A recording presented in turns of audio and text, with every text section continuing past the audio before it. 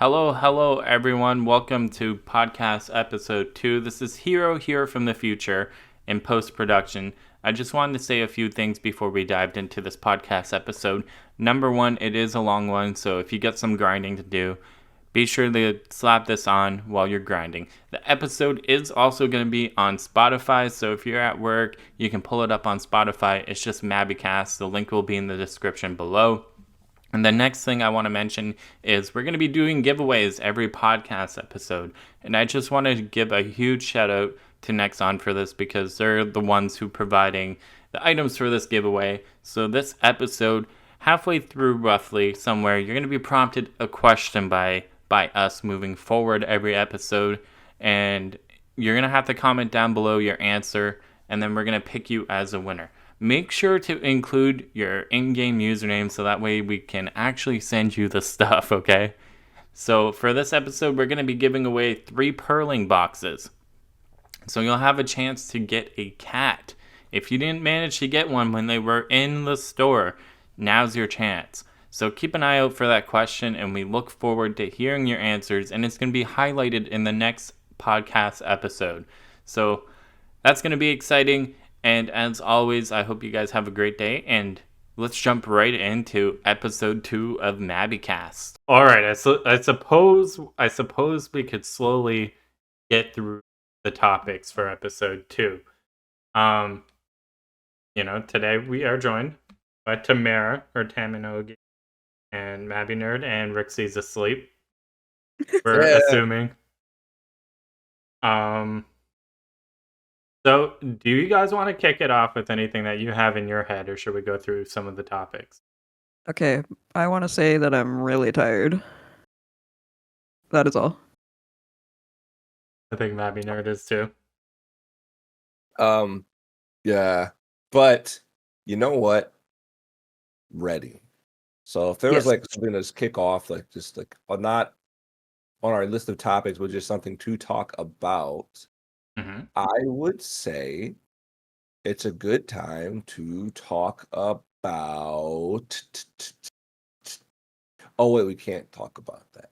Okay, let me change that. Let me change topic. Something else. All right. Look, let's every group has a gathering. Every game has a convention.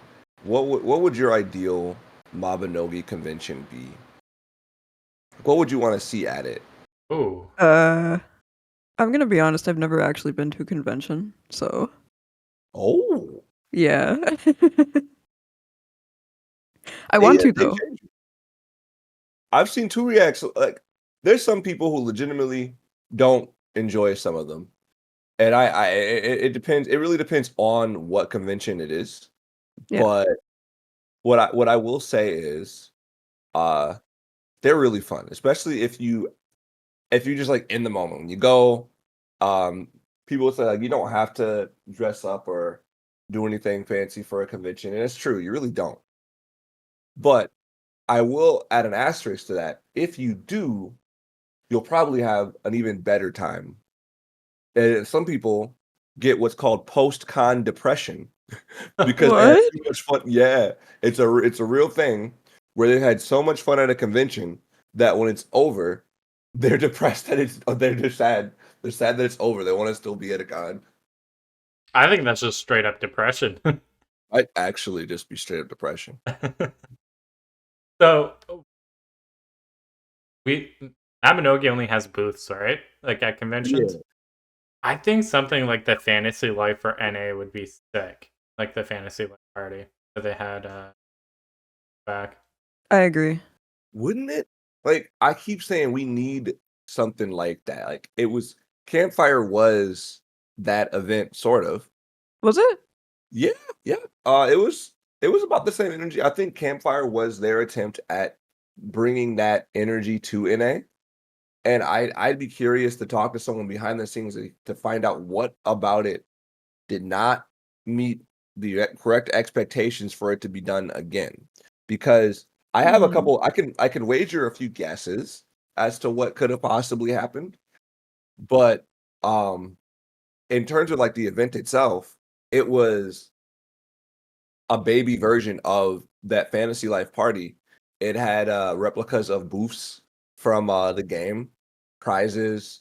There were the actual devs from Korea came to visit and were at the event to announce pretty straight up, just say, hey, the game's not dead. We're going to support this game for many years to come, which I think needed to be said because the going rumor at the time was that the game was on its last legs. It was on. It was over. Yeah. And like wasn't this is quite a few years back, right? I think it Yep. was around what, like 2018, 2019 or something like that, right? Yeah, I believe so. It doesn't feel like it was that long ago, but it was, yeah, it was around, I would say 2018, 2019. I'm trying to think of like what month. I have to look back. I streamed the whole thing or what I could and kept, I remember I kept having to plug my phone in to keep it alive. But in terms of like what it brought, it was that like big announcements got made. It was live streamed on Twitch. So people who even couldn't be there could still watch the announcements. And I don't know if the cosplay contest was broadcast, but a lot of the stuff was both broadcast, did English, and it was just held. And it was it felt like a big like press conference for the game in a cool way to announce future content. That was when we first got to see imagery of Blanid Right. and that whole quest line. Yeah, I guess we can only really assume like what happened, like why haven't we gotten another one? Uh, you know, if I'm allowed to spectate a little bit, I've always been scared. Like I've always wanted to make a video on this topic, but I also it's like one of the few ones where I also like proceed with caution because I don't know what's going on behind the scenes, if something's actually being planned again, or Yeah. if this was someone else's failure and it's like, rubbing salt in the wound or something. But We mean no harm. no, yeah, I no harm. But there were a couple of things that I did notice. And it's no diss to people who organized the event, but it was very clear that either not everybody showed up or they didn't reach the turnout that they were expecting. There was lots of leftover food and a good chunk of empty seating. But I maintain that it was probably a good thing that they did not reach the full capacity that they were expecting because even with who was there was a lot of people. Like if you go back to the broadcast where you walk around, there's like a big choke point where there's just a mass of people to the point where I completely missed the fact that there was a stand that you could go into and buy merch. Wow. I never saw the booth because it was always covered by a wall of people. That's crazy. Beat Saber was there for some reason advertising. They had a game area upstairs. People could play Beat Saber. I That wonder if was that would be like a sponsorship or something that Probably maybe to they fund had. it a little bit too. yeah, and it's really funny because a lot of people saw the imagery of Nail wearing a VR helmet and thought that was a different announcement, but it was just Beat Saber. I Everyone's think waiting someone could for. win a VR headset and a chair. I think that's what's going on. I could be wrong on that. I could be misremembering there, but yeah, No, I this don't sounds know. really fun though.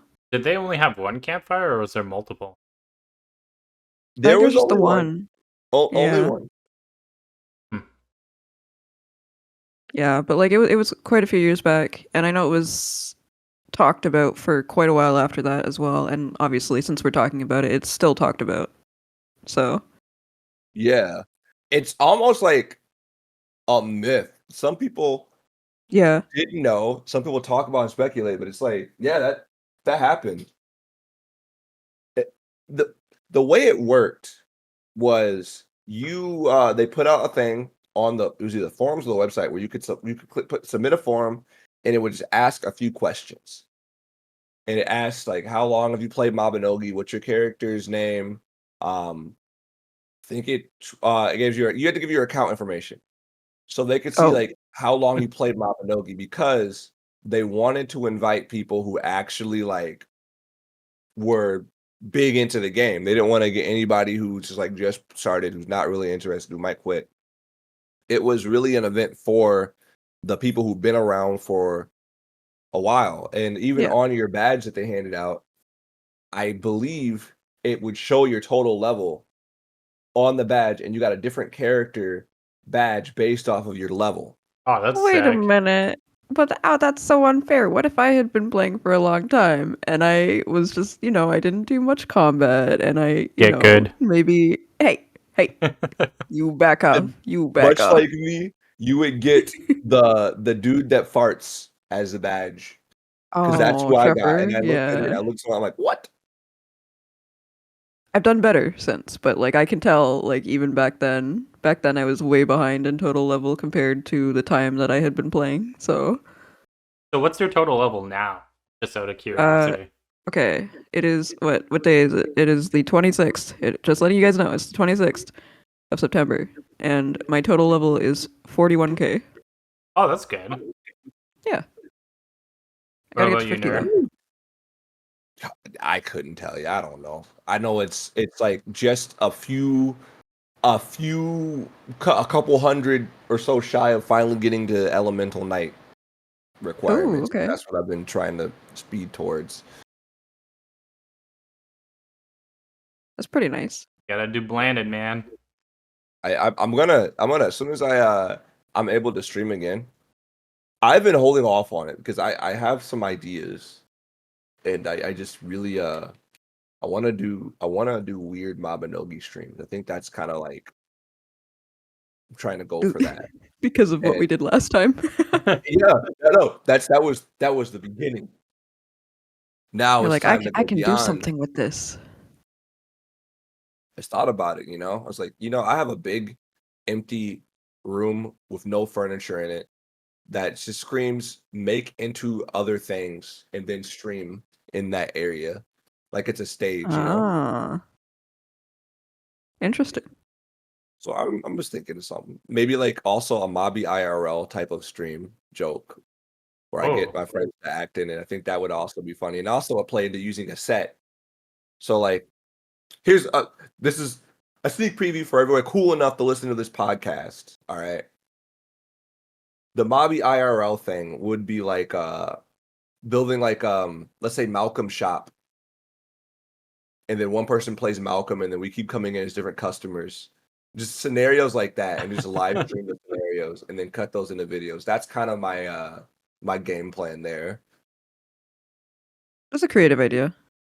And that's like that puts your improv into play as well. Yeah, that is true.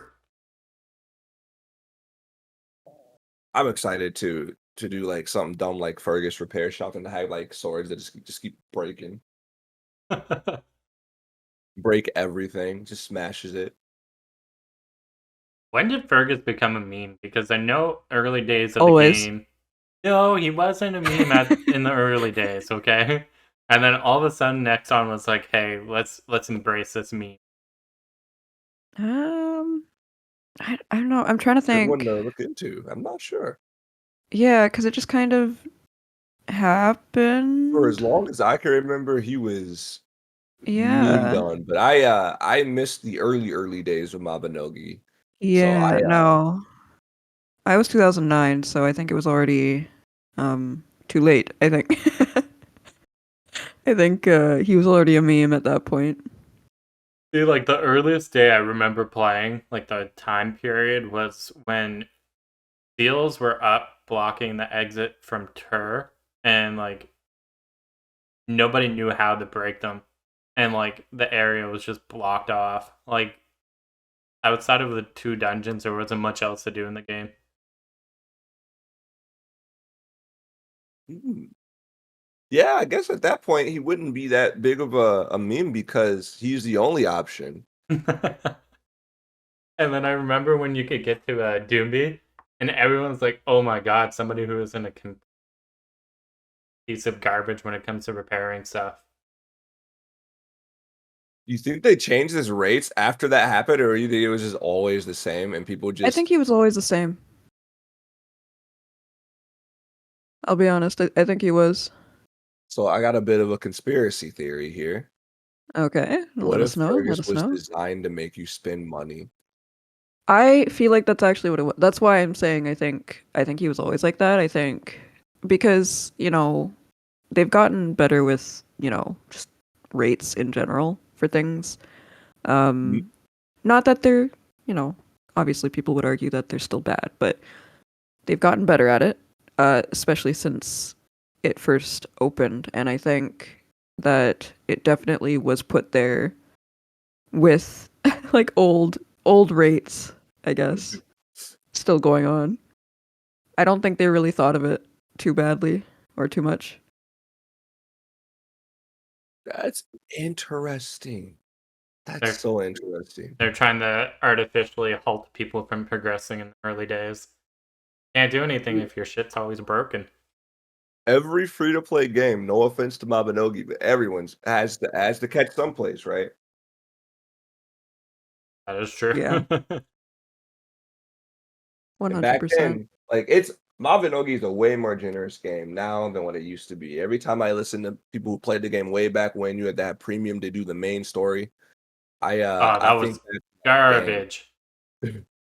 Anyways. No, that's the point. Yeah, like it's that it was not a good time. So everybody's got it good. Every time someone complains about something, like, you know, it could be worse. It could be worse. It has been worse. Absolutely. It has. It Yep. actually it actually has. So I don't know, always makes me wonder like what was deliberately designed to be bad and what wasn't. But I don't know if there was any like premium what were holy waters given by the NPC still at that time? I think so. Oh, You I couldn't don't like know. buy any from the cash shop back then? You could buy like the big bottles. Oh, You the can get massive them. ones? Huh? The massive holy waters? Yeah, yeah, yeah. I don't know if they're still in the item shop or not, but I know they're given through like VIP now. Yeah. No, that's where I got tons of mine. I'm gonna be honest though, for some reason I thought that regular holy water and like I thought regular holy water was there in the game way before the massive holy water. You guys are making me realize just now that they were kind of the same time. And it's so weird to me and I don't know why. Cause like of course they were at the same time in the game. Yeah, that makes sense. So speaking of changes, if you guys had to make your own quality of life change, what would it be? Okay. So, all right. This just kind Uh of popped into my head, and I was like, the one thing so there's multiple things. I can't really think of a ton on off the top of my head, but the one thing that I always say is like the first thing that I've noticed when I have people. I said this in like another interview one time, but the first thing that I noticed when I've got like a friend joining the game for the first time is that the game completely makes them throw their headset off of their head because you go into the game and settings, you can't change your settings until you get into the game and it blasts your ears hard. So I would put some way of changing the settings, maybe somewhere on the login screen or even character select or something. I think most games do that now, like before you hit Yeah, login. Mm. that's one thing that I would do definitely for sure. I like That's that. happened to me so many times. As for me, I would it count if would adding a feature be considered a QOL up change It could. or be fixing something? Because for me, I would add features. I say this a lot, like a broken record, and I'm going to say it again because it needs to happen. Turn old events into mini games to be put into the mini game tab so you can just start them with the party. Like let the capture the flag thing be a game that you can just queue people into, just goof Wait, around. the capture the flag thing. Are you talking about Tailchasers? Yeah. No, Yes. no. Oh no. Wait. There No. was like a water balloon war. Was it Oh. What Tailchasers? was? That was a different Uh. game Oh, entirely. No. the water balloon thing on the beach. I think it was a I beach never event. actually did the water balloon thing. There's a water balloon thing on the beach, and there was another one that happened near the logging camp. They used that space. That was an instanced area for those events. And then there's like the And if snowball event.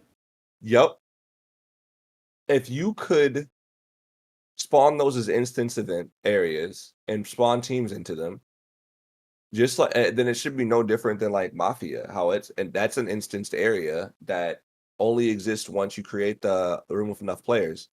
So just turn those into different events that you could just make into mini games, because I don't think they're ever coming back as actual events at this The rate. reason the reason I brought up Tailchasers is because it is actually still in the game for Festia, but it's been broken for years. Like I'm talking, it's been broken since like 2018 or something like that, Oh and they my still haven't god. fixed it. Yeah, but Tailchasers is that mini game where they have like think of, let's say, I think it's Rundle. I think that's the setting of it, but think of a bunch of Rundle rooms, like just a square dungeon room.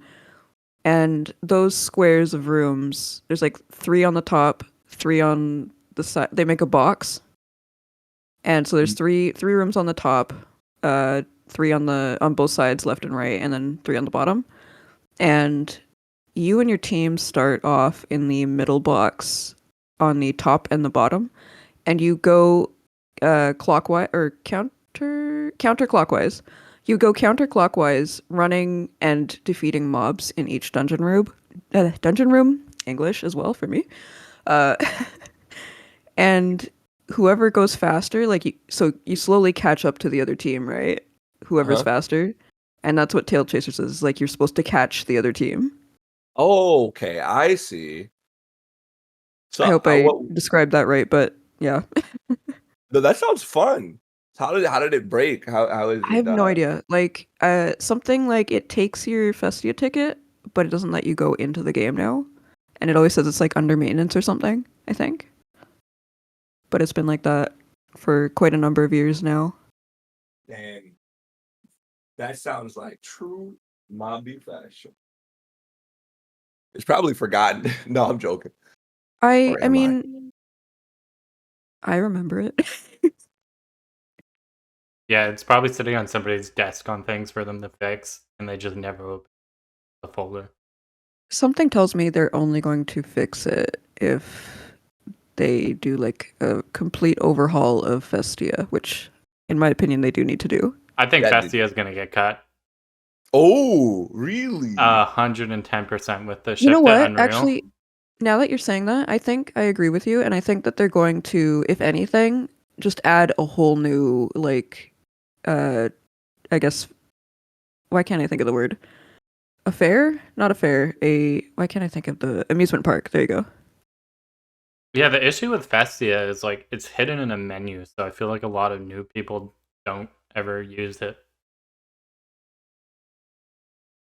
because like That's the only way it's through your character menu, right? Yeah, I think so. Yeah, yeah, and it's very you can't really technically like for some of the items that you get from it, because people would grind Festia every day for the items.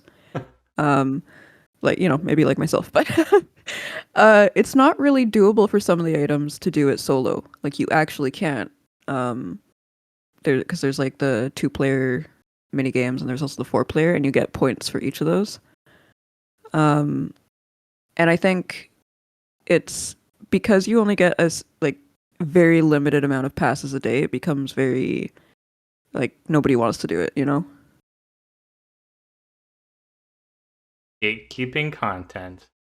I think they could uh maybe add more tickets, not too many to make it like too easy, but at the same time they do need to add more, like more of an amount of times you can play a day. Yeah, I agree. 100%.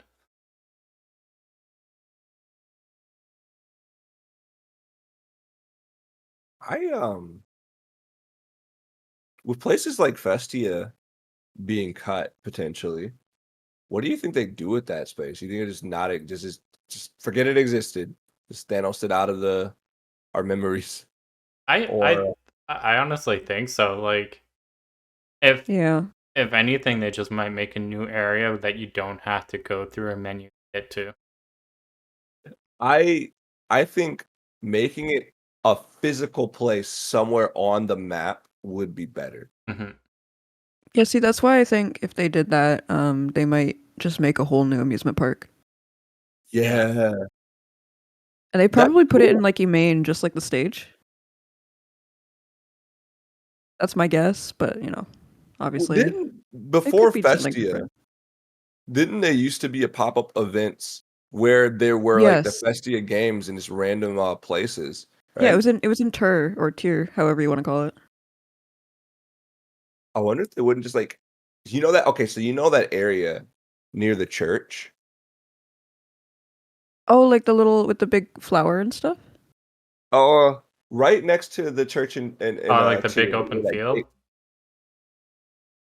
If you go Oh, that sorry. Yeah, yeah. I know it's like the little fence and it's like blocked off, but it looks like a path, right? yes, Wait, they could just what? add it there. Open the gate. That would This be is in Tur? fun. Yeah, it's Yeah, like yeah.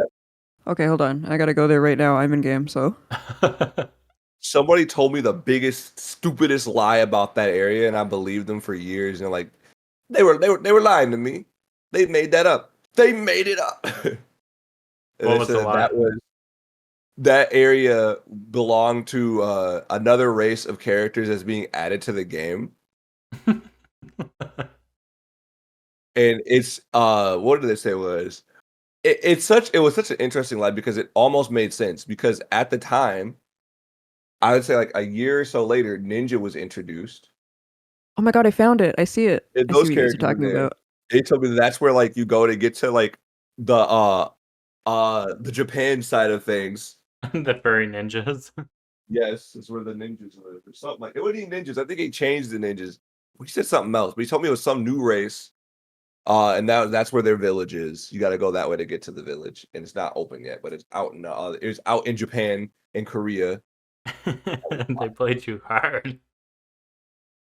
I believe it. Like, when's that gate gonna open? I really want to go there. Okay, but what if someone told that person that story and then that person was telling you that story because they also believed it and they were also juked? Wow. You know what? It could Conspiracy very theory. People in Mabinogi, they'll believe like everything. if you Let's be open this honest. chest before we get to the end, you ruin all of our loot. I'm trying to think if I've ever heard more like little uh rumors. Oh, I made up a rumor once.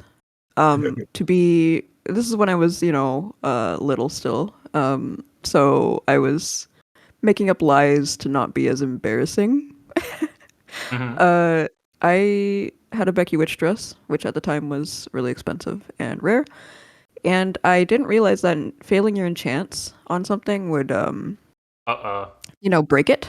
Uh so I broke it, like completely zero durability. Oh, And I was so embarrassed about it. This was before we had like hammers to repair the durability. And I made up a lie to everybody uh when I would show them that I had that, and they're like, "Why are you holding on to it?" I'm like, "Oh, it's because in when G14 comes out, there's going to be an item that lets you repair durability." Guess what happened? I didn't actually know. I didn't actually know. And I think it was the exact generation that I had guessed too, which is crazy. they thought you But had insider information. honestly, I don't think anyone actually remembered that I said that, so it doesn't even matter. But I made up that rumor a long time ago and it actually came true. You lucked out. I Your sure lie was the fucking did. truth. Absolutely. You're nothing but a truther. You were a soul streamer before soul streamers because you had info that was not privy to the public. Nah. Nah. It's gotta No, be. don't believe them. I know the truth now. I got it. I got it. I got it. All right. What do you think Rixie's answer will be? Well, let's answer for him. What would he add as a QLL?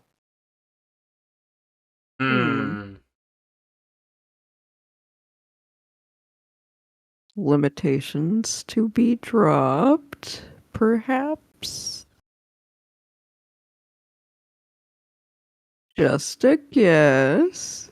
I feel like you just mentioning that is just gonna wake him up, and now he's gonna actually be here too. Imagine. Just pops in. I'm waiting for it. I'm gonna draw out the time to pop. In a minute now, he's Well, gonna show up.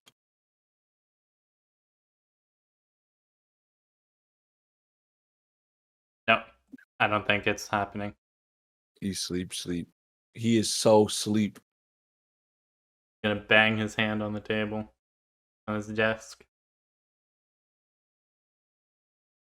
So, that at Mabinogi, how did you come up with that video idea? And give us a little insight on it. What your brain was thinking. So I had noticed this weird. It was a kind of a combination of three different things. I I have this habit whenever I am like idling and don't know what to do. I will literally go on Twitch and just watch random people stream Mabinogi, and I try to find new people each time that I don't normally that I wouldn't normally watch. Like I watch my friends, and then I'm like, who else is streaming Mabinogi? Who's new? And I'd find somebody new, and every single time, without fail, it was somebody who was trying the game out, and they say something like this: "Yeah, I just want to try the game out. And let's just see how it is." And then somebody would find them in the game and then just play the game for them. Every time there was somebody who was like in the game and they were just telling them like everything they should do. And not like and it was overstepping the realm of like them asking for help. Like I get it if they asked, but these people like sometimes they wouldn't even ask and there'd be somebody there just like, "Here, come here, do this. Now you go do this. Here, I'll just take you to each of the spots." And they were walking through the game, and there's one person that I saw who had just played Mabinogi on a whim because they saw a big streamer play it. And if you looked at their camera feed, they looked so dead inside because every time they would try to do something, someone would just tell them not to do it and do this instead. And they were too polite to say, "Stop backseating me." I could tell, I could see it in their soul. They were too polite to say, "Stop backseat gaming." They have a big thing on their page saying that they hate that. And that's literally what was happening, but like on a grander scale. It was like four people all arguing with each other about what class he should pick and why. And he's just sitting there just like, I don't even know why this is important yet. That was one reason why I was like, I gotta talk about this somehow. The second reason was that for the longest time, there was always this argument about like or this assumption that if you didn't engage with the game's like actual combat, you were bad at Mabinogi, which was always funny to me because the Yup. joke was that the end game was Fashionogi anyways, because at some point that's what you're gonna end up doing. It's kind of this See, but getting I gold by think year. that's like an even deeper joke, actually, because I think people who say Fashion Ogi's endgame, I think they believe it, but I feel like it's a joke that was made up by people who, do a bunch of endgame content, and that's all you can do if you're actually playing the game. True, I true. think that's a joke made up by them. I think it was, you know. Oh my It's god, full you're putting. circle. It just Where's goes all Rixie? the way back around. You can see It's what Hero's doing. uh-oh. Where's Hold on. Rixie? Sorry, continue. I just opened the stream and noticed that Firelight's face is a question mark, and it's hilarious. We Yes. have to unlock Firelight. But but that also got me like really thinking because I noticed that it was always like light joking, but it started to get to the point where it was a little volatile. and it was discouraging to, again, newer players, Yeah. because if you didn't want to fully understand what someone was describing to you, you're bad at Mabinogi. It's like, well, everyone's bad at Mabinogi. What are you talking about? We're all bad at Mabinogi. If you don't play the game that way you want to play it, then what are you doing?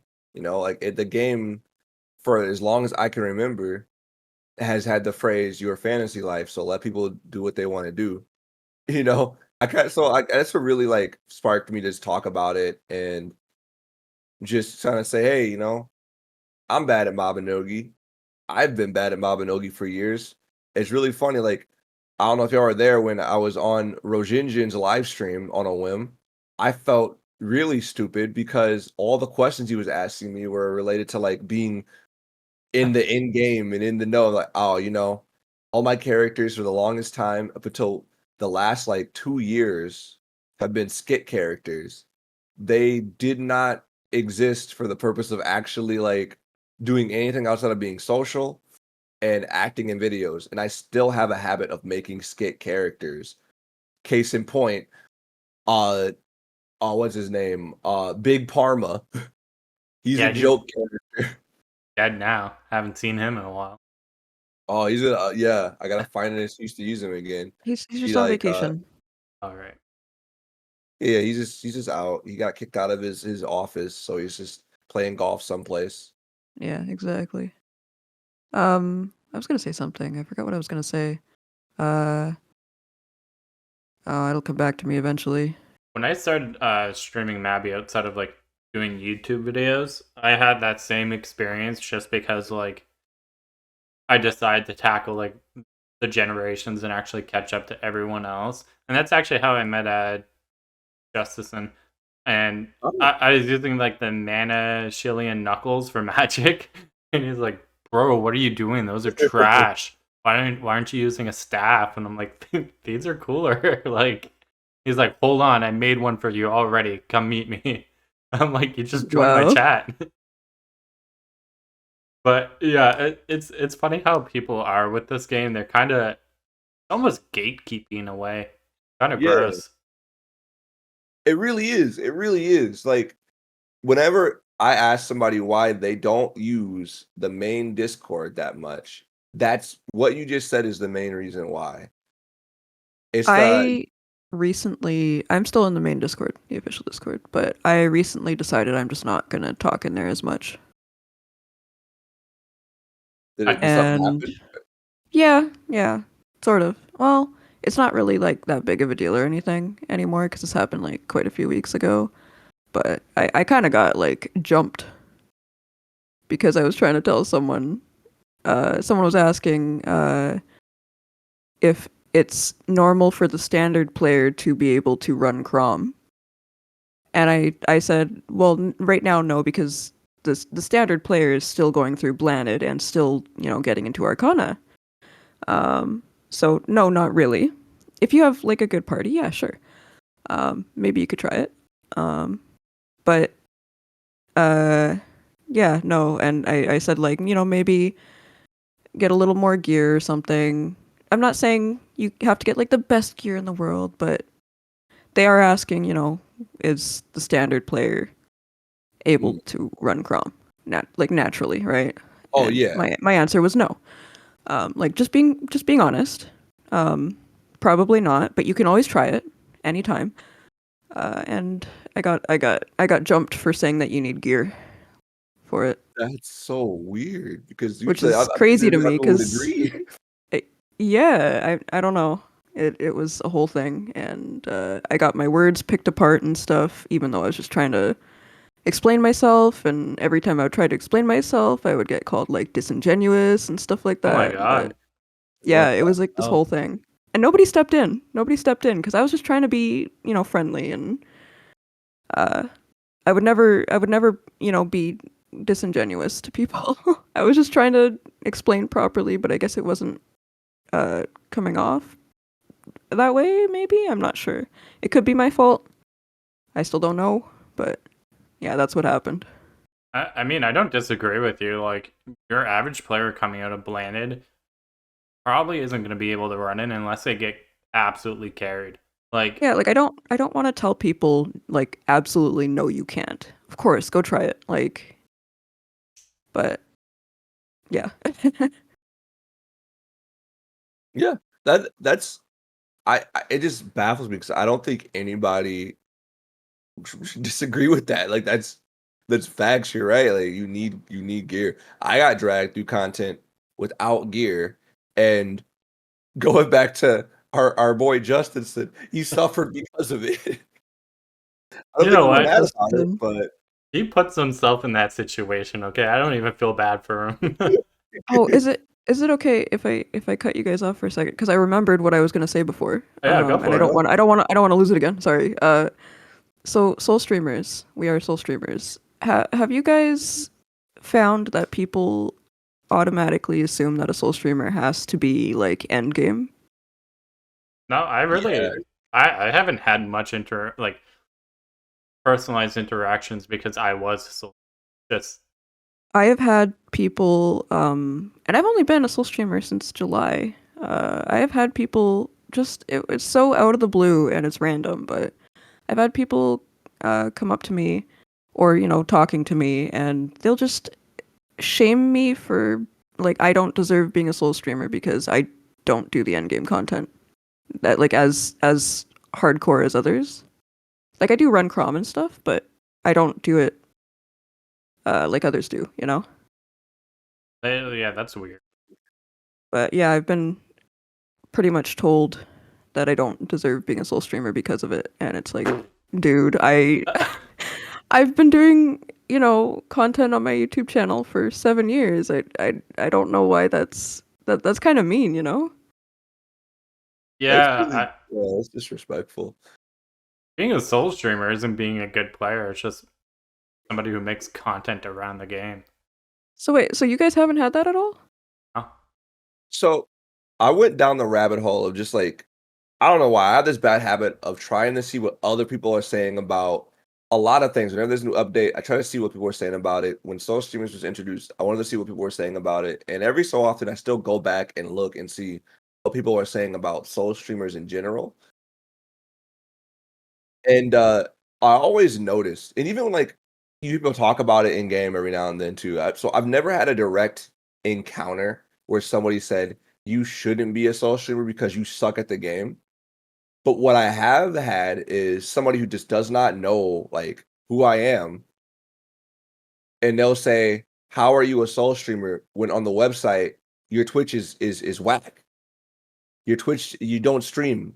And so it's like Oh. they assume every Oh, soul streamer has to be a Twitch streamer, yes. or the other thing that I've heard consistently, not so much anymore now. I think that for a number of reasons, the impression of soul streamers is finally like broadened to the point where people finally understand what it is. But Mhm. it was either soul streamers don't run content was the consensus, which was very, very weird to me because I think a number of them, even the earlier, like we called them the first gen soul streamers, were doing in-game content and making fun of me for not being able to. Not in a Aw. mean way. Not in a mean way. But Okay, good. like I'll use Rixie as an example. There was a group of people where they didn't know who he was, and they were saying that like he can't even run in-game content. Why is he talking about that? It's like What? he's talking about Uh, that's not exactly the truth, but they said okay. about Brafizzle too. It's like What? Yep. really?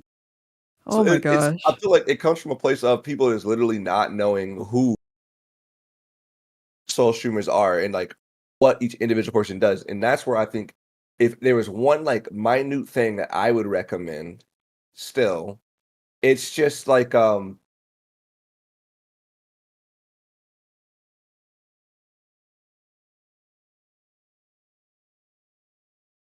is a hard thing to do.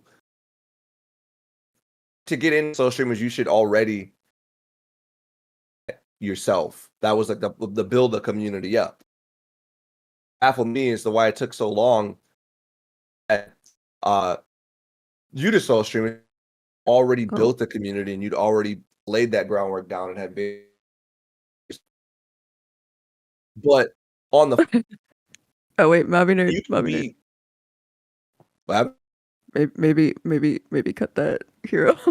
Did I I have disconnect? no idea what Eh, you've been lagging out a I little. said something. I said something I wasn't supposed to say, and they muted me for a second. no, Where your connection was just getting a little dicey, like you were cutting in and out. Oh, I think it's better okay. now. I don't want to Taco Bell gong y'all, so um, I'll shorten what I was saying. The TLDR is, I think there needs to that early on there was a lot of misconceptions around soul streamers, and it didn't help that people don't they look at the group as a whole and think streamers, which the name still kind of betrays that a little bit. Like, yes, there's a lot of streamers, but it's also YouTubers. It's also people who stream on YouTube. It's also artists. It's like it's broader than that. And because there's like even if you have like the biggest channel related to Mabinogi, not everybody is gonna know who you are or what you do. And when they don't know, they just base it off of what their idea of what it should be. So most people will look at soul streamers as you're sponsored by Nexon. You must be really good at the game. So you'll get people who Yeah. have that belief that you have to be this like in-game really, really good min-maxed player to be a soul streamer. And then you'll have people who think you have to be a Twitch streamer exclusively to be a soul streamer. And then there's also like the stuff in between. So like I think a lack of information leads to those misconceptions. And I think that maybe like a video on the main channel better explaining and introducing soul streamers in a more formal way is a good idea. Because as far as I know, the only real like formal introduction that any of us has ever gotten has been on Twitter. Yeah, I think so. And even then, And it's I'm not kind of blaming anybody for that. I'm just pointing it out. It's like I think that will really like slow down if people are just more properly I introduced. think that's something that I brought up when I first kind of became a soul streamer, I think. You did. Yep. Yeah. Because I was expecting, and my friend was actually messaging me like, "Why haven't they announced you as a soul streamer yet?" And I was like, "Oh, I mean, I don't know what to tell you," and and then that's when I asked about it, and yeah, I learned that we don't really get announced. We have to announce it ourselves, which I actually still have to do a video on that. But yeah, It's weird. It's there was a Dropbox where we could send videos to uh do make announcements, but also there's the actual website. But I don't think anybody reads or goes through it reads. Like there's maybe someone that glances over it, but um I think that it'd be more effective if it was like, I don't know, this is me spitballing. Maybe like a YouTube short, the spot or a weekly spotlight for a soul streamer of the week or yeah, that would be month, cool. and I think just that's a great introduce idea. another person each video. Maybe even get us into like a one-on-one video. Maybe like the community manager can like talk to us about what we do in Mabinogi, and Yeah, do like a then mm, little interview. cut them into individual videos on the YouTube channel, or maybe like even like a stream talking about it. I just think the program needs to be better explain it isn't if anyone's fault. I'm gonna keep saying that because no offense, but people are dumb. Like there are a lot of things that are blatantly said about soul streamers if people read it, but nobody really reads it. So it's like just having a day to just talk about it more, I think will lay a lot of those misconceptions to rest and really kind of put at least curb some of those bad encounters. There's always going to be somebody that's going to be dumb and say something stupid to try to get a reaction out of you. But in terms of like that misinformation stuff, I think that at that point they'd have no excuse not to know that not everybody does X in soul streamers. yeah, I agree with you. And, like, I feel like outside of some of the perks of being a soul streamer in terms of them actually talking about us is very minimal. And the only time I ever see anything mentioned on the main YouTube channel is when you guys fly out every year. And and Yeah. and for them at that point, it's kind of a benefit to mention you guys, right? Because like Oh, yeah. everyone gets to tune in and see their favorite like I, Navi I content like how you're creator. saying you guys, but we're actually part of that now. Well, we haven't flown out yet. That's true. That's true. That's true. So like to get to check out, next on headquarters, see your favorite Mabi content creator do something IRL is really cool. And to them it's a Cool. benefit, but outside of that, it's like I don't know. There's just not much talk of soul streamers, That's true. That's true. I agree. And it's I think we're moving in a better direction now. At least I'm seeing it. But I definitely think that we need to be talked about more. And Yeah. just in at least in a way of like explaining like what we do. I don't know what's the best way to reach the community, but I think even if it was just like a monthly highlight of like short clips from content that soul streamers have uploaded or gotten up to, like it doesn't even need yeah, to be a video where we're talking, just like a highlight reel on the main YouTube channel would be cool. I know that's this true. sounds a little weird, but I think letting us or giving us the opportunity to do more stuff in game with people might also be a thing. Uh, like, because if you're gonna be trying to advertise soul streamers as, I'm not saying we're different from other players, but we are um partnered with They Nexon right now. they make people believe At that we're least give different. us at least give us a little more that we can do with people. I guess if that make I know I can't really I feel like I'm not explaining very well, but uh I don't like little things that show. I'm not sure. Ignore me. I think I get what you're saying. Like maybe if there's other community events, just include soul streamers or have some like we where we interact with the community. Something akin to like long time ago, there was a stream where cart rider pets were introduced and we all got a cart and we had to race to introduce them. More stuff like that. I don't remember that. So I wouldn't know if that's what I I'm talking only about, remember but because it was pain. I got stuck on a rock and I threw from the Something like that would irrationally piss me off. it's, I was it could have won. I threw it all away. I threw it all away because of fat fingering the keys. But there was like a whenever there was like a new thing added, there was an idea for like a stream where we would interact with that content to introduce it. If it was something silly like a new pet, like the cart rider, we showcased the racing feature. We all got shopping carts, the best cart in my opinion. Move over White Knight X and that other thing. Uh, but it was a race to show off the features of it. That was I think that stream was big because it was a moment to really let everybody talk to a large audience and sort of just be quirky and goofy. Some other stuff happened that probably is not so great for a stream. Some F bombs may have been dropped by accident, not by me. Not calling anybody out, but maybe too much personality got the shine is all I'm saying. ah, You know what?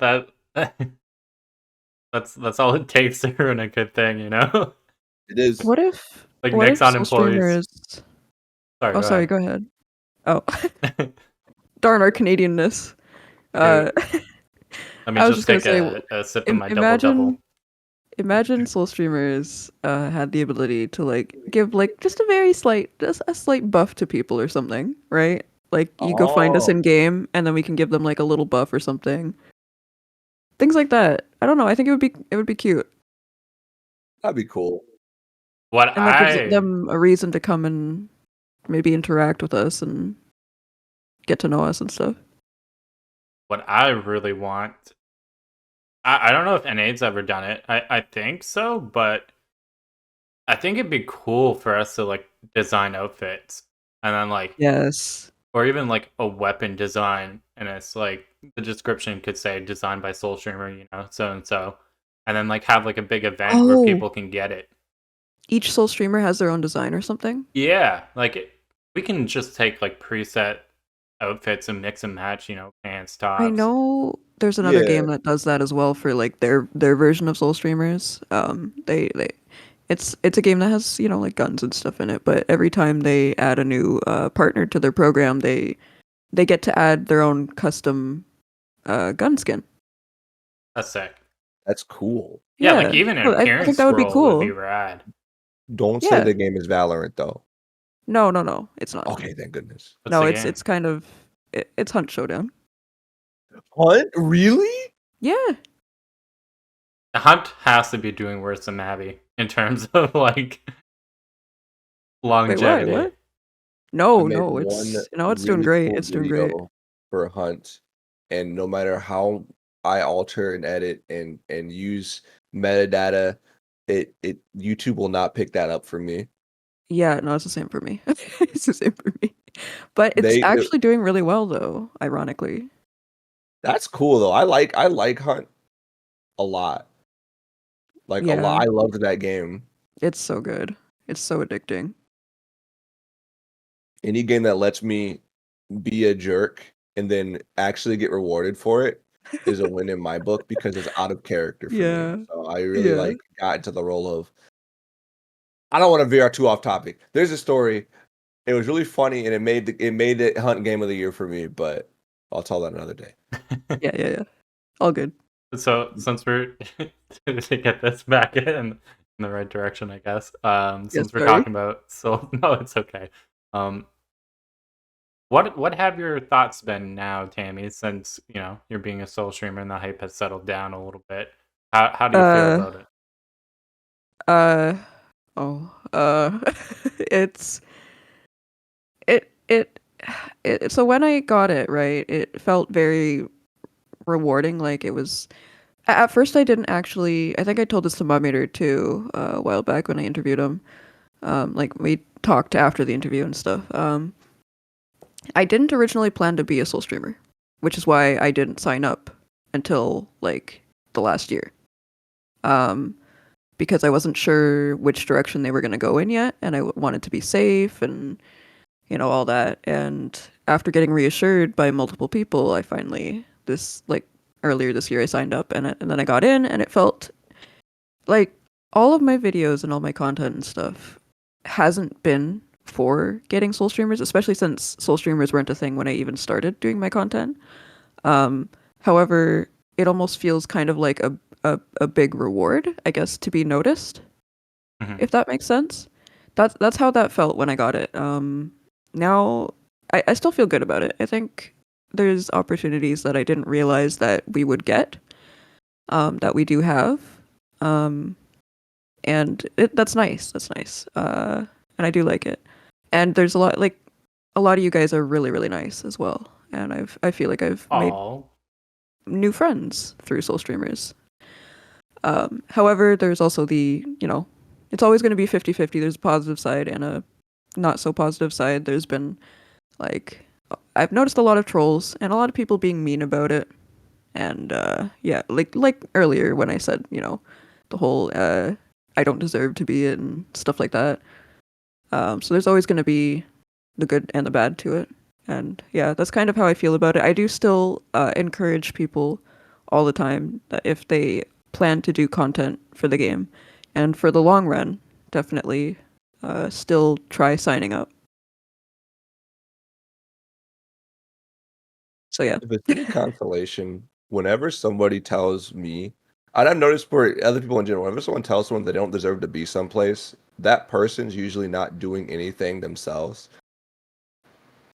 So it's Yeah. like I always look at it as they're talking about themselves. He's like, clearly, that's not the case. So that's just a lie. So you're kind of like, Or it comes out of like jealousy. yep, comes from a place of them not doing anything, so they want to bring someone else down. Yeah, So it's like, why don't even give them the time of day? absolutely. Yeah, I agree with that. People are just bitter for no reason. What about you guys though? Oh, I'm bitter for a reason. I'm joking. Alright, tell us how you Uh, really feel. All right. Well, first and foremost, I just want to state for the record, and after copious amounts of research, that I'm just not happy with the fact that my Dragon Slasher had one durability. No one told me. I don't know. I don't know what to be upset about. I can't even make up a reason to be upset. 'Cause I was gonna say EVG, but then they fixed that. You can be upset about getting absolutely whooped at jousting. Okay, so that was completely unnecessary, uncalled for, actually cheated. it's okay. I also lost. I didn't know a GM was at the jousting thing the whole time. Yeah, cuckoo. Who was there? Yeah, I didn't notice until after I went off with my jokes. And I was like, Who? uh-oh. Yeah, G and yeah, they Quay were. is the ninja confirmed. It's the maid. The GM's actually the maid. That, you know what? That'd be the biggest twist of the century. It'd be hilarious. So to veer off topic a little bit, I got inspired by the maid, right? And Uh-huh. much like yourself, I oftentimes try to see new people playing Mabinogi on Twitch. So I decided to take a note of the maid's book, and I would stream snipe them and just stand there. But no one reacted to me because they were too busy dealing with all the junk they were getting from the fishing event. Like their inventories were a mess, like every single Oh, one. the windows blocked everything. Yeah, they kept trying to get in line of sight, but they're too honed in on looking at their inventory and trying to clean it up. So that's like, all right, I'll do this another time. If you want to run that back, I will gladly wear some goofy outfit and also do that. And just like see how many streams we can just appear in the background of. It's like, we're everywhere. We're watching. Just got to like each Yeah, I was live. trying to like stay out of their like immediate line of sight, but just be like in the background of their camera, and it didn't. But I think it'd be fun to get a group of people and do that, like stream snipe people. Friendly stream sniping is fun stream sniping. It That is. would be Hobby funny. players stream snipe all the time.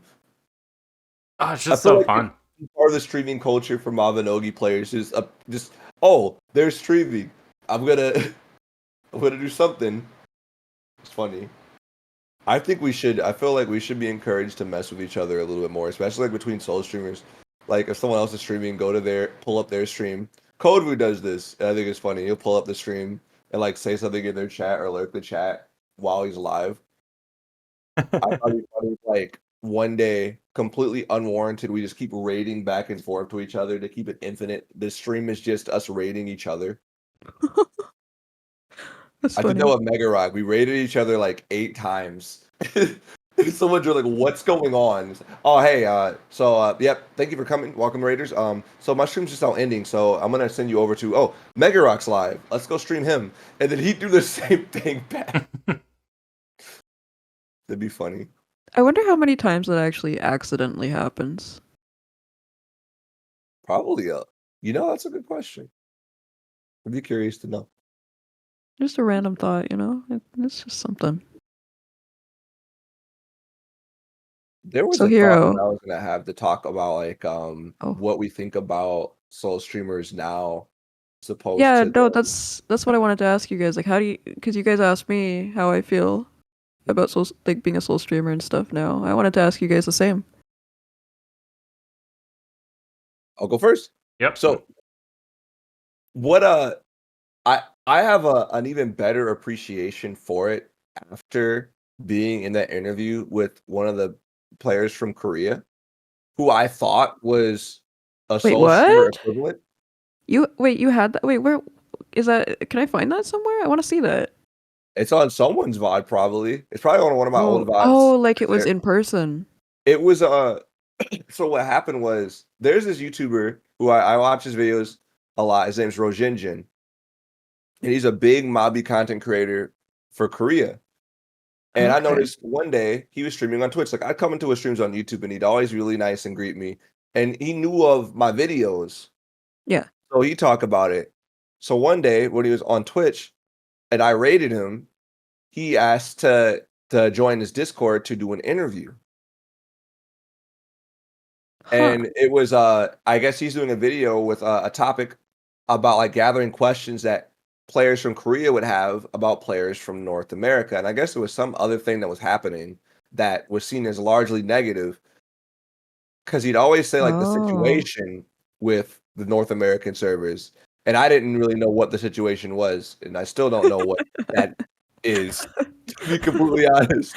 It's But probably all the quality of life changes that we're getting to make it more friendly for like NA players, opposed to the grind that they have to do in like KR. Because there's just people in KR enjoy grinding. It's why games are like that, right? And yeah. whenever games get localized for here, there's always like a massive change. So we probably get a change like that, and they're probably like, "What the hell? Why aren't we getting it?" Yeah. I think that's it. Maybe there's something else too. There's something that like a statement that was supposed to be made. I'm gonna do a little research on it because I now I'm curious again. But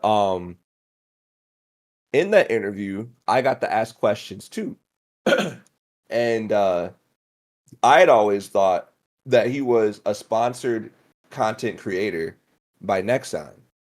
Come to find out, Nexon America is the only branch that has sponsored content creators. Wait, what? Oh. Well, yeah. Okay. Well, good to know. Good to know. Oh, I don't I hope was I thinking didn't of make something. I was thinking something, but well, guess that's a no. All right. they as far as as at least let me rephrase it. As far as it goes for Mabinogi anyways, there's not even an official Discord What? other than NA. NA is the only one that has an official Discord. It's the only one that has sponsored content creators. The whole idea that some of us got to go to the office was unheard of to him. Oh, that's crazy. So that gave me like a whole different like appreciation for what's going on because I always thought like this was something that was just across the board and we were maybe getting like the baby version of it.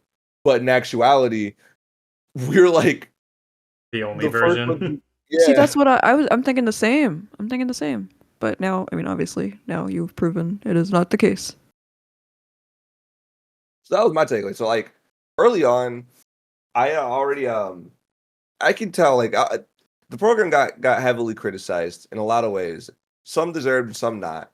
But I'd always maintain the people who run soul streamers and stuff are very passionate about it, and they're genuinely good people. Listen to feedback and apply those things when it's brought up. Like I think even talking about it now on this video, there's some people within the program be like, "Oh yeah, cool, let's do that." Why didn't you Yeah. just talk to us about that? You know? Probably. So I think I'm grateful that the program exists. I think that it's also great that even more people are being let into the program. And it's even cool to see that we're utilizing more tools to get us in front of a bigger audience. Getting our streams onto like the launcher of the game and stuff like that is a clear big step in helping us help them. Yeah, I was kind of shocked to see that. Like, I was like, wait, what? Yeah. Like, I didn't even know that was a thing.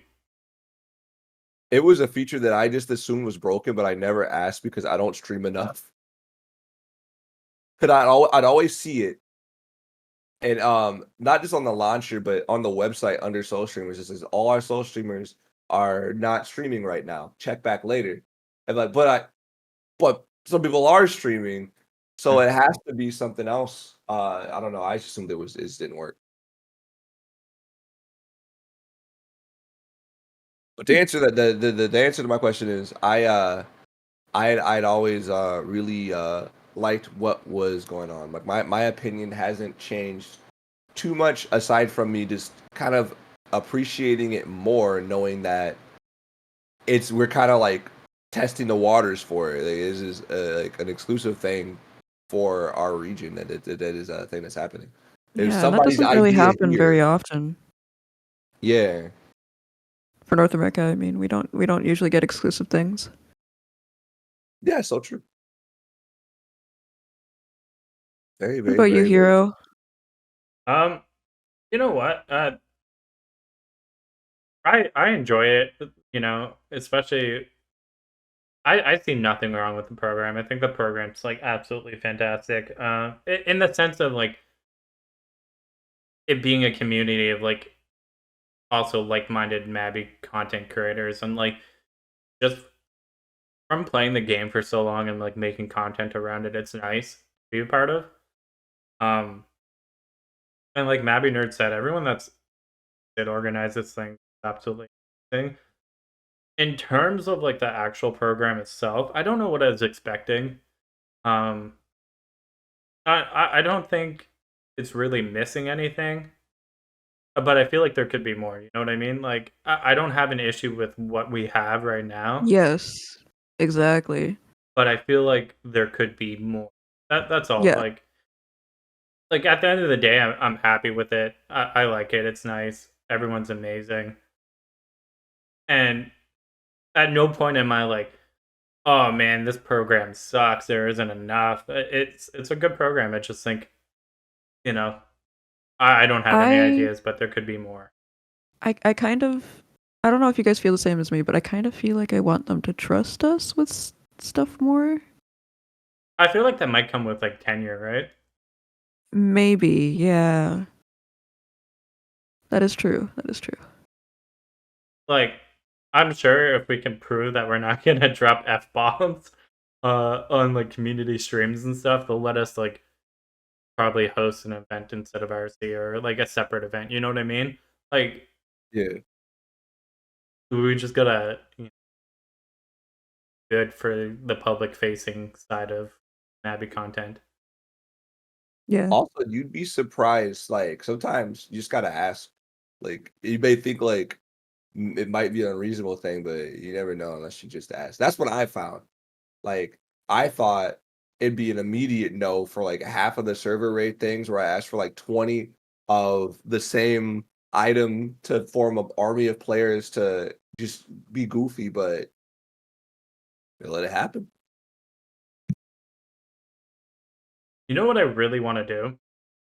Speaking of goofy things, I think Yes. it would be fun for us to. We would obviously need a GM for this, right? Yeah. But have essentially make our own shadow mission in the overworld, right? So we'll have a few of us soul streamers, a GM, right? And the event will be people have to escort us from Tur all the way to Bangor without any of us dying, and having GM spawn like strong monsters or just like mass amounts of monsters. That's really cool. I feel like it'd be like a fun overworld event. It's not too often where you see things spawn out of place. That needs to happen. That needs to happen And because like that would we can make that routes absolutely chaotic. Like we could cut through the middle of Doomby and get someone to spawn something there. True. I would go full NPC mode and just start like walking in random directions I'm not supposed to occasionally until someone Yes. walks in. Like, I don't know where I'm supposed to go. Oh, I am in pain. I'm so scared. I'm hurt. Somebody save us. Help me, Malaysian. Just sit down. How do I get back to the village? See who can be the most annoying to keep alive. Heal me. Toss a rock at one of the enemies. Stay back. That gives me like It actually vibes aggroes of you. like the umbrella race. Like make it a thing that just happens annually. Oh, that'd be fun. I am all So for that. That's a good idea. to piggyback off the last topic. You know what? It feels weird reading these topics off since, Firelight drafted most of these ones. He's not even here.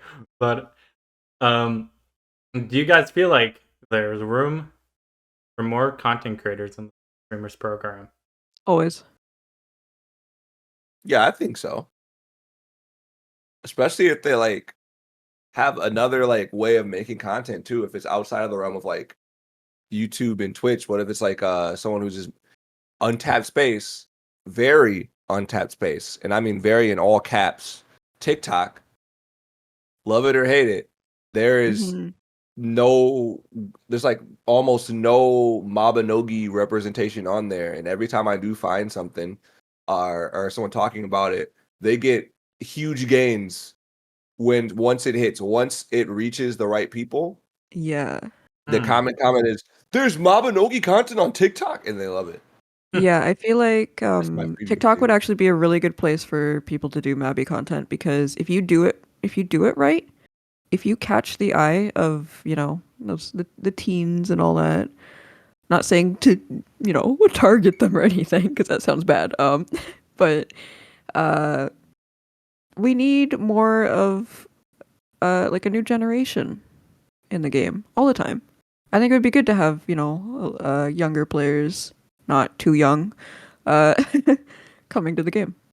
I So think if that you advertised it properly, I think that would be a good thing for the game. I think they're waiting to do a big advertisement push whenever Unreal drops. I can see it happening. I agree. I Oh keep yeah. telling people like when the new engine comes up, it's gonna refresh the entire game. I bet. Me too. I agree. I think it's gonna be like And then a there's second like wind. I think there's other people also that are like, nah, I think it's just gonna stay the same. And it's like, okay, but it's huge. Yeah, I'm so excited for it. I was just never expecting it, honestly. Who knows? We might be wrong, but I'm gonna be positive about it. I don't care. It's gonna be good. It's gonna be great. Oh, it's gonna be super cool. And the housing channel is gonna get turned into a football field, and then Yep. football will be added to the game. Oh, we all know it. We all know it. Goodbye, housing. I want Giants will hockey. be hockey. You Hockey. want hockey? I'd play hockey in Mabinogi. You stereotypical Canadian. You know how fun it would be to have like, all right, the mechanic of ice already would make it super goofy, right? Like everyone's Um, trying to go in one direction, but you're slightly sliding a little bit off. It has potential. I see it. I feel like there's a 50-50 of it being funny, but also really frustrating. I just think of the old skiing mechanics from the ski jump event and how players will like lag and get stuck in weird places, and I'm imagining that on ice, and I'm all for it. All I can think of is the Pokemon games where you go in Oh, the one direction gyms and and stuff. yeah, and it slides you to the other end and yeah. No, that would be rage inducing. I would snap my keyboard in half. It's really dumb things that really piss me off in life. And there's no rhyme or reason. It's really irrational. I'm usually pretty calm. But like every once in a while there will just be something that absolutely irks me. And that is one of them. Anyways. Yeah, no, you're good.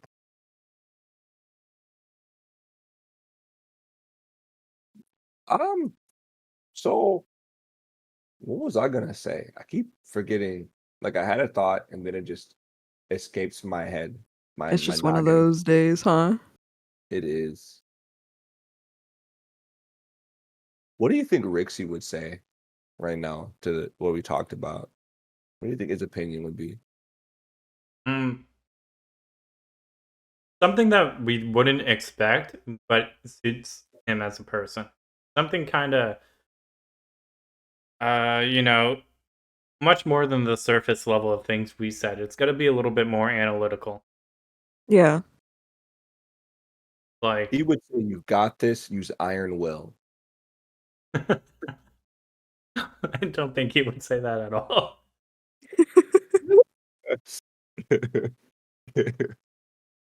He'd asked us why we aren't min-maxing our ice Who skates. knows? Maybe he is asleep right now and he's actually thinking that he's in the podcast. He's dreaming it right now.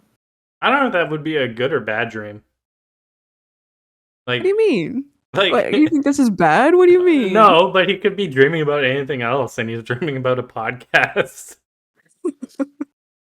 He could be Oh, dreaming God. about going to like Disneyland or like I don't know, Oh yeah. a duo trip to Japan with MabiNerd. Soul streamers trips to Japan. Let's all just go. I would do it. I Mm, I for absolutely the would. podcast, I'm gonna have to like just be up at a crackhead hour and just VC from my phone. I So I don't got, think it would be super late. Like it'd be nighttime for you, like midnight. I think. oh yeah, I could do that. I could make it there. I could be up at midnight. Hold on, I got this. What time is it in Japan right now? In Japan, Oh, right? it's 12 hours, so it'd be like 1 a.m. I could survive. I would just have to sit up. Like if it was where I was at last time, I wished that I could join like some kind of podcast thing to distract me because after a certain hour, I was just sitting up on a balcony of the B&B, just watching a train go by every so many minutes. It was really funny because there was maybe I can't prove this definitively, but there was a staffer on that train, and I think that they were having a laugh at me dressed as Majin Buu sitting on the balcony because they would just like stare and like he pointed as it went by, and then it went back the other way after they had the shifted routes, and he's pointed again like, no, it's right there. So I was sitting there wearing my stupid Majin Buu outfit on the balcony. Why? I need context. I wanted this.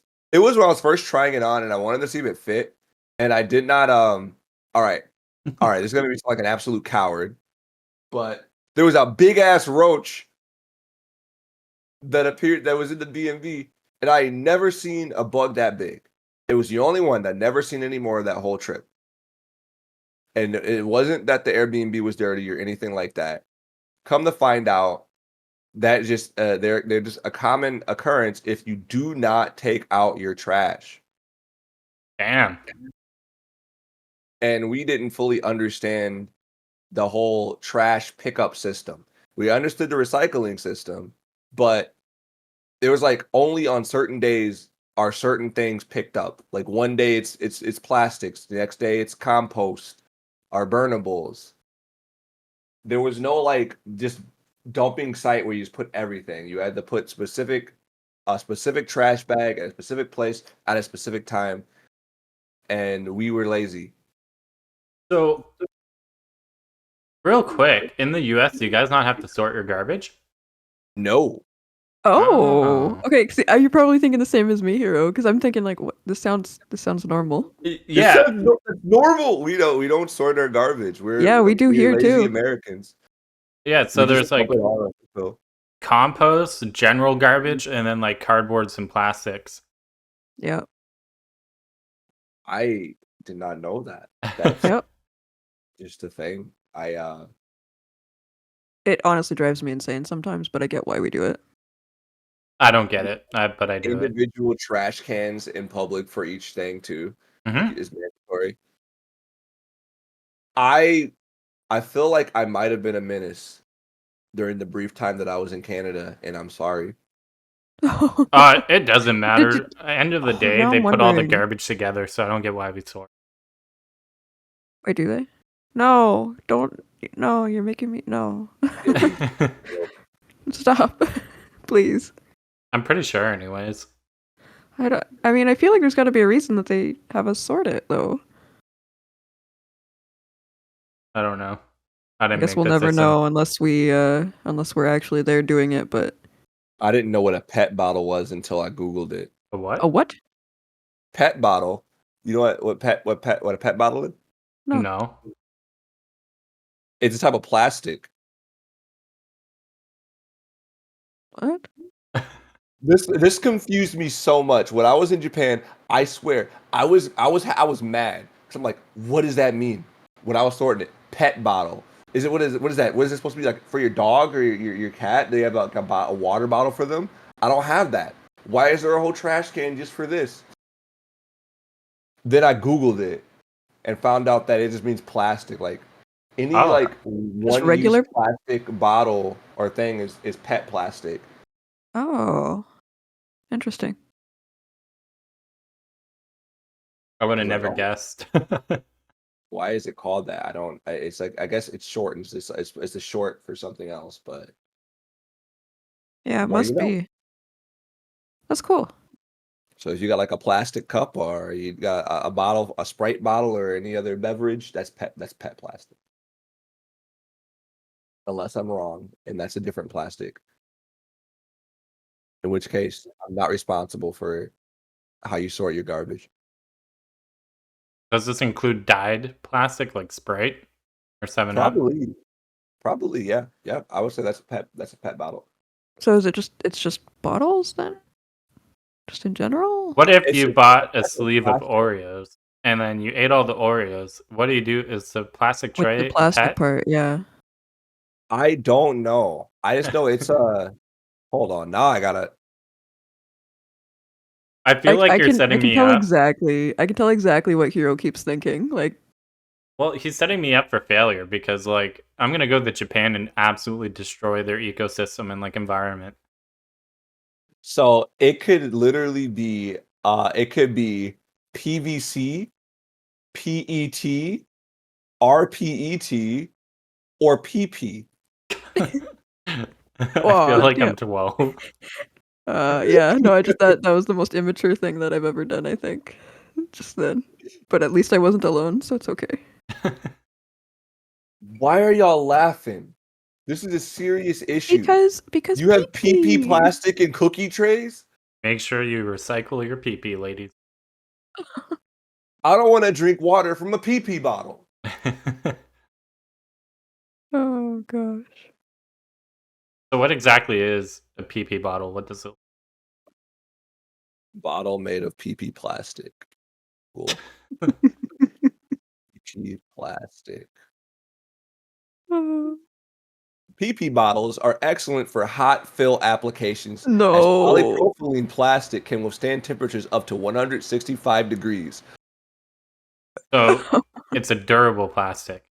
It's a strong plastic bottle. A PP plastic is probably like your thermos, is stuff like that. That's PP bottles are commonly used crazy. for storing food products such as spices, sauces, syrups, etc. Oh, it's like Applica- containers, like you keep leftovers in them and stuff. Oh, yeah, and pharmaceuticals and chemical storage. Oh, Oh. Okay. That's a PP That's a plastic? PP bottle. Oh. When I Huh. Googled image search PP bottles, the first image I found was an Amazon thermos featuring Elsa and her sister. not what I was expecting. I Not like what I was Elsa expecting and at her all. sister, who does not have a name. I forgot. I've never watched Frozen, and that's my biggest flex. No, it's okay. But I haven't either. Oh, you it guys are lucky. I couldn't escape it though. Like Yeah, it every was time, everywhere. yeah, people would sing the songs like "Let me go, please, free me from this hell." Uh, I once So very uh I once dated a girl that had kids and I had to watch Frozen many times. oh no, I'm so sorry. Yeah, me too. Bad well, you know times. what? It's over now. Yeah, thank you for letting me trauma dump. Yeah, no, you're good. You're good. Snow I think we was all have white some up in Vales frozen traumas. tonight. Not an elf there to be found. Are you reading lyrics? No. Okay, good. I was about to get irate. You This can't. is It's one a of my trauma Mabinogi triggers. Content parody. All right, friends, it's time for us to take a quick little break from the podcast. I hope you guys are excited and ready to win today because the question that can get you 3 purling boxes, shout out to Nexon for these, is what is your fondest memory from Mabinogi?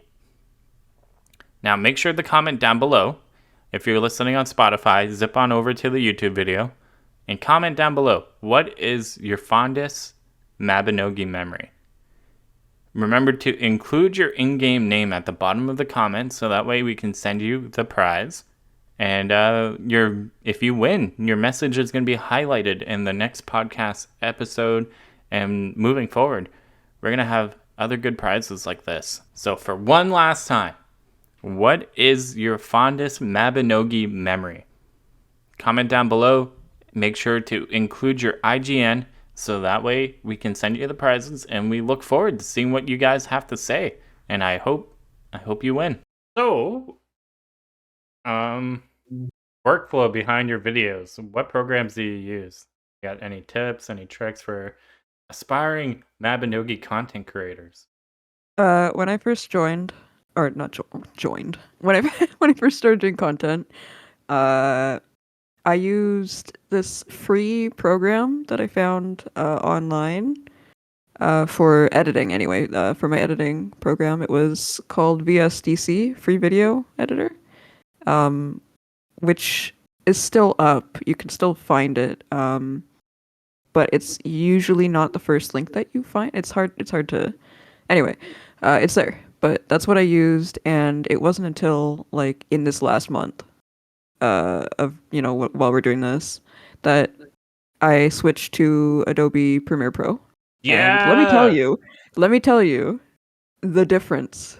Oh, I didn't even realize for the whole 7 years that I was being held back by that program. Oh my gosh.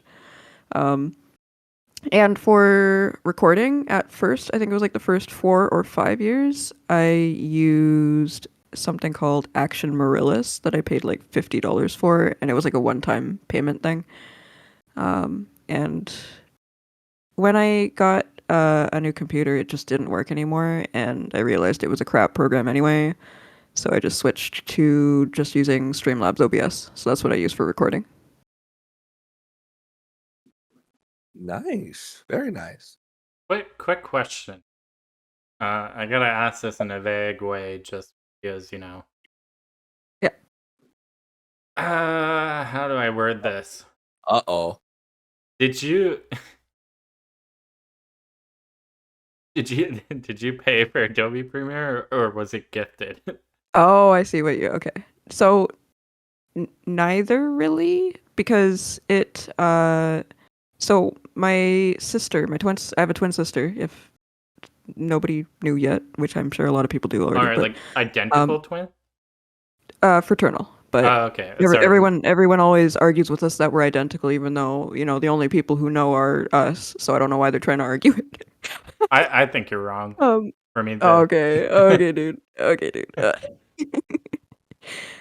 Yeah, no. So I have a twin sister, and her boyfriend actually do content as well. They also have channels and stuff that they're always making content for, and they have the full what is it, the full Adobe package, I guess. Oh, the suite. Like Yeah, they have yeah. like Photoshop, like I use Photoshop for my thumbnails and stuff too. So Photoshop and Premiere Pro I use from their account.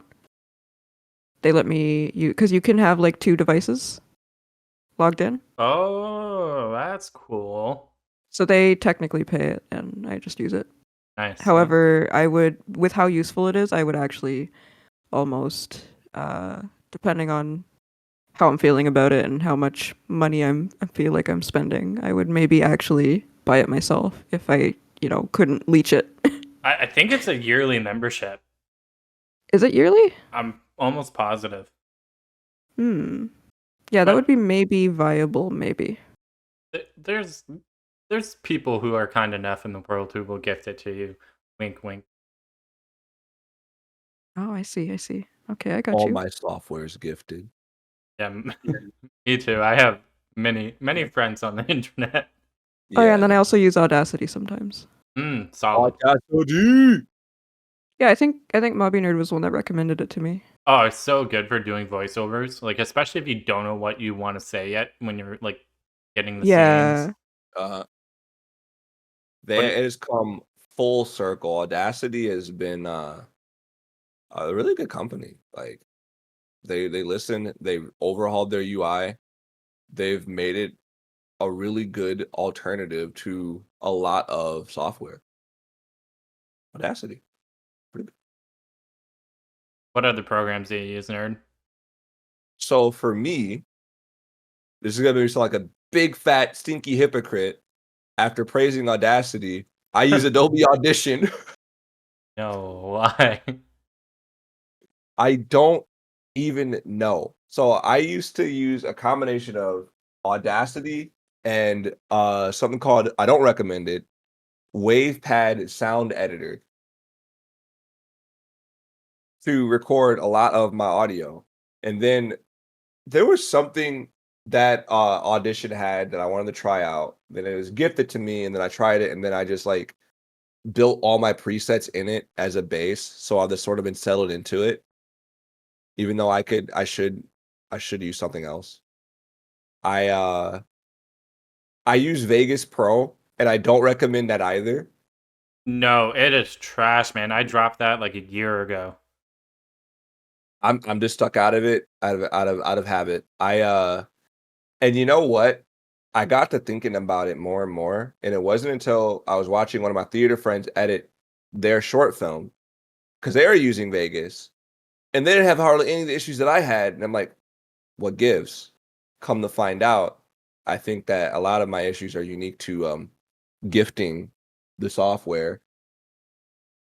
But then a lot of stuff got reinforced when they still ran into the dumb crashes for other things. So it's like one problem's avoided, but another issue's still there. So a Vegas Pro is still garbage in my book. I think that Sony doesn't even own it anymore. Sony sold it. Now Really? it belongs to a company called Magix. Oh, yes. And they're worse. They're so much worse because they just do not care. They're just milking it. There's nothing of value in it. Green screening. I got downloaded what's it called? Gosh, it's gonna come back to me later. Blackmagic owns it. DaVinci Resolve. Mhm. I downloaded Resolve, but was able to key out my background in like one click. Whereas in Vegas, well, you saw the video uploaded. It was not the best green screen, even though it's lit up really well. I have studio lights. I have studio quality lights that cost more than my computer monitor, and I wasn't happy about buying them. I got suckered into buying them. That's a whole other story there. So I have really expensive lights, and they can't light my green screen. I don't believe that. I do not believe that my lights don't have enough lumens to properly and evenly light a green screen, even at a 2-point light setup. It's Vegas. Vegas sucks, but I still use it. Like an abusive relationship, I go back to it. Yeah, I don't know why. I had a lot of the same problems you had with Vegas, and that's why I tried something else. And all of it got resolved with Adobe Premiere, and like, oh my god, the render times are so much better too. Probably cleaner too. Honestly, yeah.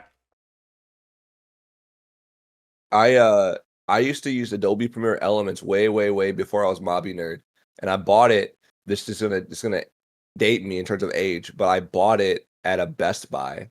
You can't do that anymore. I'm gonna do it for a long time. That was before Adobe had subscription fees. And I used a borrowed version of Vegas, and by comparison, a video I rendered in Vegas just had less clarity than a video I rendered out of Adobe. Mhm. Subtitling probably is better and easier It's so than nice. having to drag and drop and resize your text.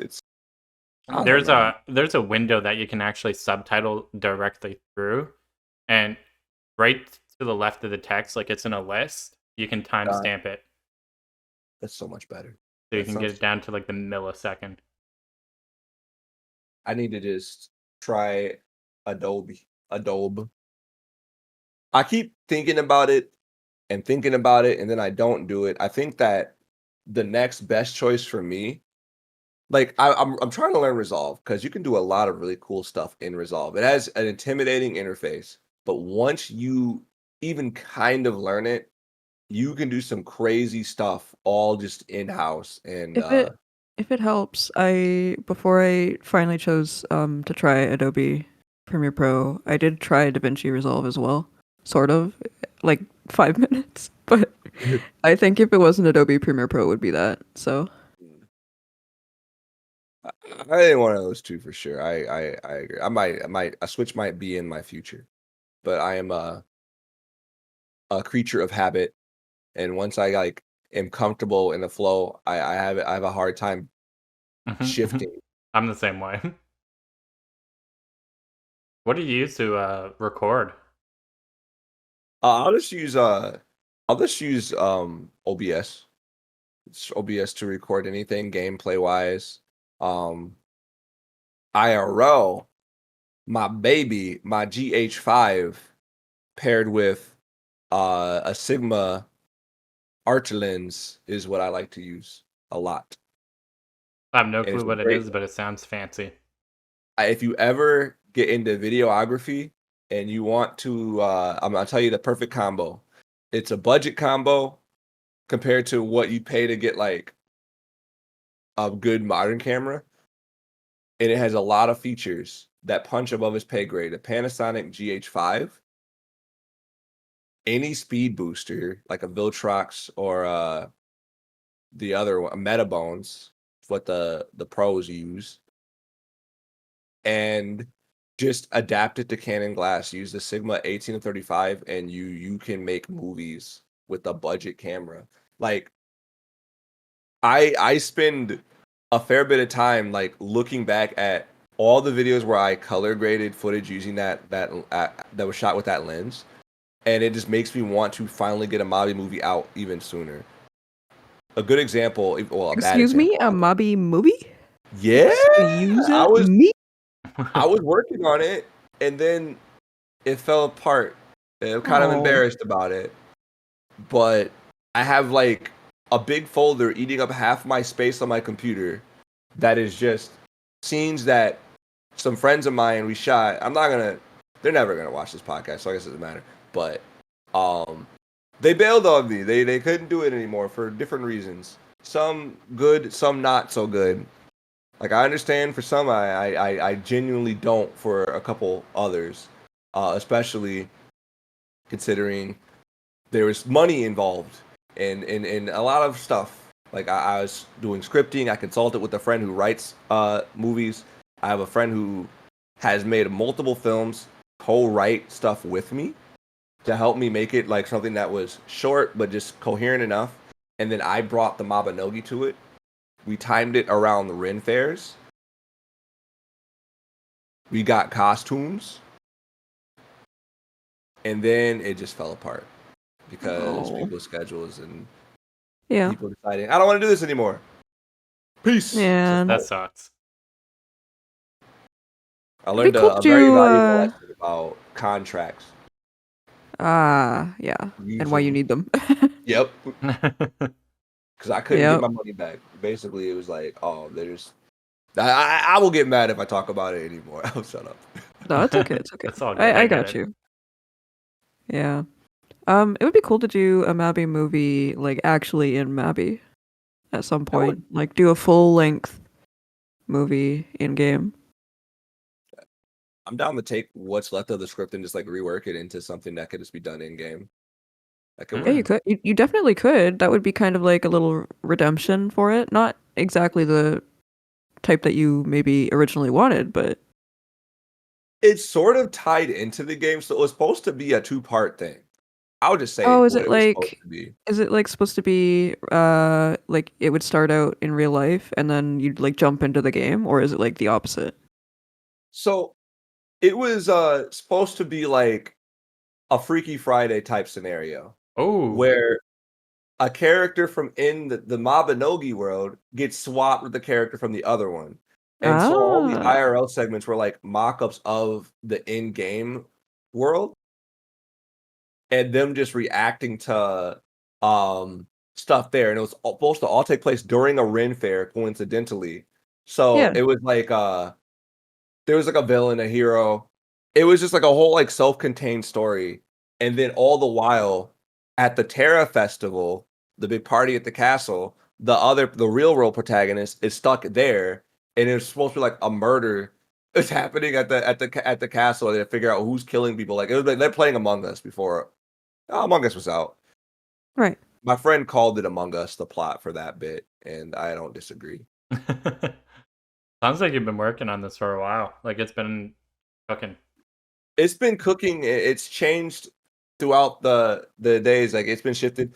Actually, funny enough, um, something that was like testing the waters for one of the scenes I took out of context was the fake Mabinogi commercial, where I end up in Vale, not Vales, in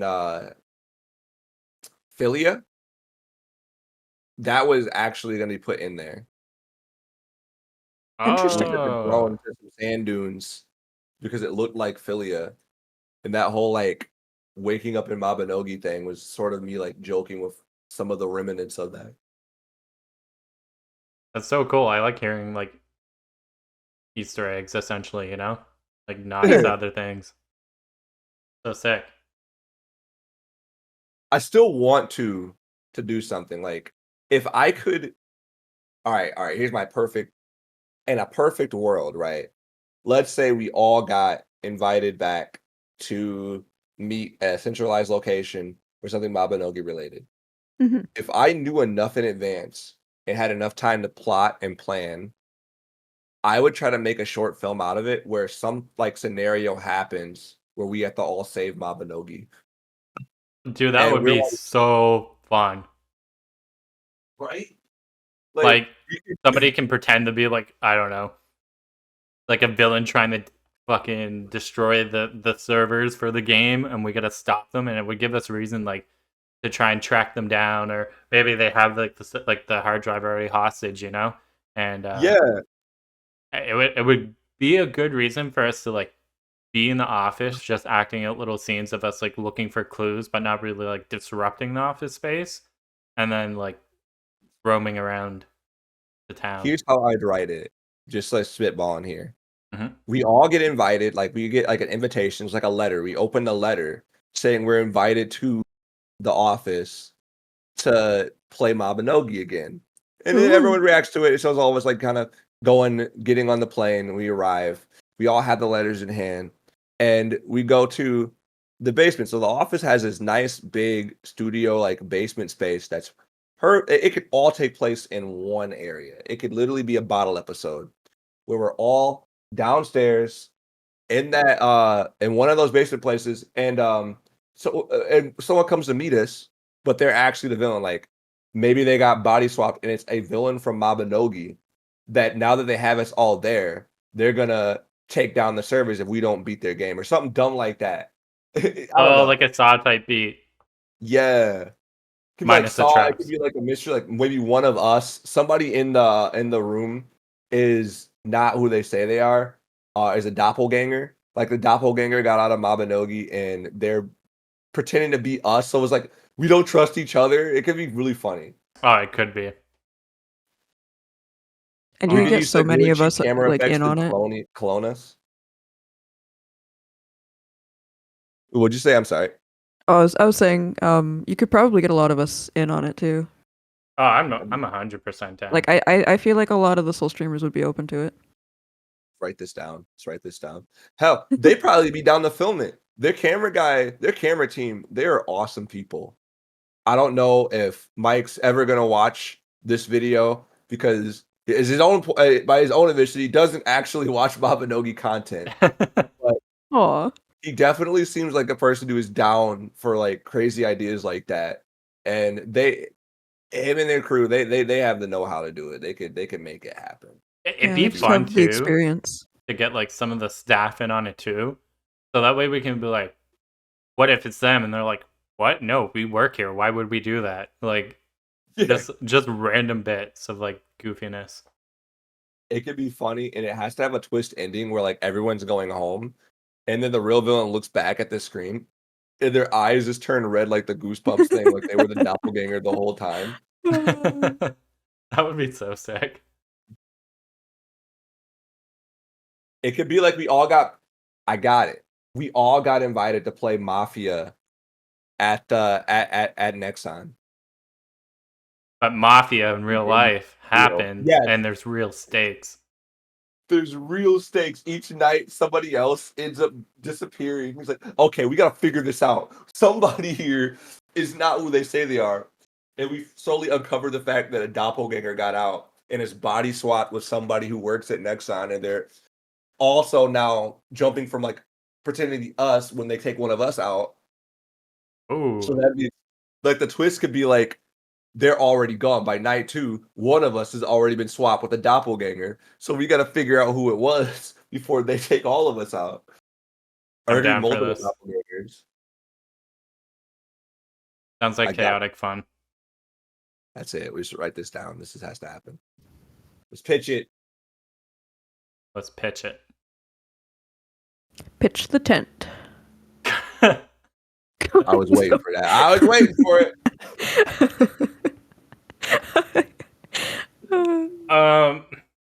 So speaking of pitching tents, how do you guys deal with people trolling you?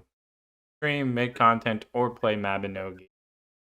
Okay, so as The people may segue know, is pitching tents because that sounds yes, like a yes, troll yes. joke. Anyways, recently, people may know already that there was a giant cluster of yachts in Dunbarton, Channel 1, which is kind of around the area that I like to relax after I've done a bunch of like other chores on Mabi throughout the day. And they were following me around. So yeah, I would either stay there for a while, or I would just move, and then they'd go on top of me, and then I'd move again, and I'd just keep going, and they'd move. But overall, I tried to ignore them, and then I just silently like reported for griefing, and I don't know if that's even what I can report for, or if I can even, but I tried, if that's possibly what it is, because technically I was trying to like advertise, content and stuff. So I guess it would be technically griefing, maybe. I think so, because it's like obstructing like your vision, right? And they're like following you around and harassing you. Like imagine if you were trying to do a quest, right? And this was happening. Yeah, no, exactly. Anyway, yeah, so I reported. I didn't really at first one of the ones that were coming around had, so my in-game name is Tamara. And one of the alts that had the yacht had the name Tamara, like Tamaara, and they were like standing next to me and stuff, and like I try and talk to them here and there, like just to joke around, but eventually they got, okay, this is what I like to say, we were friendly. Like the first bit, was like the first time I saw them was they put a yacht on top of me. But then after that, I tried to talk to them, and it went well at first. And then so they used a tree, like the tree kit, like they were wearing the tree around their head. I forgot what that's called for some reason. The cutout that you can put on as a hat. Yeah. And I thought it was funny because someone dropped that, and they just randomly one day picked it up and just stood next to me. And so I myself and my friends went and we got our own tree kits, and we stood next to him and also wore trees. Classic. But myself and a friend wore like the Festia tree kits, which weren't the same. And we dropped them like around the alt, and we're like, "This is an offering to you." And I think the alt they did not accept the offering, and ever after that they were yachting like crazy. Let me just say, I think they were upset because they weren't the right trees. I just want to mention, whose idea was it to add that dumbass yacht? Like, it is the worst thing ever, and people it to harass other people. Like, I think because technically, okay, I feel like overseas, players, for the most part, I'm not saying all the time, obviously, are maybe more respectful to each other and they're not as crazy and wild with other players in terms of harassment. I'm not saying all the time, obviously. there's still, you know, really crazy wild things that people will do overseas. However, I think it's not as common as it is here in North America, and I don't think they expected, you know, Of for that course, to NA's happen. ruining this shit. I have a Maybe. theory. Oh, sorry. Oh no, go ahead. That was it. Oh, I was just gonna say that to piggyback off of that. I know that like it seemed like there was sort of an idea with each chair being implemented that they became less chairs and more props to build scenes where you all Yeah, AFK together. And I Mm. think that was meant to be like a centerpiece to a set of smaller items that surrounded it that you could sit with your friends. yeah. Because I think it was good intentions. yeah. Like it was just designed like, hey, if people like to stand together, let's give them creative ways to sit together in the Mm. game. But I think that it was also possibly designed in mind to be put someplace like Philia or like on that continent, and it wasn't really designed to be put in Dumbarton or Tier. I So just I think like I was just gonna say another issue with like just people trolling. The main issue is channel one. All the trolls gather there. I don't know yeah, why, but it's just what they do.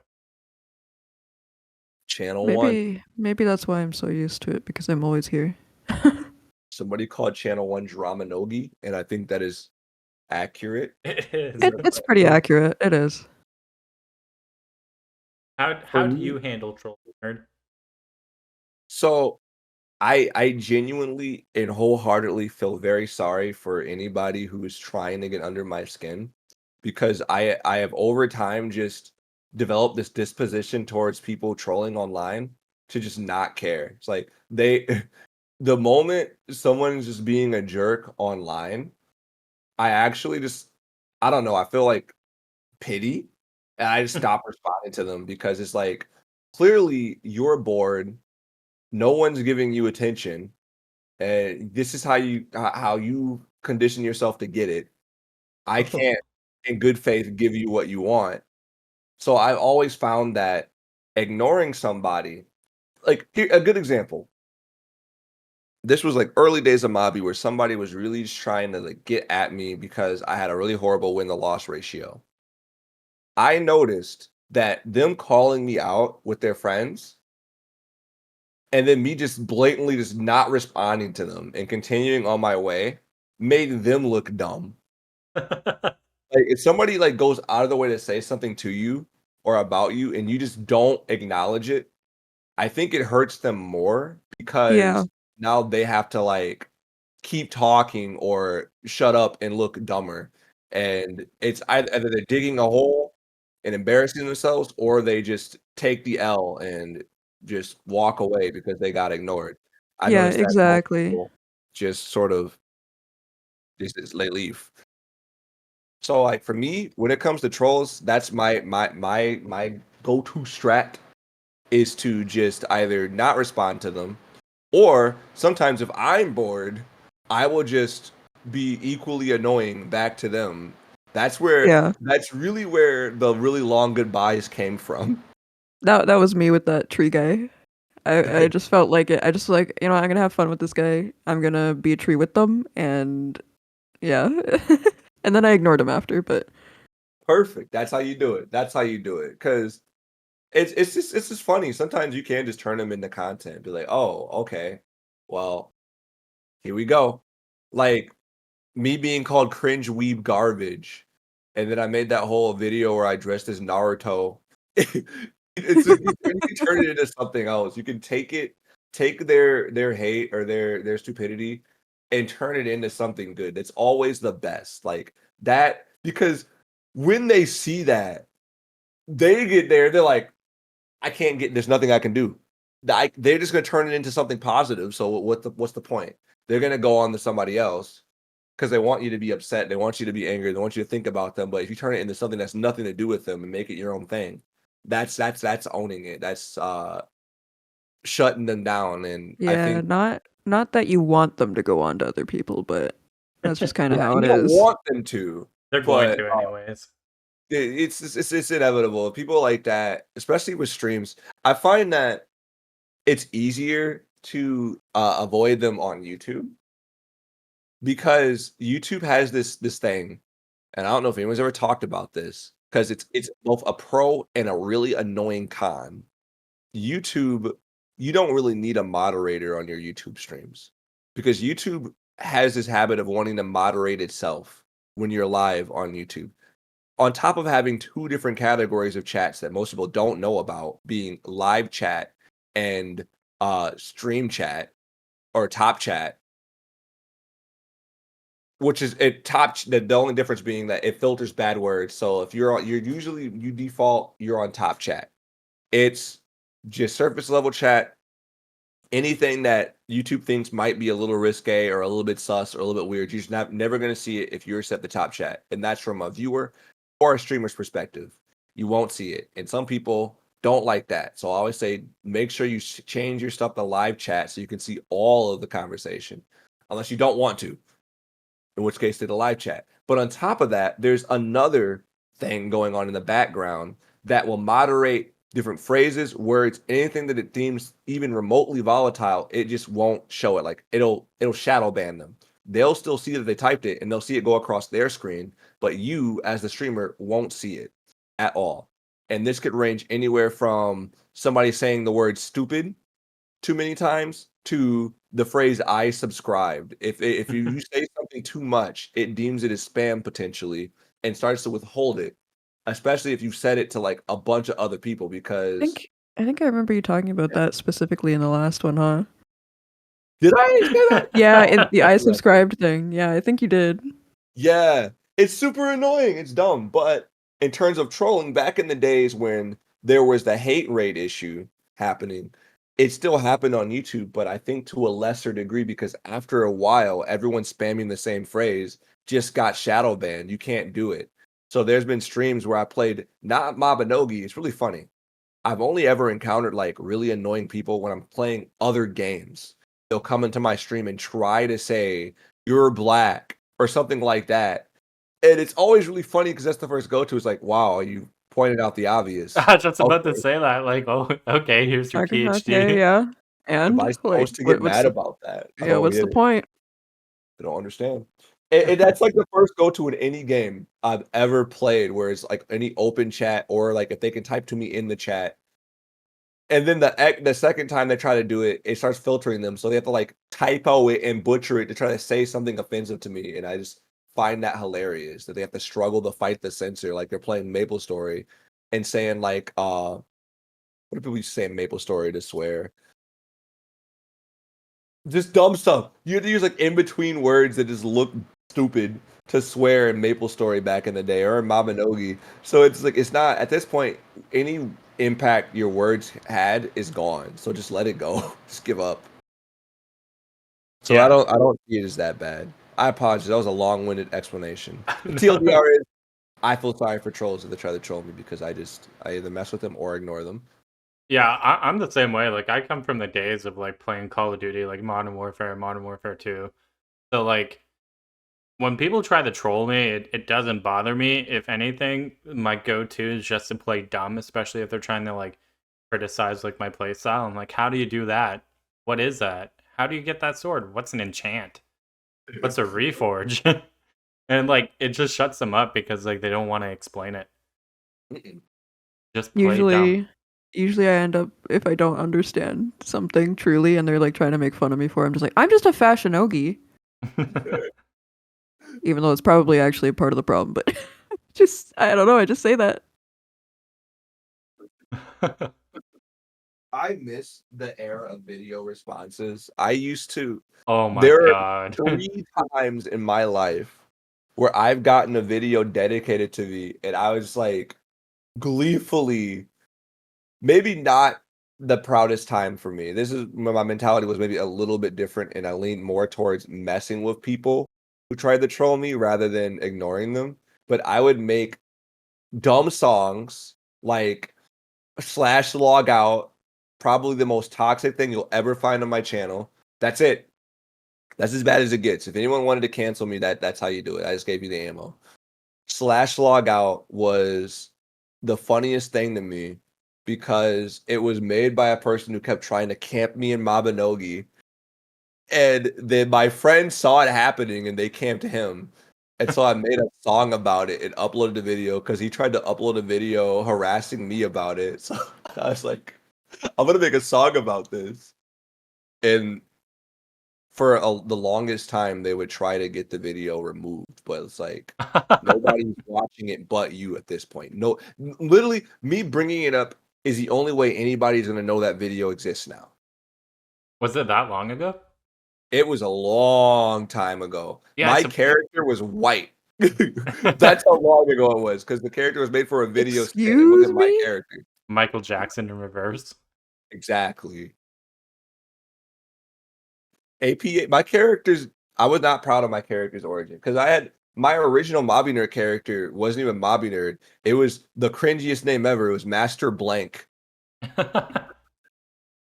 That was my character. Then I made skit characters for different like one-off things. Like MabiNerd was a mascot character, so he wasn't black. He was just like this like weird nerdy character. And then APH Japan was my main skit character, which is even more cringe in my opinion because I got sucked into the Hitalia crowd and escaped that because I slowly like had a realization that people in that fandom are kind of crazy. Yep. So then when name change happened, I just changed because somehow I forgot the password to my main account and I didn't want to spend money to change my character's skin color, so I just didn't care.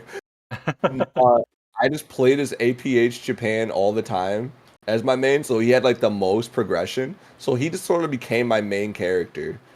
And he had the most he appeared in the most videos. I think he was the most consistent character on the channel, so I was like, yeah, I guess he's the main. And then I just turned him into Mabinogi Nerd in recent years. He was still stuck as APH Japan, and I was like, this is cringe, but I mean, it is what it is. Name change! Oh, thank goodness! I also had a different name before I was Tamara. What was your pre Same character, but my name was Secret, but it was like SEECRET. And when the first merge happened, everybody already knew my name. Like everybody knew me as like my real name, so I was like, okay, I'm just gonna change to that. The fact that you were able to change it to your real name is crazy to me. No one's done Oh yeah, no, I knew when they were opening the name submissions. So I was like, okay, I'm gonna be right on it. People aren't gonna know what I'm going for. They're probably gonna think that I'm gonna go for Secret again, but I'm not. And which, by the way, I did not at all. I didn't even try to keep it on any of the characters. So someone else out there actually has my old name. I do not own it. And I only learned that after like I think it was like half a year later when I was renaming some of my other characters. I was like, you know what? I'm gonna try Secret and see if someone actually did take it. And yep, sure enough, someone actually did. So you gotta help me out here. There's been a mystery that has occupied a part of my life for the a mommy very nerd long. guy. I assume the one that's been around. No, that bothers me even more. That's like that unlocked a new concern that I did not know I had. Like I'd always suspected that. So I was told that if an account is not active for more than like a year or so, that you can take the name. And that's why like I would annually send a ticket to the GM to get MabiNerd and it would always get rejected. And the messages got increasingly more specific in the wording of I know this bothers you, but we can't help you. I'm sorry. I like why? I'm like, I don't understand. And now it made sense when a friend of mine sent a screenshot of that other MabiNerd. I was like, online, yeah. they're still using the name. I'd always thought that I stole my own name because I had a MabiNerd, but then I thought about the technicality behind it. We had server merges, and once the first ones got merged, they became like the original one, and then Alexina got merged, and then we had the plus next to it.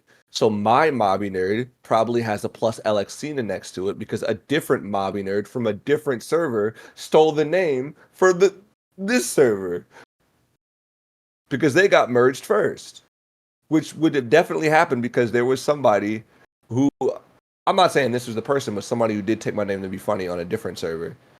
But what I was gonna ask did you go by Secret White or just Secret? Secret what? Secret White or just Secret? No, just secret. Okay, the mystery remains. Never Wait, mind. what? I'm Who's so Secret White? confused.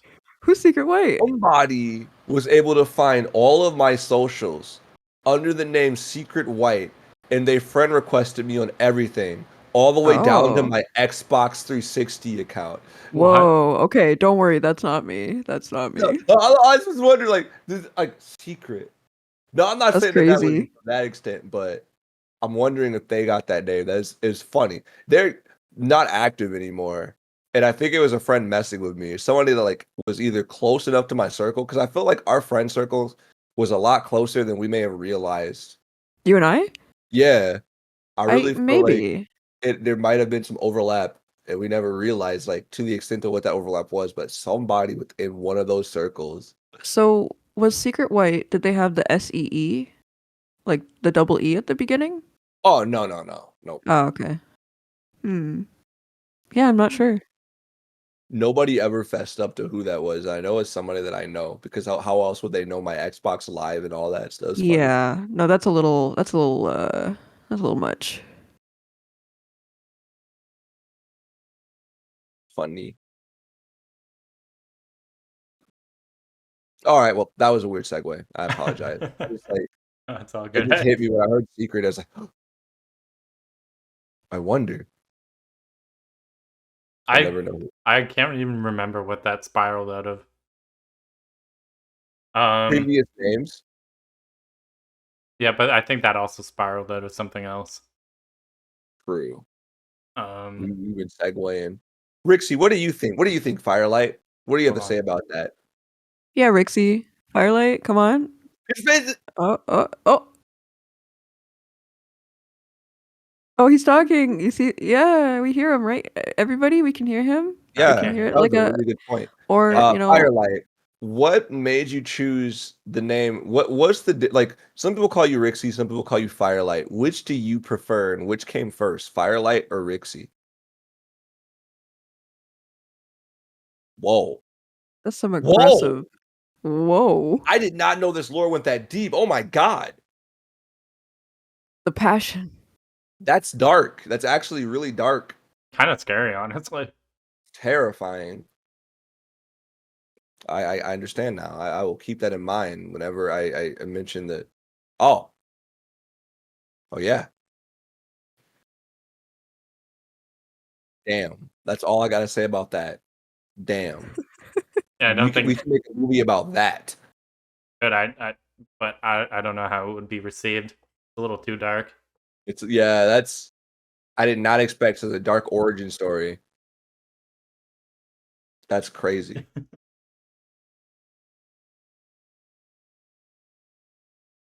So slightly unrelated, but related to like talking about soul streamer related stuff.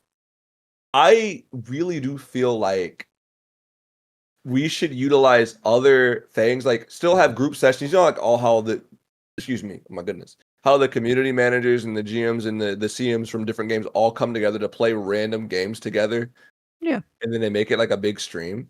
Hmm? Hmm. I think we should do that for other games as well. Have like Soul Streamer community play days where you just play a game.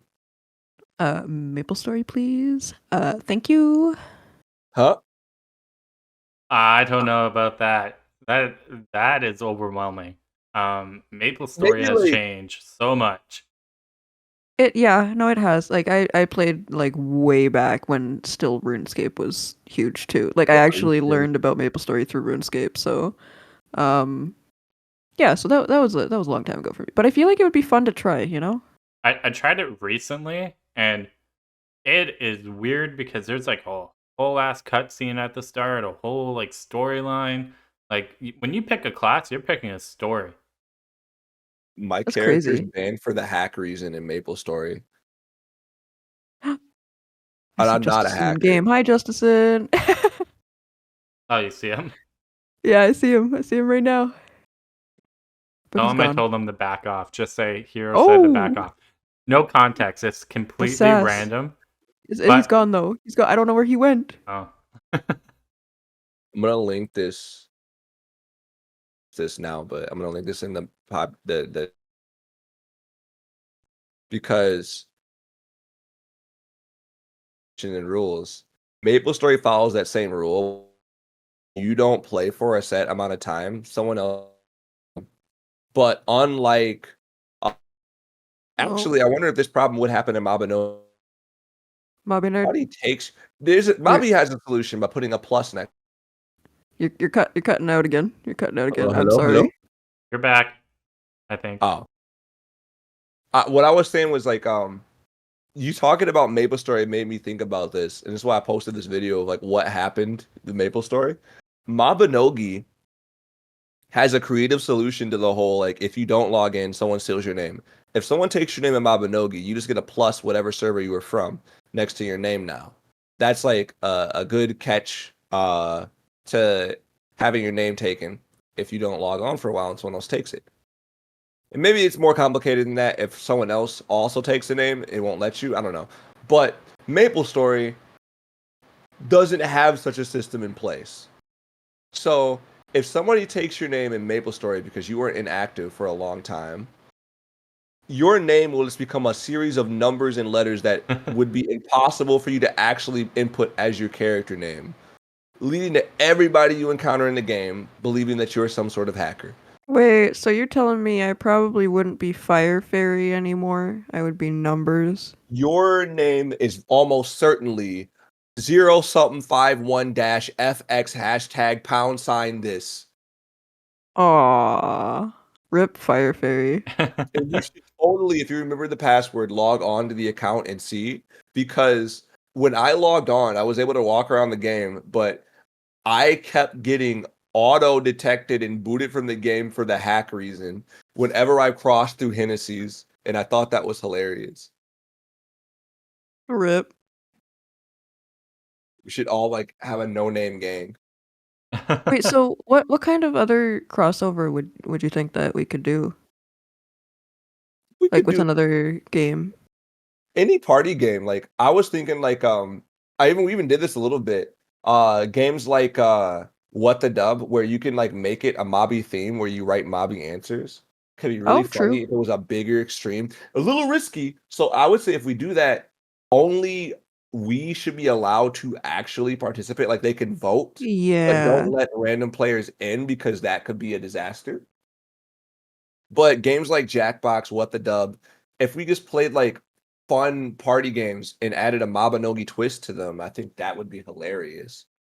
Um, Games like Party Animals, Cartrider actually works really well for it. I think Cartrider is a good easy pick because you can have custom lobbies.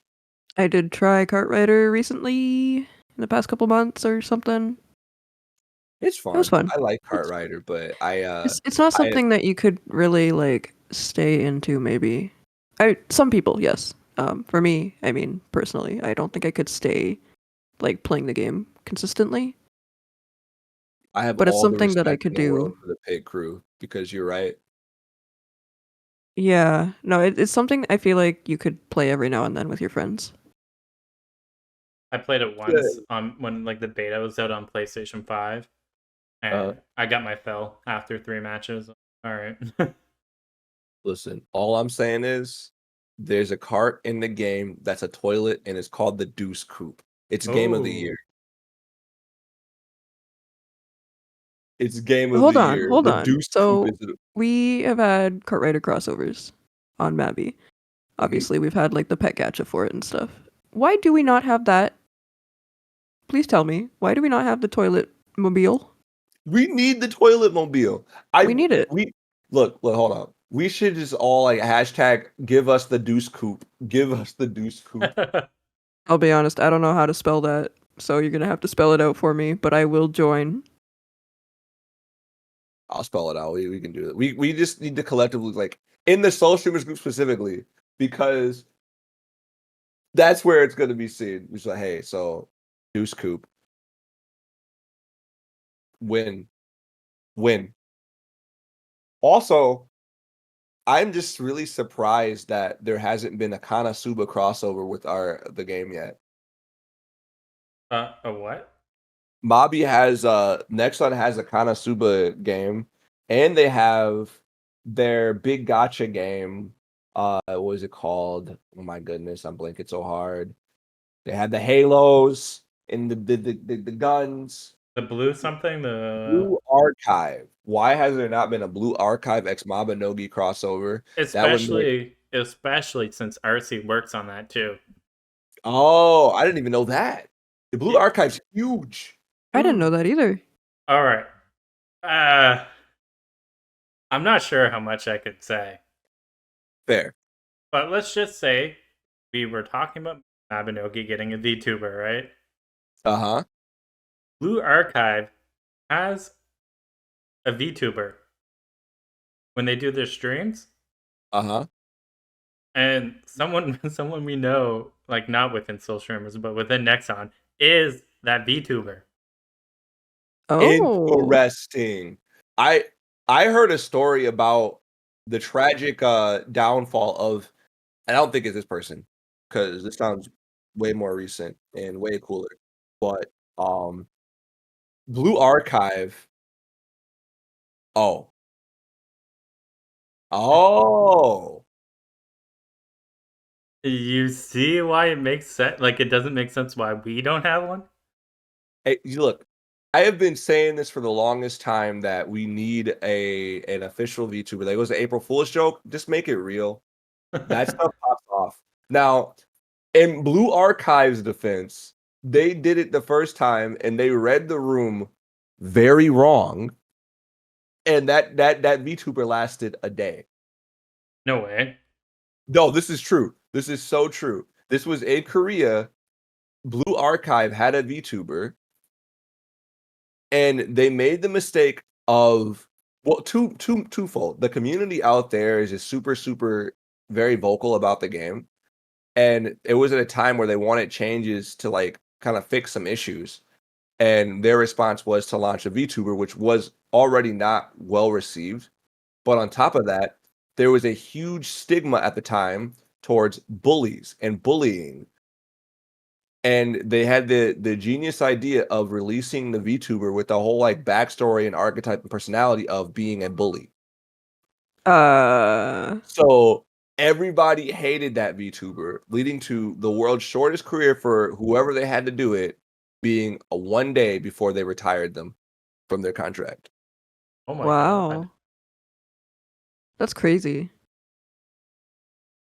And it's just like, it's really interesting to think about, like, how that stuff's received, because there's a lot of successful platforms that have used VTubers to their advantage for not just advertising, but just building a community around what they're doing. Like, people get really interested in uh what that VTuber's up to. A good example would be the Crunchyroll VTuber. I think Netflix has a VTuber. Corporate VTubers, I don't know. I mean, I guess there's an argument to be had that all VTubers, if they're a part of any type of, like, contract, Hololive, etc., they're corporate VTubers, in my eyes. But I don't know if it's a good thing or a bad thing, but I do think that Mabinogi should do it. I agree. They I already think have it the would model be for it too. rad. They just need to rig that pond model that they had showed as an April Fool's joke. There you go. You got it. It's done. I think now would be like the safe bet. You know, I would agree, but I feel like there'd be more red tape for now. How so? I just remember, well, it was explained as to, like, different characters have different kind of rules about, like, how they're allowed to be represented. And I think that now is so strictly enforced as to how, like, their characters used, that they didn't even appear on Break Time with Fergus. I feel like Lorna would be also a good bet since she's kind of like an oddball. True. Lorna would be a gamer. I could see Lorna being a gamer easily. It would be funny. If I find a picture of it, hold on. Next on VTuber. Where is it? You could honestly do Planet. Look at these. I'm gonna drop this link. Each of the games were like fake VTubers for each of them. It was Japan's April Fool's joke. For their April Fools, they showed a bunch of fake VTubers. It said they were going to debut. They were like silhouettes, and they show them all off. It looks like they put a lot of work into this. Exactly. Like you can tell what game each of them is from just by looking at them. Okay, I could tell for two of them. I lied. I don't know what the other two are supposed to be. I can I only tell know for Pan. one. Oh, that first one's Pan? Yeah. Yep. That's the Mabinogi one. Oh wait, no, second one I know too. Yeah. I don't know why I'm being slow. I wonder if they decide to backpedal based on reception. Well, so the thing that's weird to me is I guess I can't speak for how it was received in Japan, but I know for a fact, stateside, everyone was losing their minds over this. Like everybody thought it was real, and it just ran like way too far. Like everyone was like, "These are real." Like they had the full PNGs of the VTubers that they released them. Oh wow. Yeah, like whereas like they could rig these. They probably fully intended to rig these models. And maybe it didn't happen because that says Project NX N4. Did it happen? Because I'm seeing more stuff now. Maybe this actually happened. I'll have to investigate. I thought this was an April Fool's joke, but I'm seeing wait a minute. They were crowdfunding this. Oh, What? that's This so is it goes can't way be. deeper. It I'm on can't an be an April official Next Fool's on joke. Japan page, aiming to make a V Idol debut with this 4-person group. Hashtag. Oh, it is April Fools. Hashtag April Wait, Fools. This is the April Fool's The page. crowdfunding part's a April- funny joke. Oh, okay, Yeah, it's okay. all a joke. The target amount. They're raising NX to debut them. Oh, that's And funny. there's a whole debut video. I'm gonna talk about this. I want to talk about this in a video. This is be a topic because they have like old bios and individual Twitter accounts. You can storyboard this topic pretty good. There's so many twists and turns. And then at So the end, you much. can be like, but it was all an April Fool's joke. This was the full one that would have been our Mabinogi YouTuber. She even has the Lorna puppet. That is such an interesting design. Like, for Lorna to be the puppet.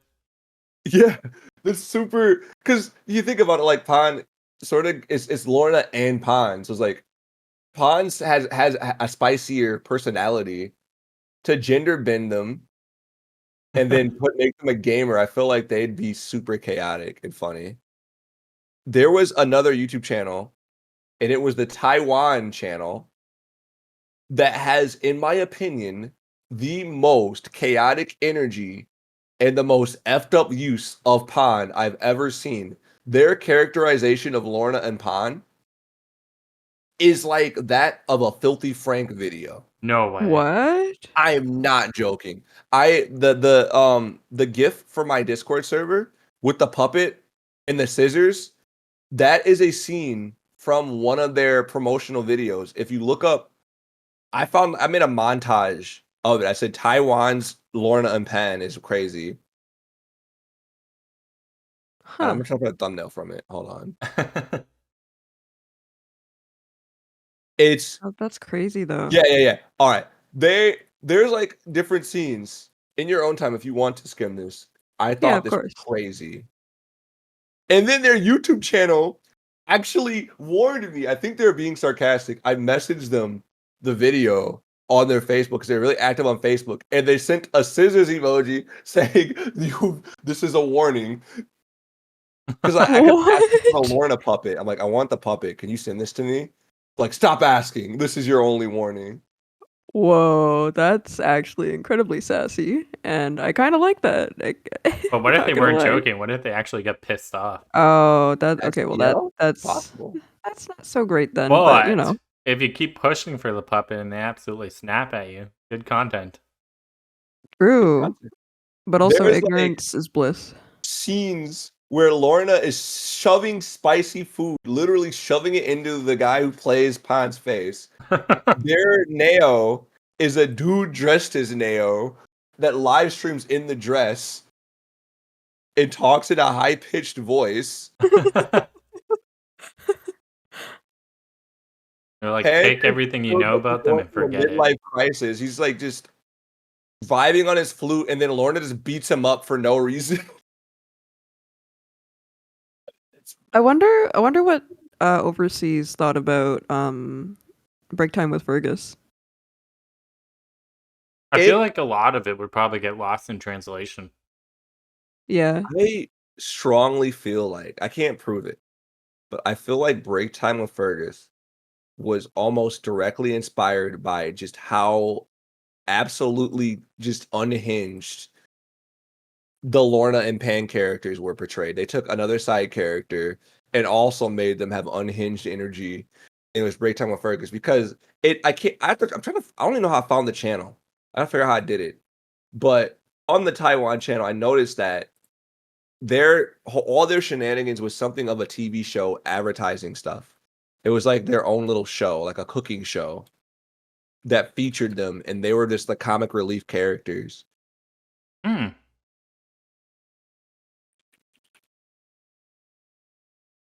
I can't prove it though. But if you look at the energy of Break Time with Fergus, I'm like literally going to Google Translate to just translate Mabinogi. Like, how did I find that? I was deep diving Mabinogi content.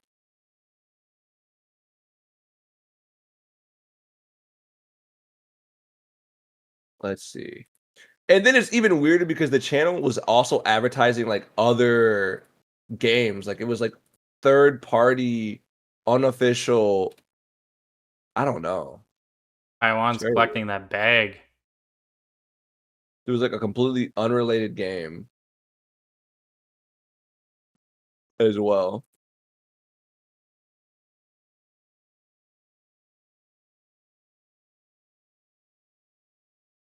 Hmm. Let's see. Let's try this way. I'm gonna find this again. I'm gonna find it again. I don't feel like going through my Facebook years of messages to find the back of my head trying to get a Lorna puppet. Because that was I was gonna make a series called Trying to Get a Lorna Puppet and paying for it because there's merch. They sell it. They sell it. But I could not find it. And then they sent you a threat. You see me, I got a threat and said that was as far as I got. We'll come back to that. We'll come back to that. I don't want to veer off too far off topic on this, but I just thought it was funny. So, since we all tried jousting here, this was Firelight's topic, but he's a little silent today. What do you guys think of it? I love it. I think it's great. I will be honest. I don't think it's gonna last very long. I'm sorry to say it. I'm sorry to say it. It's okay. And when I say that, I mean like obviously it's gonna last long, but I think not a lot of players are going to. I think it's. I don't want to say dead content because I know people use that, and I feel like that's such a toxic way to say it. But I think it's going to become something that not a lot of players really do. I like that they tried to update it, and the update isn't bad. It's actually, I actually kind of like it. However, it is still very boring, in my opinion. That's just how I feel about it. No, that's fair. My biggest I like it. It's cool that they're refreshing old content. My issue is that it's a little too time gated because you can only do it twice a day. Yeah, no, exactly, and it takes up a lot of time to even get through it because there's a lot of wait time. like I feel like a good way to remedy this is have it maybe hourly. If there's not enough people to like match, just put in a bot. It'd be really easy. Just slap an NPC on the back and then have them choose attacks. Yeah, and then the other thing too is like you've completely switched what time the tournament is at, like by a long shot. Used to be pretty late in the night, but now they've done it like a lot earlier in the day, which is great for a lot of people. However, so now the people who were used to, maybe doing it during the nighttime hours, maybe they can't do it during these new hours. Yeah, especially Which, people who have been doing it for the last 9 yeah, years.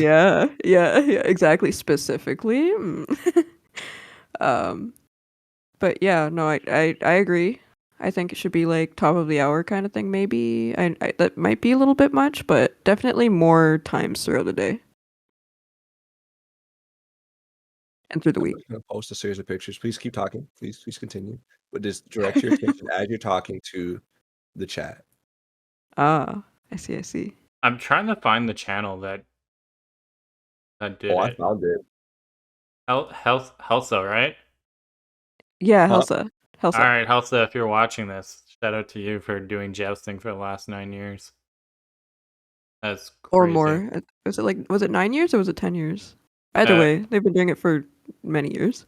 yep, yep. Every single week, and they made guides. They made like so much stuff.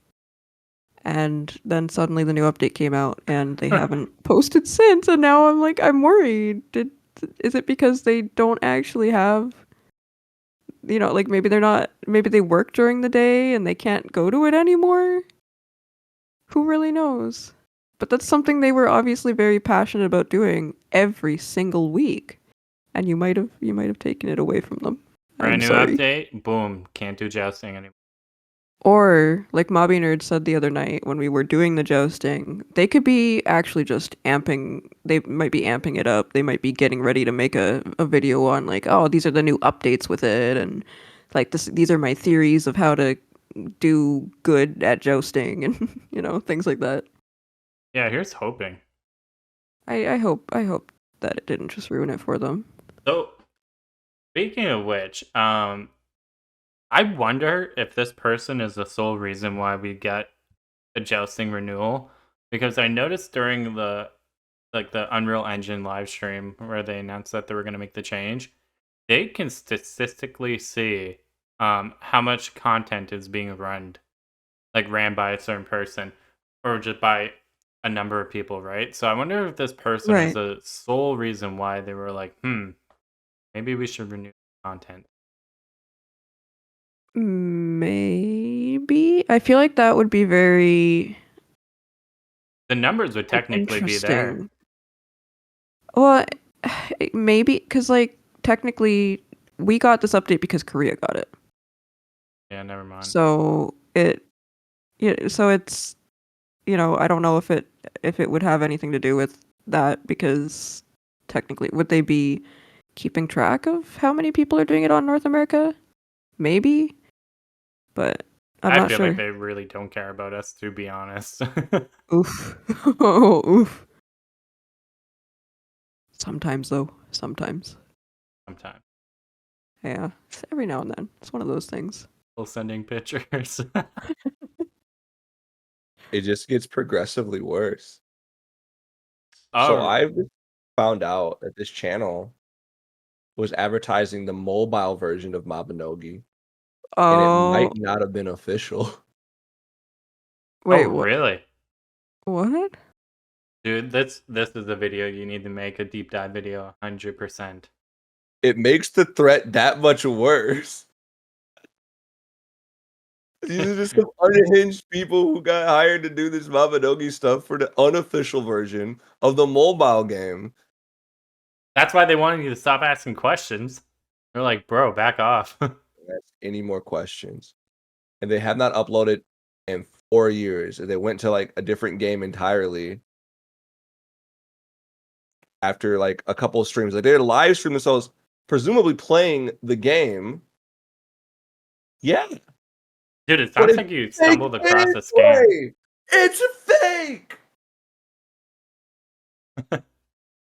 Wait, this entire you mean the Taiwan one that you were Yes, talking about? It's yes. fake? It's not official? I can't. I gotta look at it more, but it's saying it's in the App Store. There's a QR code. I'm gonna investigate. I need to do a deep dive. Does this still exist? Wow, Is there we're another version of figuring Mabinogi Mobile? I think this is an unofficial Mabinogi game using the assets because it almost looks like Mabinogi, but it's a mobile game. But Mabinogi Mobile has not come out yet. Yeah, I remember a few years ago there was a mobile Mabinogi that came out, but I guess that wasn't the official one either. And then like the servers just went offline. That's so interesting. Because Is it? I played it for a little bit. I thought it was super sick. And I thought it so it wasn't released in NA, so like I downloaded the app for like out of region, right? Uh huh. But outside of that, because I can't really read anything, I didn't think it was unofficial. Like I downloaded a English patch that would translate everything, but huh, maybe maybe I was playing a scam version. Here's a screenshot of them playing it. It looks like I I mean, think you were it in looks fact fun. Do not get me wrong. playing a scammed version. Which is crazy because it was actually very polished and it looked really good. Yeah, I remember seeing some people playing it actually myself, but I think it was not the real thing.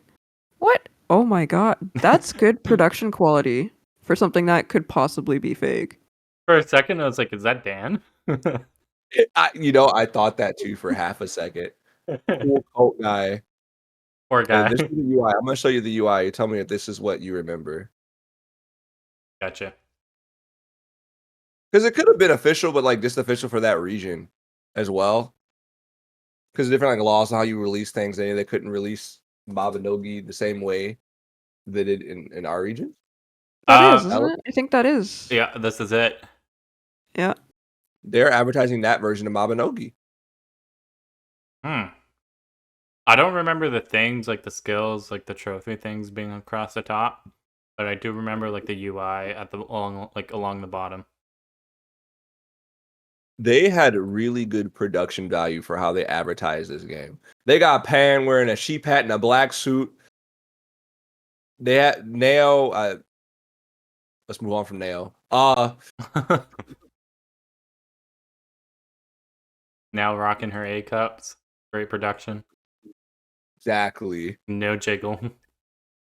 None. Also, Also, wait, I hold just on. want to segue from this. It's so weird that now is the only NPC that has jiggle physics. All right, place your bets. Do you think there'll be a boob slider? Uh In Unreal uh Engine, it would be easy to do and it would make them money.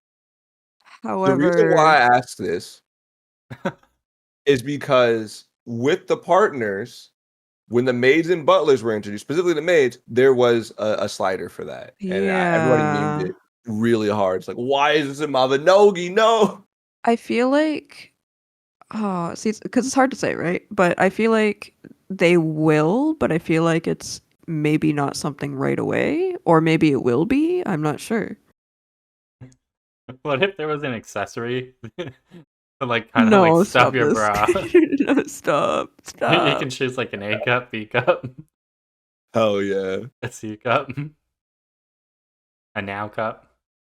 Don't give them ideas. Don't give This them is the ideas. last thing I'll post. This video sums up the energy that they had for these characters pretty well. It's like the first few Let me seconds of see. it. You don't Let even me have to see. unmute it. You can just play it mute.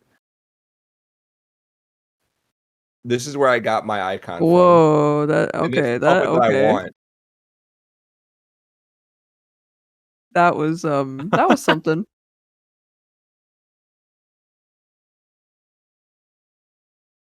This is Makes so cursed. Lorna look like a crazy killer. So And then to go to the last like 36 seconds of it. This has to be official. Like this I think art this is official. crazy. Like they got Lorna now like blinking and stuff. Or they're just really good at what they do. Scamming people. I think you're right. It's probably official. I didn't know there was another mobile game that existed, and this level of detail is too much. There's a whole set. They have an entire set that they build for these commercials. Where it's just I don't know if it's official because like randomly the servers were just down one day and it never came back. that's interesting. So I'd heard like there are like weird halfway knockoff versions of games for different regions because they're banned for whatever reason in that region. For example, Roblox. There's like a fake Roblox. There's a Chinese Discord competitor, and they're just alternatives. I wonder if this was made as an alternative to play Mabinogi in that region because it was just blocked in that region for some reason. Would be a moneymaker. I just want one of those puppets. I still want one. I'm not giving up. That's probably too late now, but Like in real life, or yeah. They had like there was a stream. One of these videos they had a bunch of them wrapped up. There's like actual physical merch.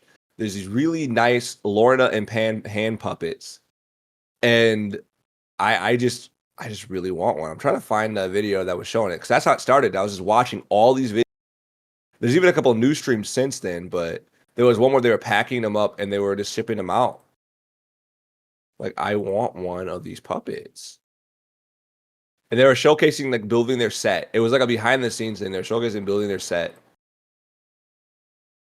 This is interesting. You need to make a video about this. Like, start of your journey investigating this all the way to the conclusion. You gotta find out. It's out. It's there somewhere. So, Damn. and Sorry. tech missions, a cat. What do you guys think about that? Bad. We need Firelight. We need Firelight. That's what I mean. We don't. I'm sorry. We love you, Rixie, but we don't actually need Firelight to say that it's a bad update. That's true. It is a bad update. I'm like, there's nothing good. There's nothing good about it. I'm sorry. Well, This could potentially, and I know this is being pretty extreme, but it could potentially kill a lot of the player base. so let me tell you why you're wrong, Tammy. What? Excuse me. All right. Okay, wait. What are you about to say? What are you about to say?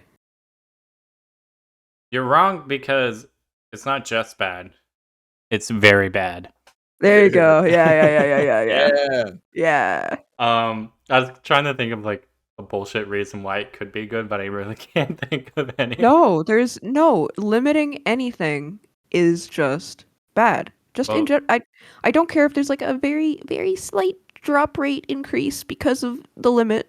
No, because those missions are going to be done for some people. You know, some people complete those missions within like 5 minutes. So it's going to be an hour of your day, maybe. I'm just, a random number or random time. It's going to be done within an hour of those people's days within the week that they do it, And then what are they going to do after that? Now then they're kind of forced to go into other content or combat content anyway that are like so shadow missions are kind of, Boring. maybe not yeah, exactly. Nowadays shadow missions aren't really seen as something that people really want to do anymore because there's not really too much worth of it And they're boring. or out of it, and they're boring, and we've done them for so many years now. And they're boring. Dungeons, like the regular dungeons, Boring. but even then, like the harder versions of those, you still need passes for them. And boring. And boring. Yeah, exactly. Not worth it unless you get like broken magic essence. And then there's Megmel, but Annoying. Megmel is just annoying. Yeah, exactly. I'm just thinking, like, even the Albin dungeon, or that the thing where you put the Anyway, I don't do that very often, but even that is limited, right? So yeah, there's so much content that I want to run and Yeah. it's artificially prolonged by honestly just stupid barriers of entry. Like the whole you need passes that are hard to get, or you can only get them from events, or you gotta restore a pass. I think that's so stupid. Um, you know what? If they want to do something like that, make a quest line where you have to unlock the dungeon and then maybe restore the pass once and you can run it from there. But the reason Surely I'm not explaining why I dislike this like correctly. I'm probably I have one word to sum it up for you, Tammy, and it's Maple Story 2. That game had so many limits on how you can run endgame content, and it died. yeah. Although I miss it, I'm gonna be honest. Yeah, it was fun. Yeah, for the time, What do you But think, Mabby Nerd? What's your take on this? So I Not the snack. can you hear me eating? I'm so No, sorry. I just know. I can tell that you're eating something. That's all. I can't hear you eating, but I can tell you're eating. I reached for the bag. I apologize, but Oh no, it's okay. We I can't was hear you enjoying the eating, treat. so you're good. Um, so I agree. I think it's bad, but I think that it's bad for a number of reasons. One of the main ones that bothers me is that it's enforcing a policy that is supposed to combat gaming addiction onto a region where that's not quite the same culture. There's not the same culture around gaming. So it is not necessary. I think it's completely unnecessary. yeah, and And The North American community is actually a lot smaller than it is overseas as well. limiting how you I don't even like that there's limits to begin with for like doing the those really fun ones that we kept using passes for. I didn't like that was limited. Like let me just run it and not get looped in. I don't care. Just having fun just spamming it with friends. Um taking out it's never a good idea to take options away. And I think Heroes right to cite Maple Story 2 because that is a good way to kill a game. When you take options away from players, when you limit how many times you can run something a day, it starts to feel kind of mobile game-ish to me. And I hate mobile games for that reason. I don't like having energy. I don't like having to wait a week or a couple of days to recharge to do something I want to just do it. Yeah. Yeah, that's how I feel about that. Like, so I'm gonna miss this. Is it a weekly cap or a daily? I think it's weekly. It's I don't weekly, know. it's 10 weekly, Oh, that's which is the so same. much worse. Yeah. Yeah, no, that's the same as Crom Boss. That's the same as Glen Barna, I think. Well, I know it's the same for Crom, but I haven't done Glen Barna as of right now, but yeah. Like, I could maybe understand a daily limit, maybe, but a week is too long. Like, that is insane.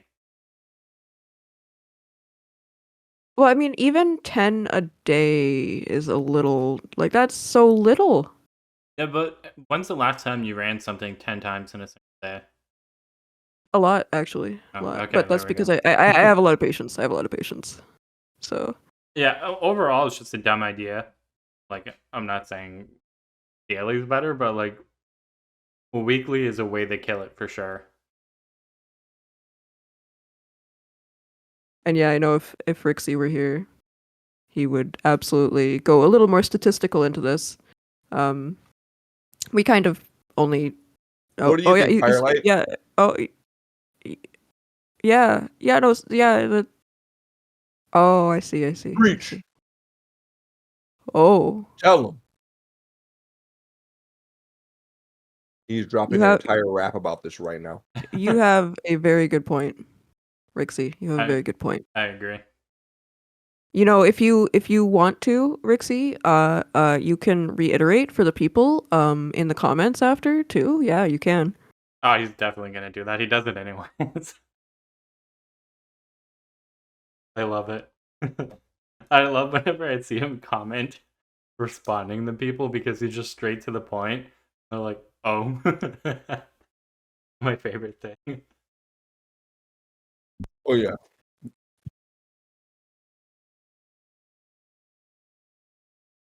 Yeah, I'm sorry I couldn't talk about it more. I'm very bad at like explaining what No, I'm trying it's to. just and I say like a lot. That's what ends Honestly, up happening. I just get really passionate and I say like a lot and I try to think of how to say what I'm saying, but it just ends up sounding messy and I I feel probably that. sound like the stereotypical dumb blonde or something.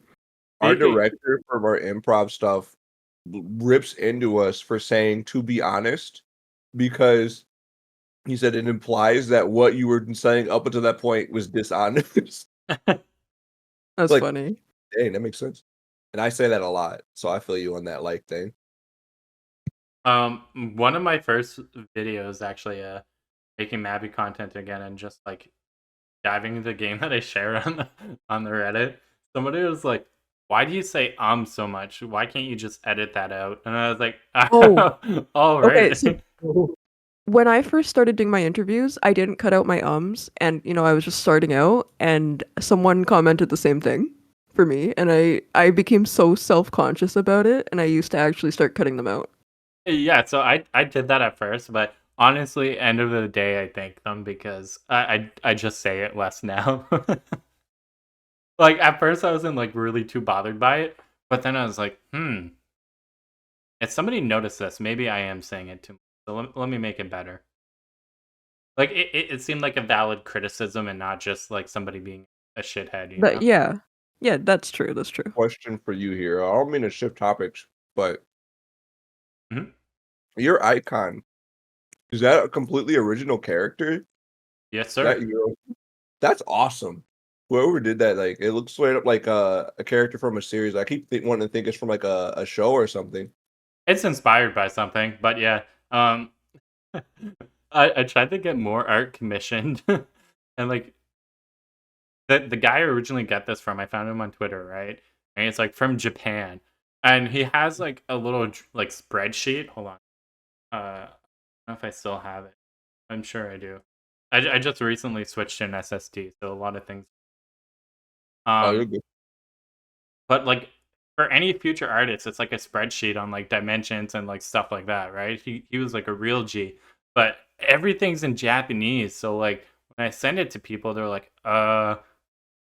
and they're like, "Do you have like the original file that he did the art in?" I'm like, "No, he just sent me the finished art and like the draft, like the guidelines." But yeah, it's actually like inspired by like Digimon. That's what I was gonna say. Like, I felt like it gave me a Thai vibe or like a. Yeah, Or like exactly. You got it right on the head.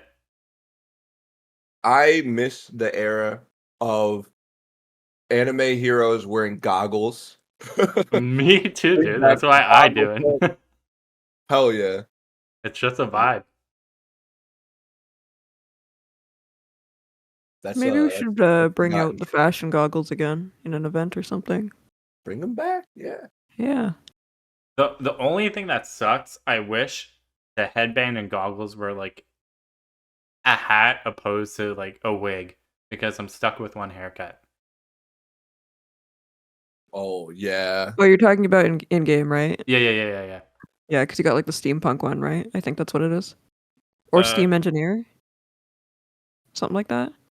for the wig, I have no clue. I don't remember. I found it and I haven't taken it off since.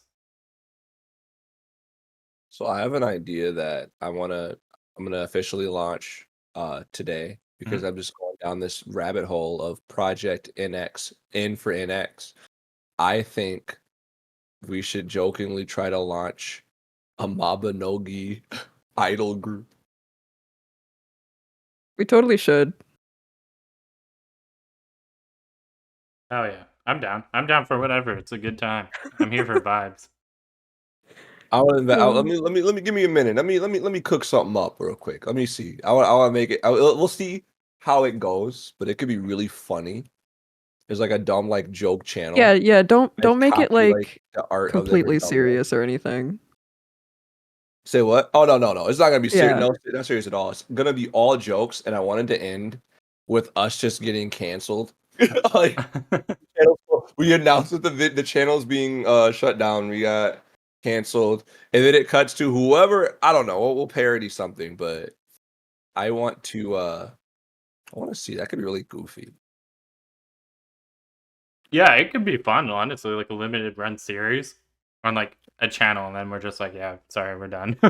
What I would do is try to get this it backed by Nexon to make a joke channel, and they just make us into different VTubers,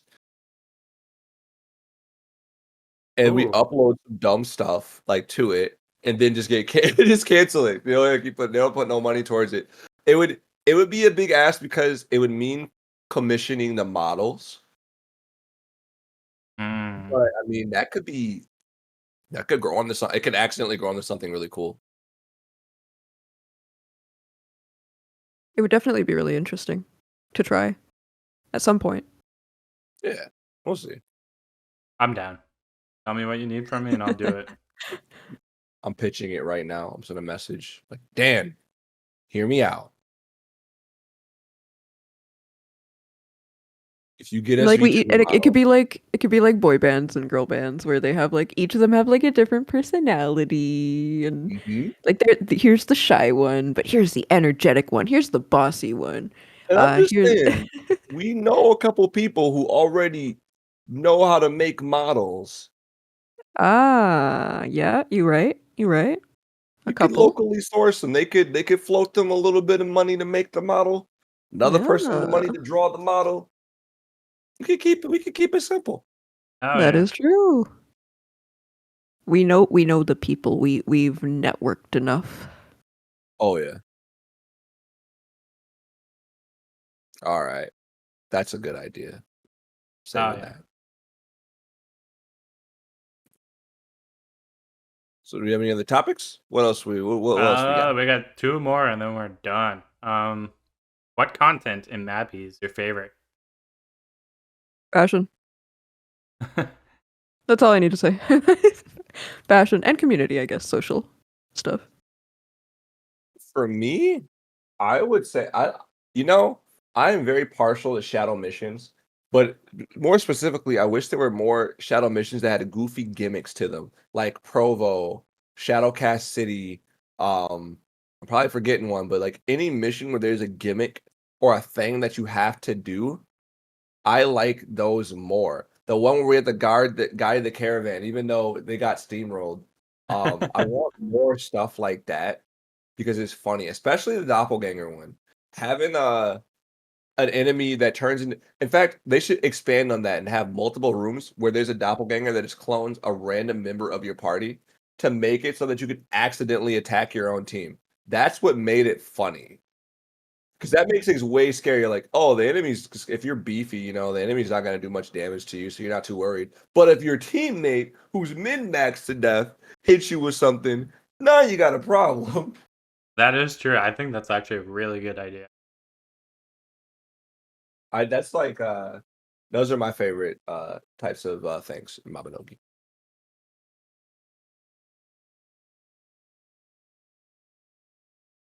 My issue is I don't really get invested in content, so it's all relevant to what I'm trying to do in the game at the time. Um, but the first thing that I've actually liked in a really long time is actually Gwen Barnett. Um, I haven't got to run it much in the last few weeks, just because of the dumbass weekly limits, and everyone does it the first hour that it gets reset. So I have to wait 3 hours if I want to try and find a party. And I would love to have someone, teach me. yeah, I'm not the Teach me the Glen Barna best. ways. I don't really fully understand the mechanics like I think I do, but then Rixie will tell me I'm wrong. So, I'm not- Yeah. but I know it enough to get through it without any Yeah, see, issues. that's fine. That's fine though. Yeah, like just, take Um, me through. you, yeah, they're like the mechanics are pretty easy, fun. Um, you do need some hard hitters though for the goddamn rabbit, and I'm not that, so I need hard. Um, but yeah, Glen Barnett's like my favorite content, honestly. And something that's not combat related, just giggles. I don't know. I actually had fun jousting the other night. I'd have to go back to it. Oh, you were so offended by what I said What was it? when I said it's gonna be dead content. No, it How honestly probably offended. will. That's why I'm gonna play it when I have the chance. I'm kidding, by the way. Don't worry. No, you're joking, but it probably will be dead content. Yeah. It's just too restricted. Like people can't run it whenever, you know. However, fashion contest revamp when? I didn't even know that was a thing. Yeah, it's a thing. It's yeah, every Sunday I think is the finals, I think. And that's how if you go into Dunbarton, there's like the statue that has a player on it every week. It's like a new player every week. All right, hear me out. A video idea. You as the head fashionogi try and get me and MabiNerd to win. Oh, by the way, I've never won it. Yeah, but that could be fun. You're like the mentor. I've gotten close, like very, very close, and it was the one time I actually tried because I've only tried actually winning one time, and I was just off because it's dependent on your ability to play the minigame. There's a minigame while you're you're walking down the runway where it's like the WASD arrows and like the space bar, kind of like the Doki Doki boombox. Oh, like when you do like jam sessions too? Yeah, yeah. Oh, are they But really a little hard? bit different. A little bit different. See, I don't want to say yes or no because it depends on your ability to do those things, you I know? find that the jam session ones are insanely hard. Like they just ramp up out of nowhere. Oh, okay. Well, I find them Like easy. you input 4 keys and it immediately jumps you to 20. And I'm like, how am I supposed to do 20? Yeah, that you might. Well, so the fashion minigame one doesn't do like that many, I would say, or maybe they do. I can't remember anymore, but you might have trouble with it then, possibly. And I can't remember. I think it does make use of the space bar as well, but I'm not 100% sure. So I want to win. you you want to win. You want to be on the statue. Yeah, I do. I just want to Except win. I think so there's two statues as well. There's like so there's one statue for the winner in Dunbarton and I think in other towns, but there's another statue as well for the top pick of like crowd favorite. I don't want to be crowd favorite. I just want to win. All right, well then you gotta work. You gotta work at it. I believe in you. Yeah. You gotta show off. You gotta show off the goggles. Do I need to like wear a certain outfit or can I just do the mini? You can do the minigame and win. Yeah. how's that? How's that a fashion contest then? Yeah. No, I know exactly. They need to revamp it. So Wait a second. If I take off all my clothes and win the mini game, will I be in the on the statue naked? I think so. Oh. Yeah. And you can also do like poses, gestures, while you're, I guess, winning. Like so like when you've won, you go to the front of the stage and you like your character does like waves and like woo, I won kind of thing, right? Except you can do gestures at that moment and it'll kind of freeze you on the statue in that gesture. So people come up with really cool ideas on how to get a certain pose on the statue through gestures. That's sick. All right. So wrap it up. What is everyone working on right now? What can people expect out of your content?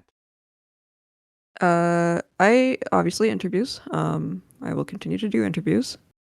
Uh, I have a Mabilog that should be out in October. I don't know when this podcast will be out, but October there will be a new Mabilog at some point. Let's see. I have another Say What Now coming out because I finally captured enough weirdness throughout Mabinogi to put another part out. Let's see, what else is there? I've been. It's not really. I wouldn't call it like a series or anything, but I've been uh like doing kind of like a collection sort of style of video every now and then. So like for example, after I think it was so many years, I finally got my Festia merchant outfit and I put a video out for that. And same with these really rare shoes. Mainly fashion ogi stuff, so but like rare items that have been collected finally kind of thing. I'm sure there's some other stuff that I can think of, but yeah, that's really it off the top of my head right now, I think. That's exciting. A lot of Super stuff. cool. Yeah, oh, and obviously events. Events. Like later today, after this podcast, I'm doing the Glen Berna screenshot contest with Casket. Ooh, exciting. Yes. Yes. Lynn's gonna burn them. What about you guys?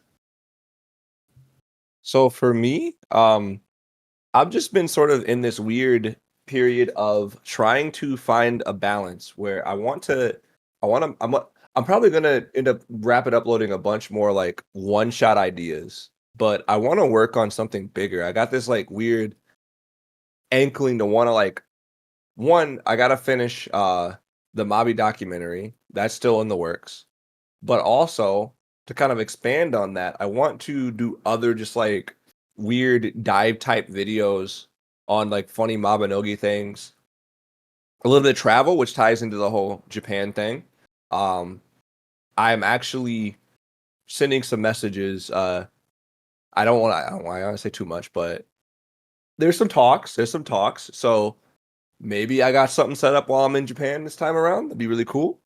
We'll see. But I want to just do weird stuff and just see how I can take Mabinogi as a medium and expand it and make content in different ways around it. From like Mabinogi IRL skits, I got that planned, to dumb like weird tutorials, maybe some green screen parodies, to some travel videos. Sounds good. A lot of good But stuff. you hero? Um, I also have that itch to do something just a little bit more. I'm not exactly sure, but I get how you feel. Like I just wanna. I don't know. My brain's weird. Like when I think about making content, it kind of gets me giddy, and like Yeah. I always like think, how can I push it further? Um, but in terms of content right now, um, hmm, I mean, podcasts, obviously. Yeah. Um, I A good also, old podcast. yeah, and I have like 2 or 3 videos that I'm sitting on. I just not sure how I want to wrap it up. And then there's also, the Mabi. But Reforges is such a hard topic to dive into and try and make it. Oh, is that what you're thinking the next one's gonna be? Yeah, and it's Oh, I'm just, so sorry. yeah, and like I'm trying to make it like consumable for the average player. Yeah, because you kind of cut it down, right? You make it shorter than like a full length guide. Yeah, I aim for like 5 to 8 minutes, just so somebody can watch it, get what they need to know out of it, and they can Yeah. play the game. Um, Outside of that, I don't think really too much. I just I've been playing. I've been so busy, and I've just been playing other games. That's fair. Yeah, it's hard finding a balance between content creation, life, and It really is. yeah, it blows. Yeah, I actually, since becoming a solo streamer, I realized I haven't given myself time, and I should eventually give myself more time to play like other games that I have and stuff. Yeah, I would highly if you follow, I would recommend Starfield. And It's okay. My boyfriend played the hell out of that in the past like almost month or whatever, how long it's been out. But yeah, no, I've been spreading myself a little bit too thin since becoming a solo streamer, I would say. Yeah, you I guess gotta that take kind of goes. breaks. That ties back to what we were talking about before, but yeah, I definitely realized I've been spreading myself a bit too thin. So after everything that I've already gotten, I guess, planned with people are done, I think I'm gonna slow down a little bit and not say yes to literally everything. Yeah, I've noticed that. You took on Feel a that. I feel lot. that. Yeah, Funny. no, every time someone would say something about, starting an event, I would be like, "Oh, I'm in." But maybe I shouldn't do that. Yeah. Definitely And don't it want to stretch yourself too thin. That's for sure. For sure. Yeah. was that's too late. Sure, I did that. Needs to decompress now, like a month-long spa vacation. Who did? You. Oh, me? Oh, Yeah.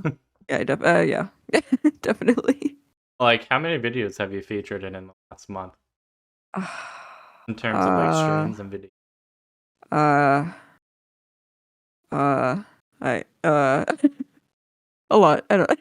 Yeah, I find videos aren't so bad, but streams, it's like a lot because like it's a long Yeah. commitment.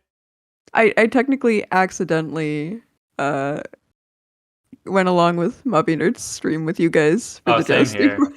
That Fun, was but I technically an felt bad. Like, accident. yeah, it kind of dragged y'all into that without really like No, you're context good. or any like No, goal. you're good. It was still fun. It was still fun, and Yeah. technically I was free at the time, so Originally, I thought I was just popping in for a few minutes, and I'm like, well, I'm here now. Be streaming. I want to get us all to play Party Animals so freaking bad. I think Heck that'd be yeah. party funny. animals, pummel party, things like Yeah. that. Yeah, but I secretly don't want that to happen till like later on because I don't want to spread myself too thin. But Oh, I get it. I get it. Could be a later idea for sure. yeah. Heck yeah. Well, I thank you guys for making it out, especially you, Tammy, and Aaron as Yes. well. That's 2 months in a row we managed to do it. I think Yeah. I think we're doing better than other podcasts that have attempted the Mabinogi And podcast. we got to thank Rixie for being here as well. Thank you, Rixie. Oh yeah, see. Oh yeah. He You was did a little great, feisty this Rixie. time around. He really has to kind of reel it back, though. He's gonna get us all in trouble. Yeah, Uh, you know what? He's been saying some things that I haven't heard since like the 1940s. Crazy. Come on, a Rixie. rebel. Oh, Uh, gone. Said he's out of oh, here. Goodbye, Rixie. I'm gonna put some like super effort and like clip in, or is this just gonna be tacked on at the end? Well, I'm probably gonna edit it and then say. Anyways, I'll figure it out in post. So Rixie was asleep. Solve it in God, post. guys. Famous last words. Ooh, that always kills. But the fix it in post thing is definitely something I've done a lot. Yeah, I might just like slap myself up, say something for 30 seconds, and Mm-hmm. yeah. But yeah, I'm recording now, so we can kick it off whenever you guys are ready. What? We don't really have to do an Recording intro before? because it's being tacked on. Hello, everybody, and welcome to the MabiCast podcast, your one-stop shop for everything Mabinogi. Except it's not really, because you need to go other places to get the tutorials and stuff, and the wiki is definitely a better one-stop shop. But Yeah, the wiki is my Bible when it comes to Mabinogi. mm-hmm. Especially the You know, generations. Oof.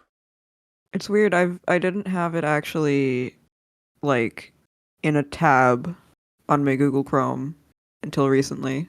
Oh my god, I had that thing bookmarked even when I stopped playing. Like it just lived in my bookmark for like the last 10 years. Yeah, I just for some reason I didn't. I don't know why. Have any of you actually taken a step to editing the wiki? Yes, yeah. So I actually used to edit and upload images for the wiki uh many years, like 2011, 2012, around there, I think. Mm-hmm. I had a ton of edits to the wiki. Like there were actually people who got mad at me for uploading images because they thought that I was doing it for vanity when I was just trying to upload the pictures. Yeah, no, it was the Listen, whole thing. Like, if you want to replace it, you're welcome to. Like, yeah, no, it's well, they were very strict about the rules too, with images. yeah, yeah, they Like are. no black and white, that kind of thing. Hmm. But like it got to the point where I actually had someone, so you have like talk pages on there as well sometimes. If Hmm. people want to make a talk page. And someone actually, so my name was Secret before, and someone had a post, it was like not a petition, but it was like a request to ban Secret. No way. Yeah, no, I'm serious. If you looked up Mabinogi Secret, you'd probably see it, honestly, on Google. Huh. I was like, but please, if you do, it's really cringy. How I used to respond to people. Just I was really young and I did like the almost like the oh whoa kind of yeah. Anyway, Yeah, it's kind of strange because I see sometimes people complain like stuff isn't updated on the wiki, but then not like take the step to go and update it themselves. well, I see. I If they find like that know the it's information. I find that people don't know how, ironically, Mm-hmm. and I Well, think they need to maybe make something out to help. it's not that well, it's not that difficult because they do have a page with templates and guidelines on how to edit. And it's on the wiki. It's right there. I think it's even like one of the things on like the Is left hand it? bar that you see. You can just click it, and it gives you a bunch of like templates for like different types of pages. It gives you like layouts and like where things should Oh, go I and what see they it should now. say. Yeah, Yeah, it's like right there. I feel like Um, that's not very. I'm gonna be honest. I didn't know it was there the entire time, and I've been editing on the wiki for a very long time. So Oh my god, maybe put that somewhere else. can we add ourselves to the wiki? What do you yeah, mean? Oh, like Like make a us? page for ourselves? Yeah, We technically could. I don't know if they would because it appreciate it. there must be a Soul Streamer page, right? Detailing information about that. Uh, do they? you could add one That's what I'm saying. Then possibly. under it, it would be linking to pages about us. In order to so the difficulty there is in order to have your like profile be customizable, you have to contribute to the wiki a certain amount before you're able to like actually like change your profile picture and name and all that on there. Yeah, but what if we Yeah. were to just make a page, like You could. PNG of our character, type be Yeah. us. Anyways, Yeah, I don't know. That's something I feel like you might want to ask them first, though, because technically, like I said, they might not see. I'm still like stuck back, and I think they've been little bit more lenient with edits and stuff. But I remember them being so strict about it that I'm on. Like, I feel like you have to ask.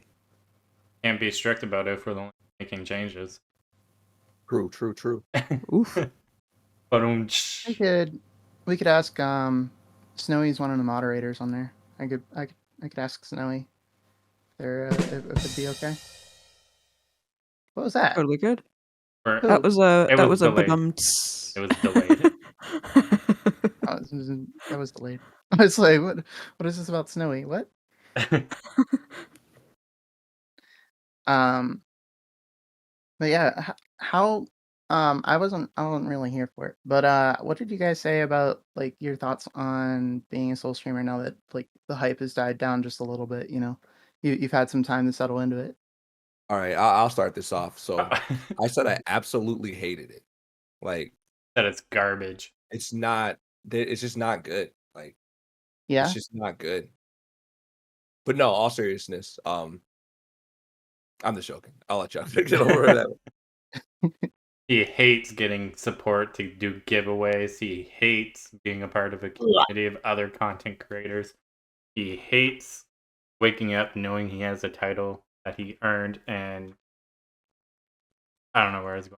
But now that the hype's died down, I was just saying there's nothing wrong with it.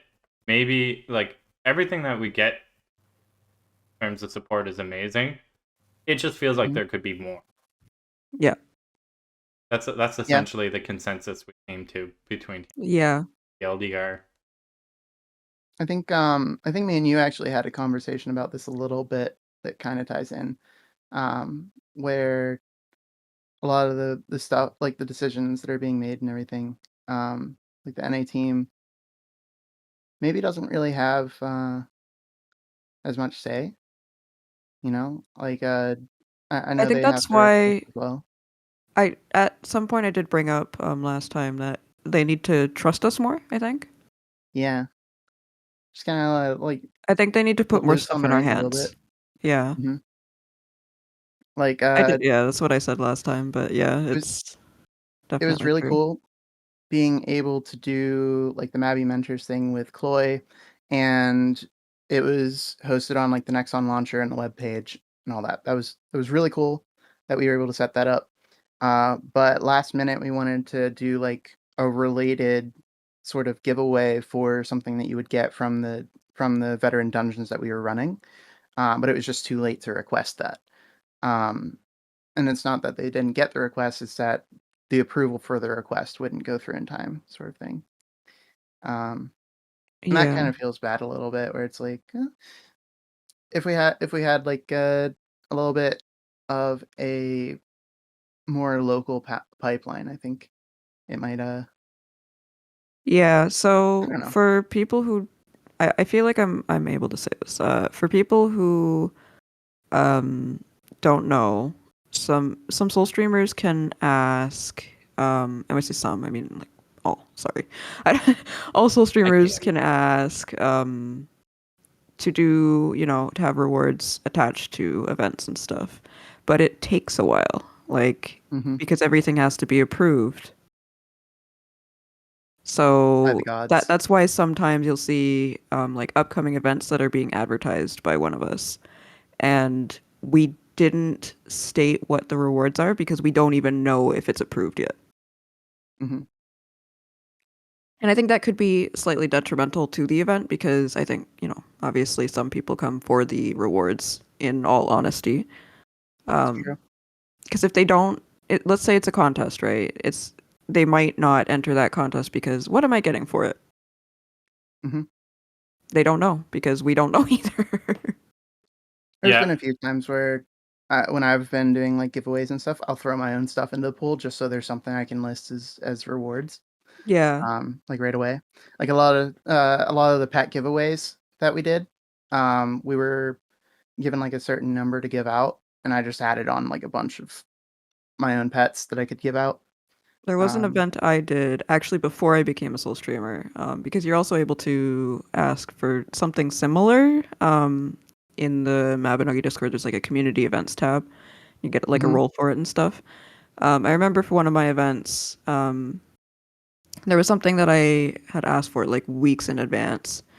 And yeah, no, I had to end up uh, giving my own gold away because I felt bad that I said there would be at least some sort of prize or like some rewards for showing up and stuff. And yeah, no, I never got like talked to about it. Like they never got back to me like ever.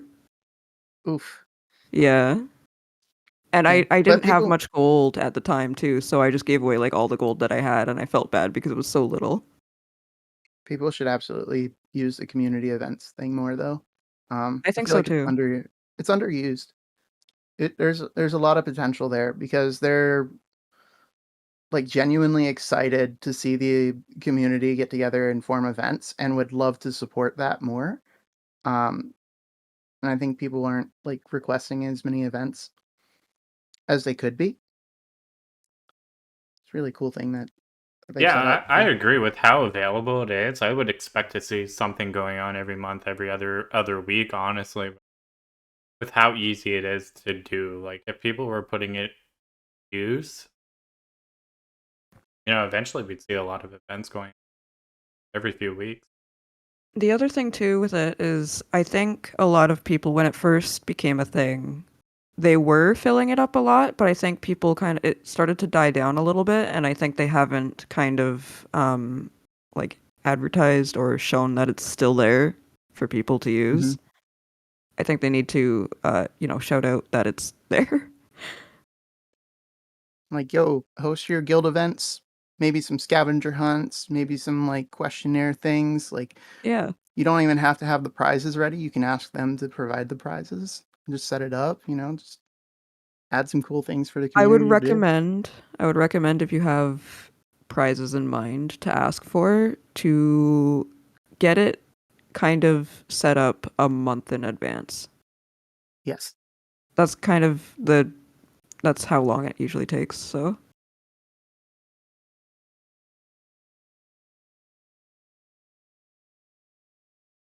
So I guess we're on to.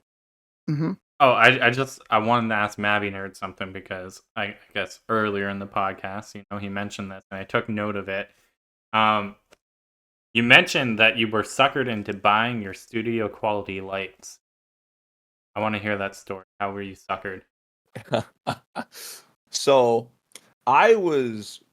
I'll start from I gotta go back for this one. So this ties into me being really frustrated with my editing software when I realized that it was the software and not the lights. So I'd always had like some just okay-ish lights. They aren't really intended to be used for like a green screen, but I would get by using like OBS to like key out the background. When I got fed up with it and I wanted to do more green screen stuff and I wanted more space to do it. So I'm like, well, I got a green screen. Now I need some lights. So I went to a dedicated camera store to try to buy like, or at least get some insight on the good lights that I could use to light a green screen in a semi-confined space.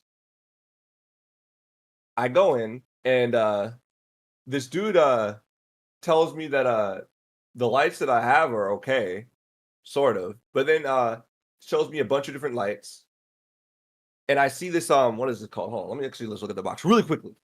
I still have it. It's right here. And he was never heard from again. Another person goes missing during the podcast. One by one, we're all getting picked off. Who do you think would last the longest? These overpriced ProMaster lights. There we go. All right.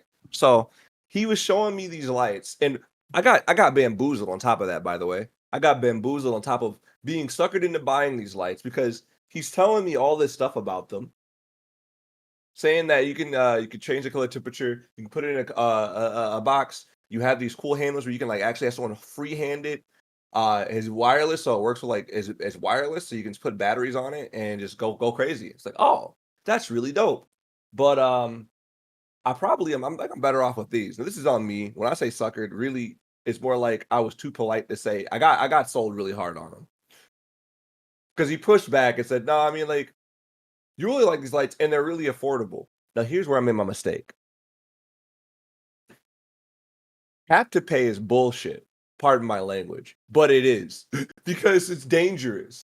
So I'm sitting there. I'm like, well, how affordable, And we talk for a bit, and I'm like, you know what? It's cool. I'll buy them. He told me a price, but the price he told me wasn't for the light kit.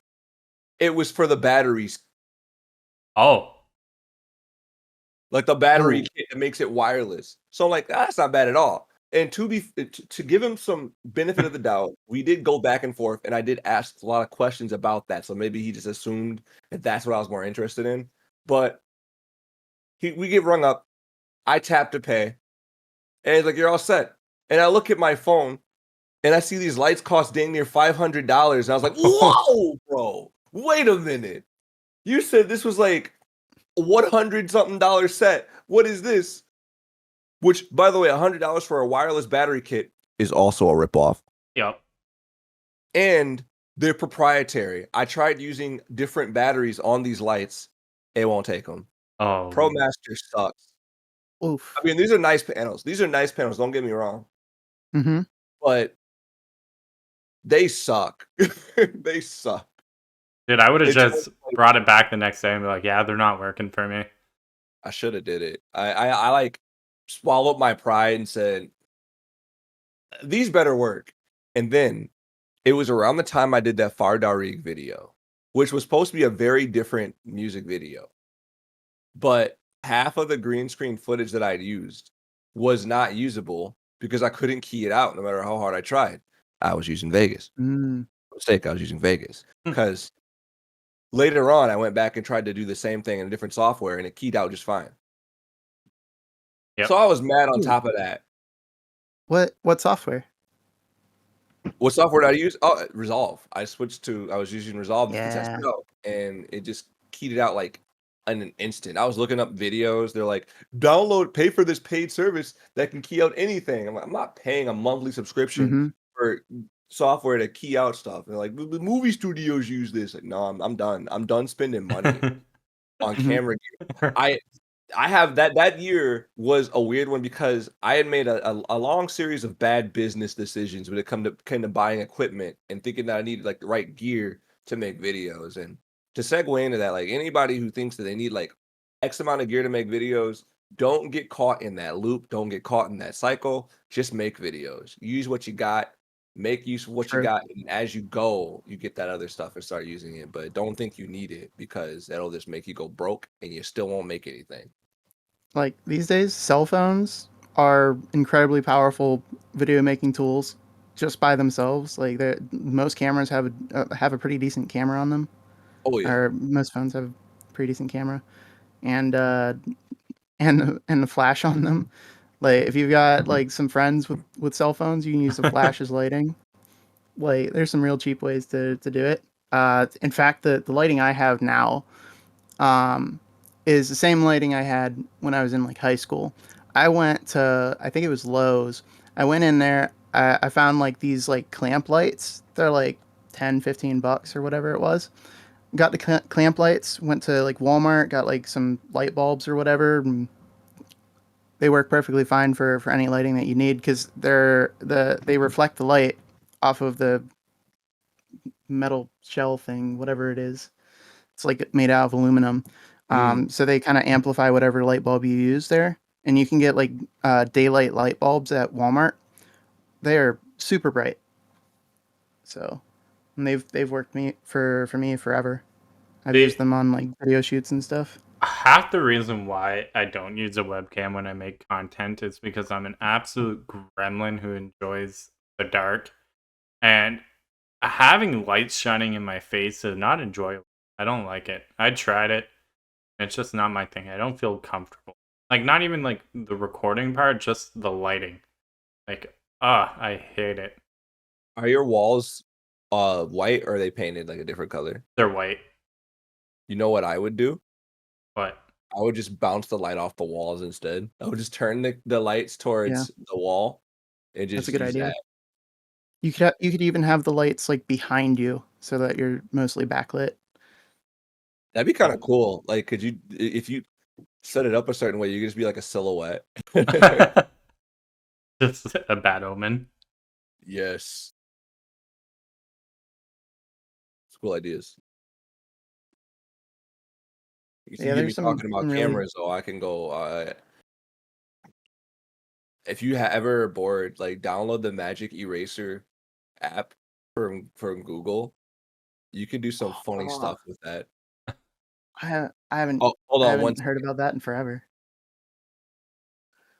But there's a lot of really cheap ways to get into filmmaking and video. I mean, OBS is free for anybody that's doing just like screen caps and recorded content like that. And it will record audio and video, so it works as kind of an all-in-one program. I think basically everybody uses it. It's incredible that a program like that's free. Because I remember like back in the days we had like what was it like Fraps and some other stuff like that. Yeah, fraps. Oh boy, don't even get me started on the file size for fraps back in the day. Mm-hmm. Like, yeah, it was atrocious for like the size of hard drives back then. Like, Mm-hmm. oh my god. I think back then, I think like a big hard drive was like what, 500 gig, 250? And like Mm-hmm. the file sizes for like 10, 20 minutes would be like 10, 15, 20 gigabytes. That was insane. Mm-hmm. Maybe I was It's like just we're spoiled these days with the technology that we have just for free.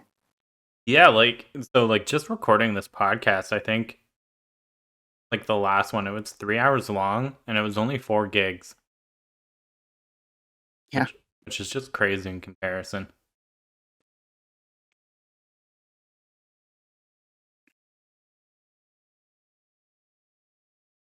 I'm looking over the prompts that we had set up, see if there's anything here I wanted to touch on. There's we talked a little bit about maybe going over workflow and like the programs you use. How much input do you guys give on that? Quite a bit, but I'd like to hear your side. Like, what do So my workflow generally begins in Notepad where I write a script. Oh, And okay, I'll I do the same usually, thing. I didn't even say yeah. that last time, but I do the same thing. So I'll usually like start with a script for some of my more tutorial based videos. Try to make sure I touch on all the key points, and I intentionally try to limit the amount of time that the video takes. Like I try to shorten it as much as possible and get all the information in very quickly, because I know some tutorials that I've watched, they just kind of like drag on, and it's hard to like find the portion of the video that I want to watch. So being conscious of that, I try to keep them short. And so that starts with the script. Once I have the script, I'll usually uh, go and record the audio for it. And I'll do that in Resolve, DaVinci Resolve. So I'll go through, record the script, maybe like 2 or 3 different takes, and then I'll chop it all up into one take that's like condensed in. Um, a lot of times I'll take like breaths out. So if I'm saying like, like, stuff like that. I'll cut those out, and I'll also cut out like any like times where I pause to take a breath or like pause too long between maybe one section of the script and the next section of the script.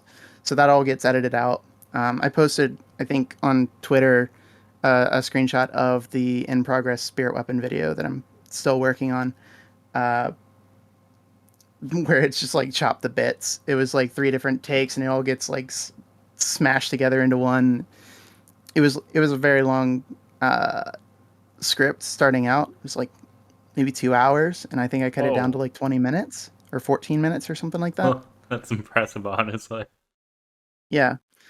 And then from there, once I have the audio script, I'll generally um, go back to the Notepad script, and I'll just where I have it like broken down line by line, I'll insert in like ideas of like what I want on the screen during that time. So I'll be like, all right, this should be a shot of this. Just this should be a shot of this. I'll need a shot of this for this part and that part, and I'll go through and intentionally lay out like some shots that I want, and then I'll go and record those, and then I have everything kind of organized so that all the files go to the same folder for that project, and then I will take those videos from that folder, put them into Resolve, and chop them together in the order that I kind of pictured it in.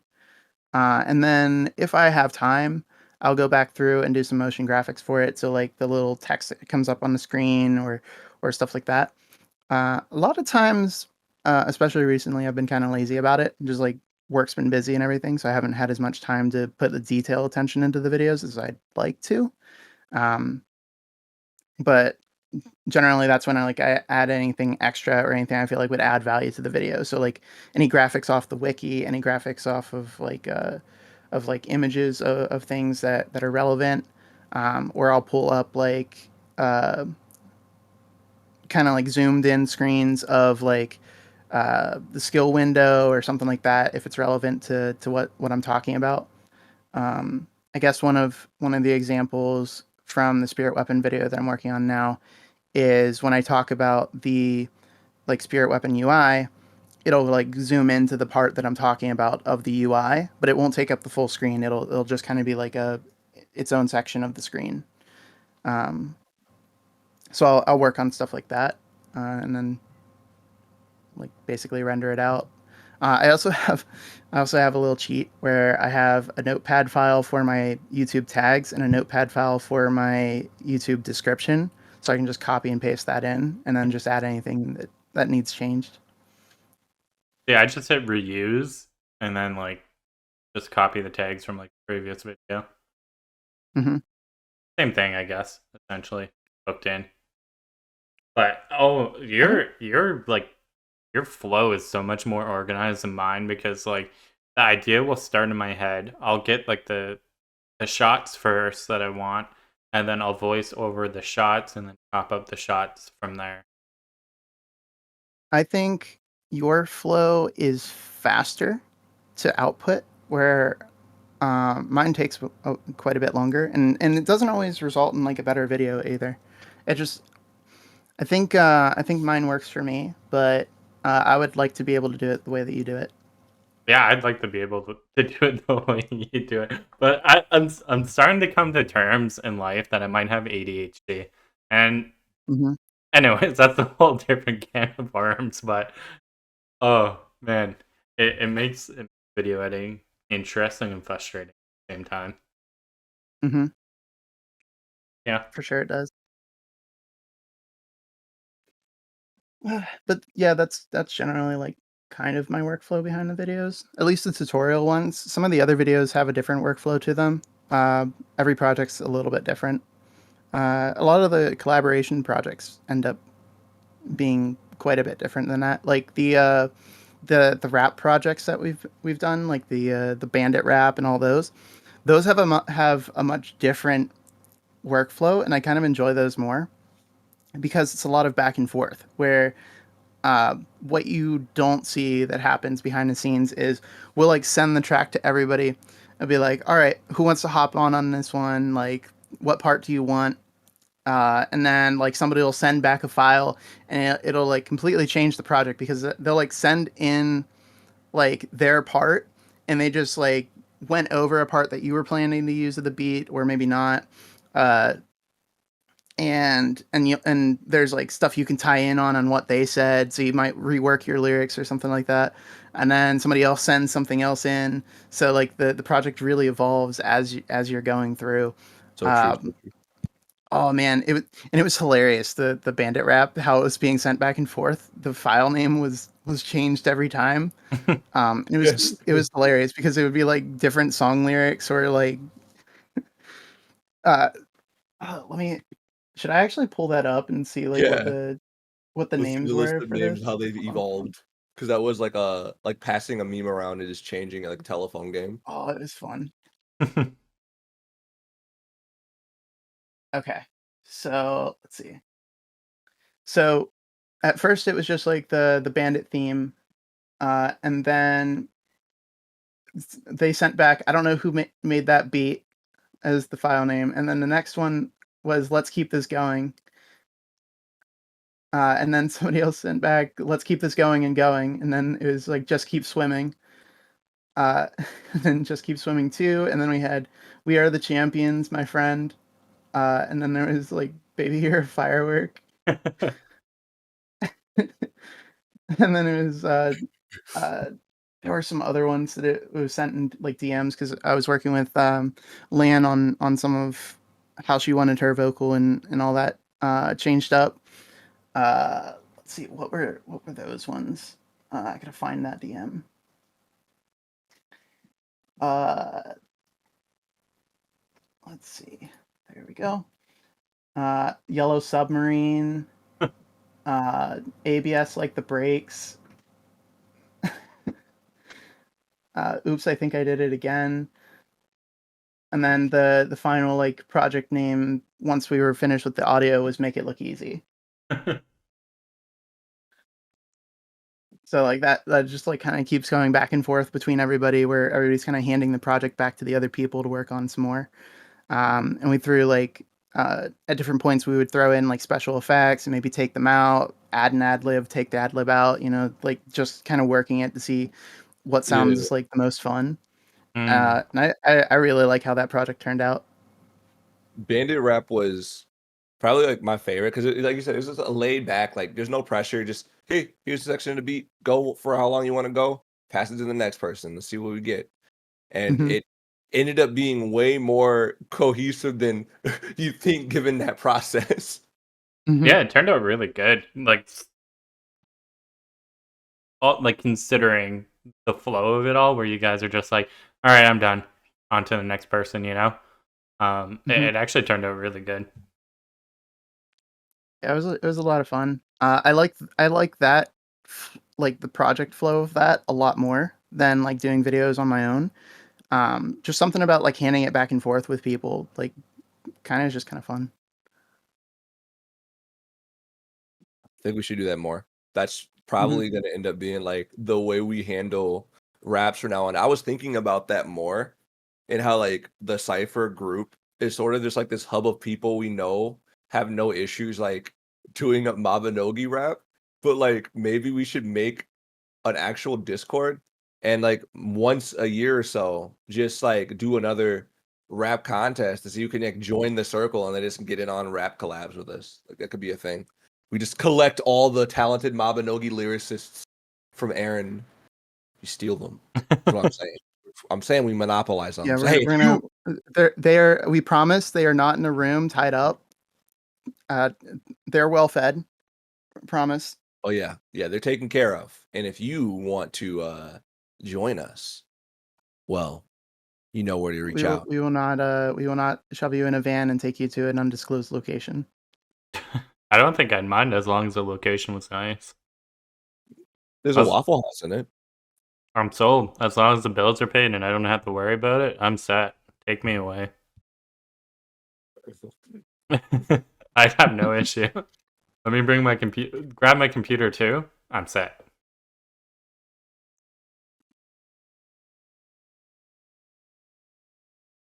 All right. Let's see. What are some of the other topics? Did you guys talk about the trolling that was happening?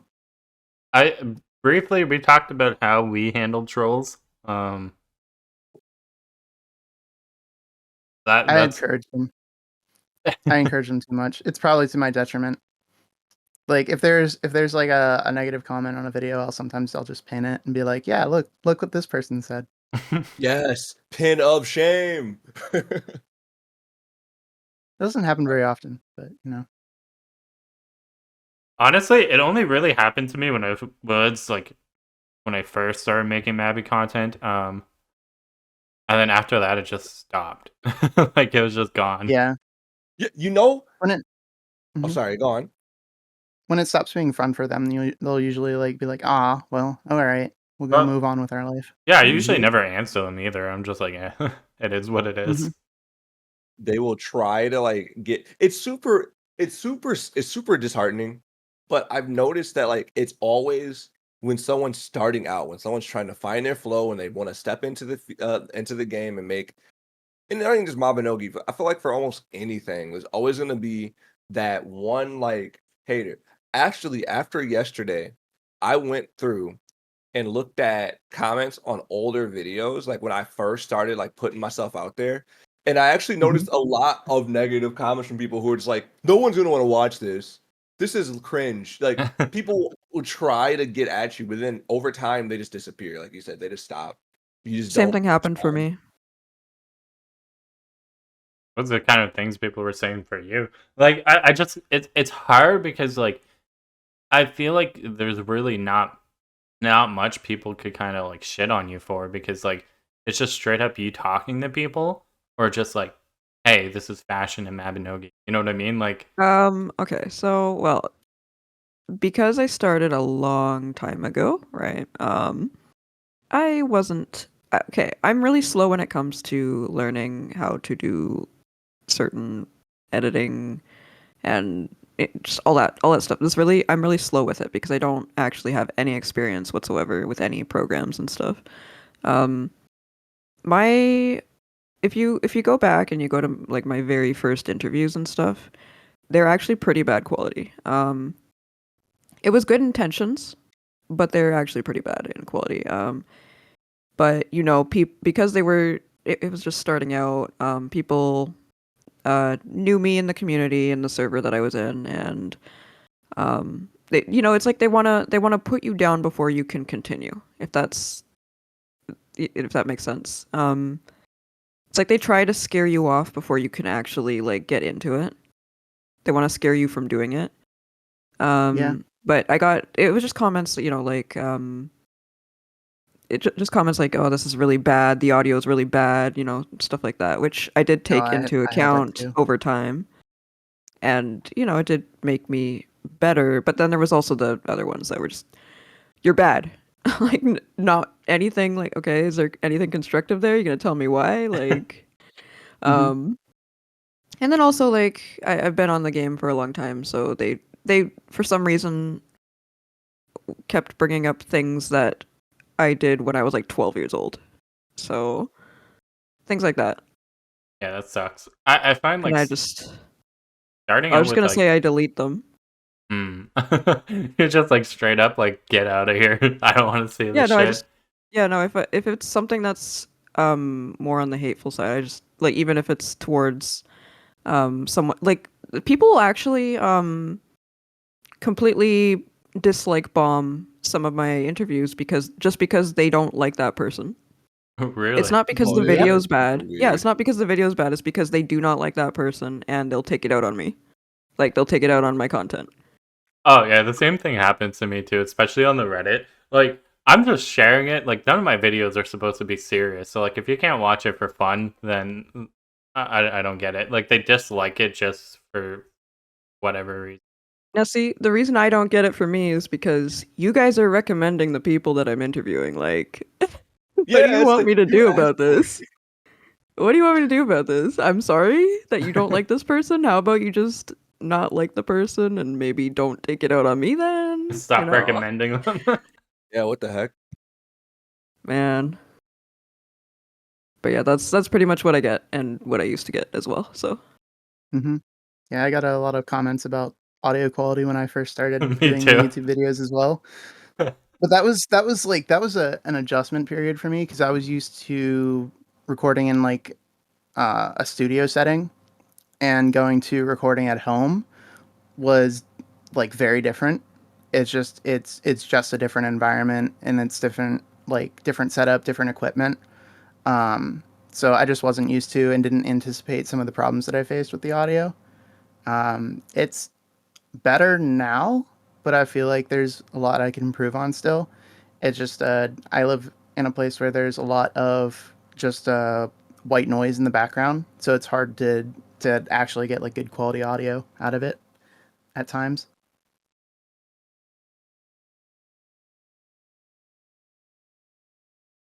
Yeah, for me, But yeah, I I can had this one relate. issue that was really stupid, and it's just because my mic was plugged into like another, like right next to another USB port that had something plugged in. It was causing like stupid white, and like it Hmm. took me forever to solve. I was like, what is going on here? And this I happening. think I think it's kind of unfair for people to automatically assume that every video that anyone's ever going to put out is going to be perfect, where it's just professionally edited, the audio's perfect, just everything is perfect. You didn't miss this detail, that kind of thing. You can And expect that they of just like AAA studios, but like, but like come on, we're just small content creators that do this on our own time. We're not getting paid. yeah, So, Yeah, yeah. honestly. and for me, I'm just learning. I'm sure Hmm. like all of us are always just learning. So, Yeah, I like learned as we something go. new every time I edit a video. So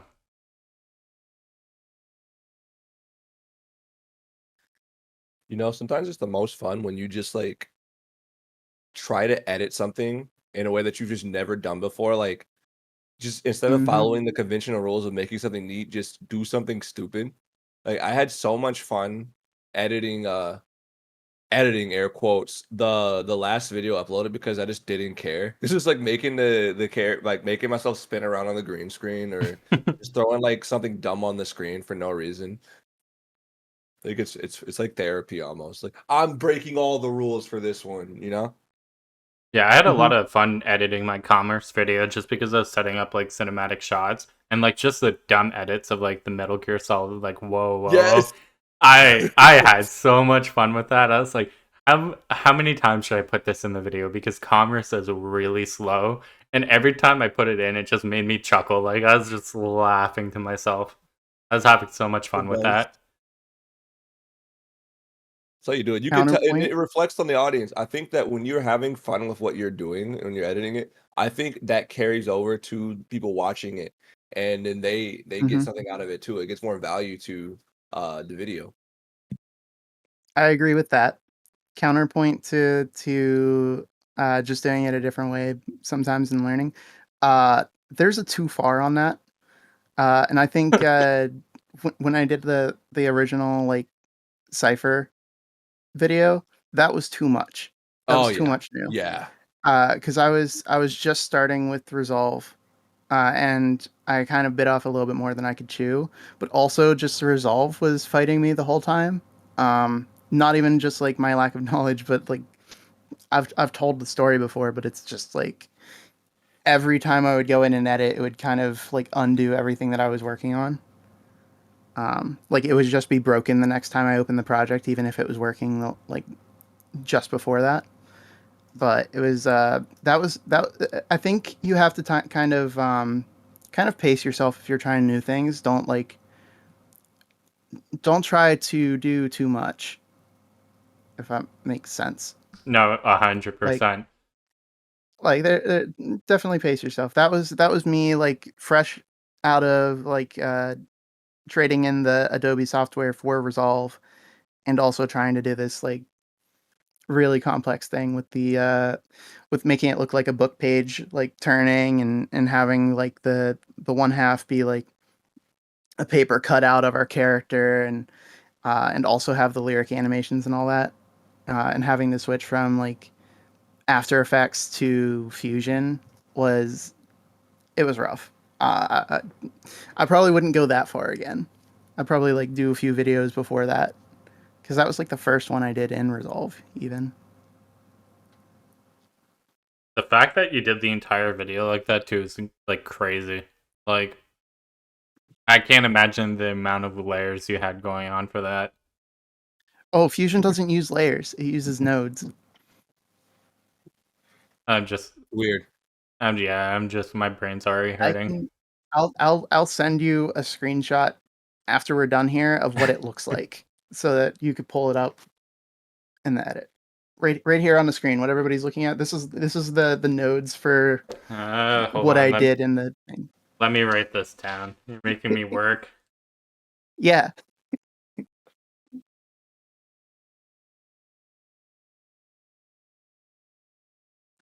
For audio only listeners, I'm sorry. You probably don't want to look at that. It's a mess. Yeah, we're saving you the pain. Hmm. But so you guys probably talked about the updates a little bit. We sure did. You had a lot to say. Yeah, you said Yeah, some wild stuff. yeah. Yeah, you Like kind of went off. I was talking about how like jousting didn't really need an update. They need to update other things instead, because every update needs to be a banger. They can't just update like things just because they feel like it, you know? Like they have to address all the community's biggest concerns first, and blah blah blah. No, man, like sometimes they just got to do an update that's just like it can just be a minor thing. You know, it doesn't always Yeah, have to be a banger like stacking empty bottles, right? We can all yeah. agree that was a Yeah, fantastic update. you know, It's maybe so funny Sometimes too. it can just be jousting. Yeah. maybe not useless things like you know, adding limits and stuff. You know, maybe not Oh limits God. like that. Yeah. Okay. Just Yeah, make we don't. bankroll permanent. God damn. Okay. Yes. Just make bankroll permanent. It doesn't need to be an event. Rotate it every week. We will happily go through and just do this content, and then next week do the other content. And if we know that it's going to continue, there's going to be no fear of missing out, and people won't overplay the game and spam all week on tech missions. You know, like if it's just coming back next month, we'll just do it when we can, right?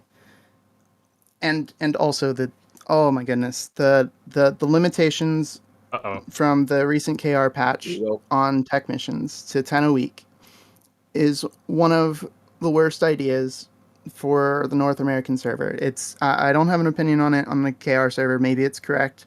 I know they have statistics that show that it's way higher than the average number of runs that a player will do. They said like it's like 5.1 average runs per week is what players average, but the medium was 3. So like most players aren't even running that many, which makes sense. But counterpoint, I don't like having the limit there because A, it stops me from participating in content with my friends.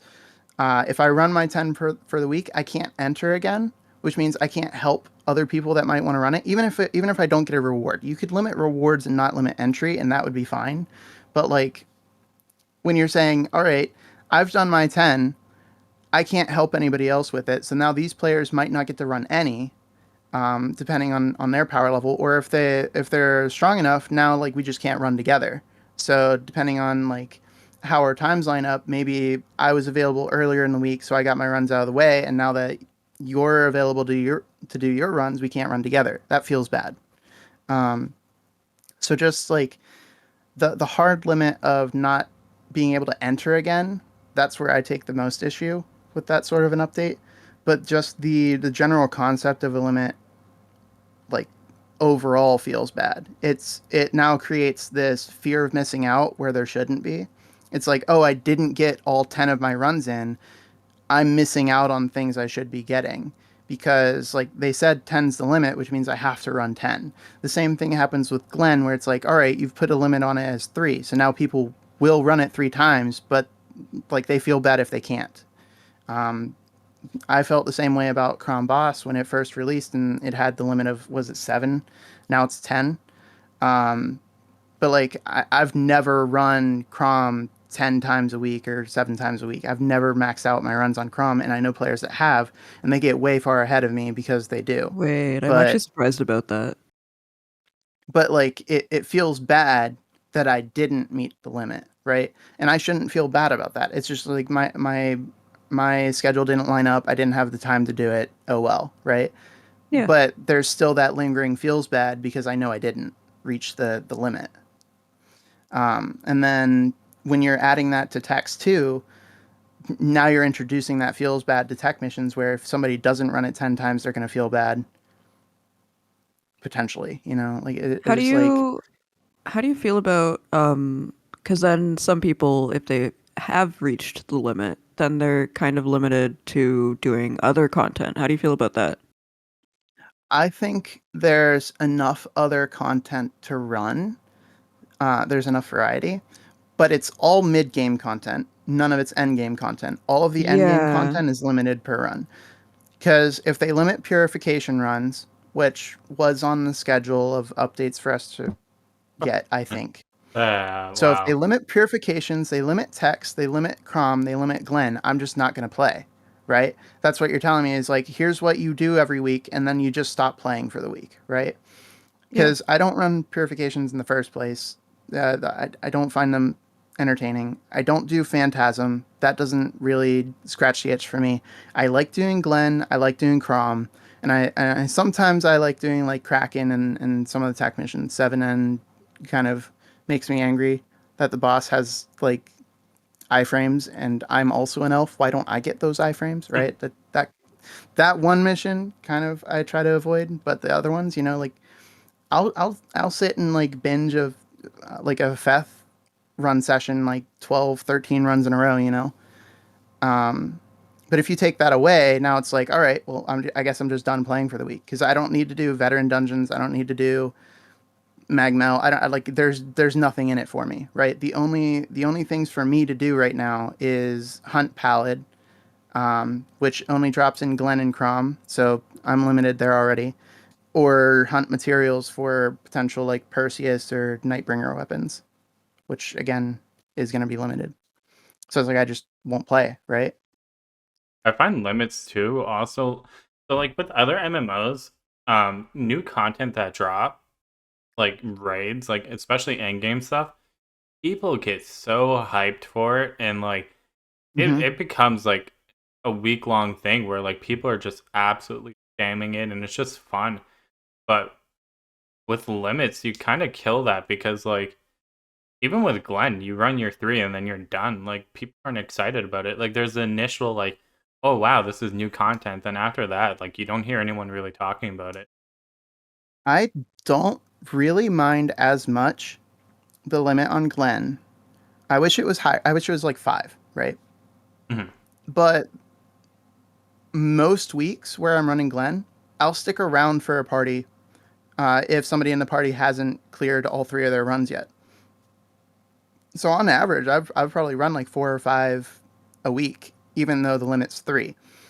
I don't mind that, and that's where like my criticism of the tech limit also comes in. Is I wouldn't mind the limit if you're saying here's new content, we don't want you to rush through it, so we're putting a limit on how many you can do, right? Because realistically, there's 2 reasons that they're adding the limit.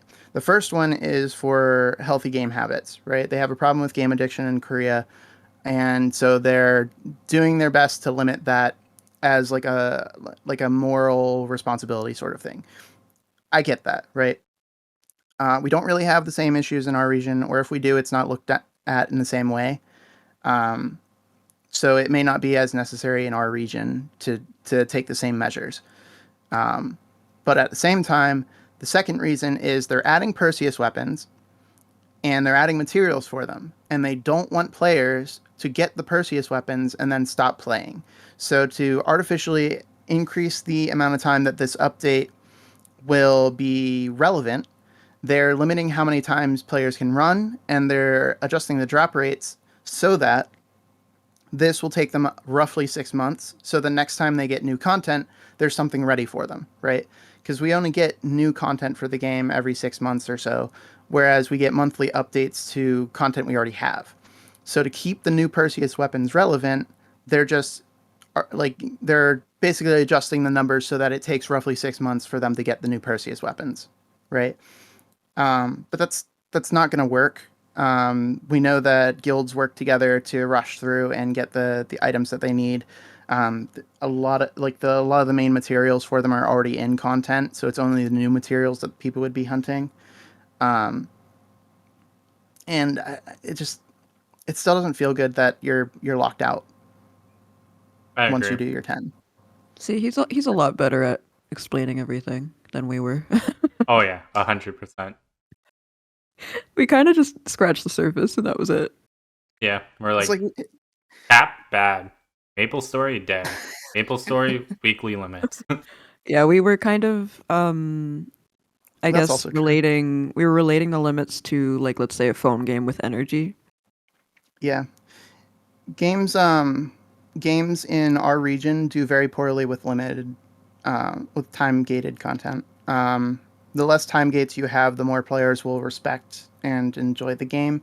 There's something to be said of like things getting old fast, right?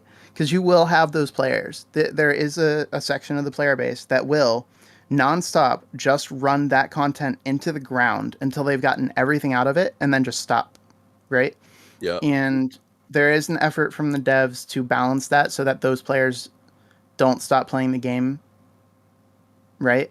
Because they want the players to come back. They want the player retention that comes with the content still being relevant. So it's like I understand that you have an incentive to do this to retain the players, um, but I just think this is the wrong way to do it. Here's like my alternative for them, right? If you didn't put a limit on it, like you said, you could run as many techs as you want, but we'll give you a guaranteed rare drop if you do 10 a week, right? Like a weekly quest, kind of like the Gargashi weekly or something like that, right? Um, if you said if you do 10 of these, we give you a rare drop. Now players are like, why would I continue running the 11th through 20th time if I can just wait until next week and do another 10 and get a rare drop guaranteed, right? Why would I run these that have a lower drop rate basically?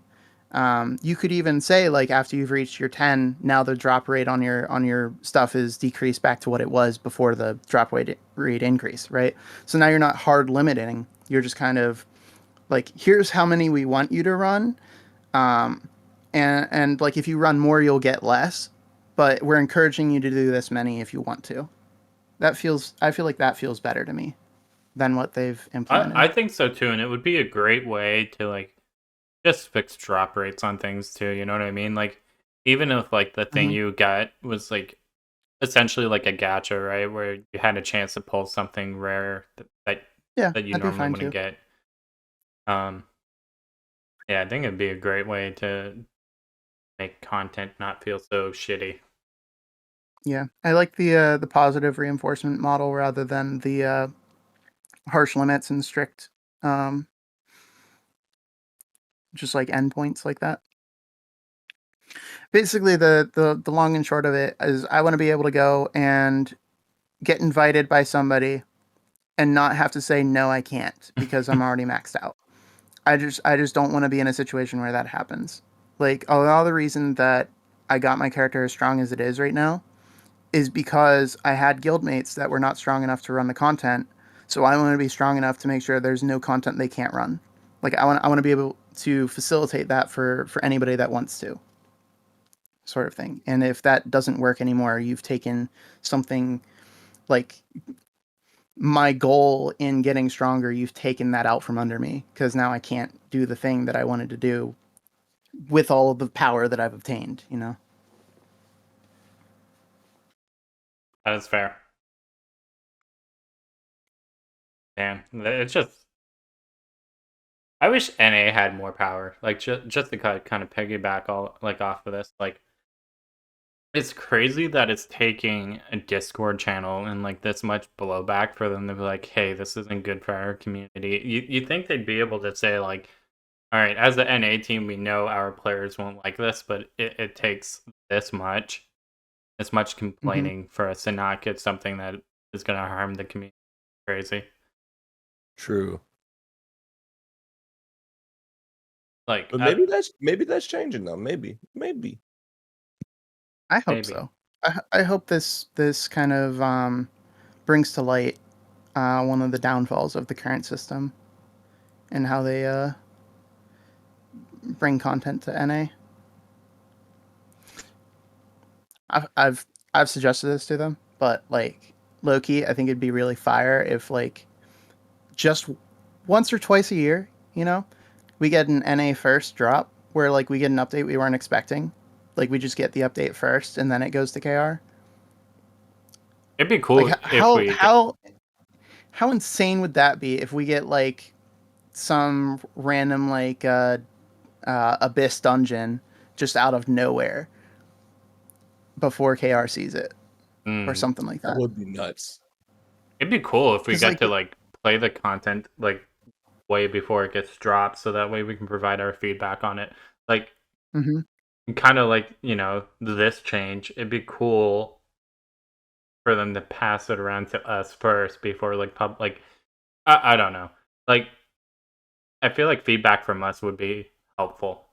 Well, the other thing too is, obviously, if we got it first as well, there would be a lot of people making content for it, like content creation, videos, guides, stuff like that, and that would actually make it so that everyone overseas would be interested to hear what we say as well.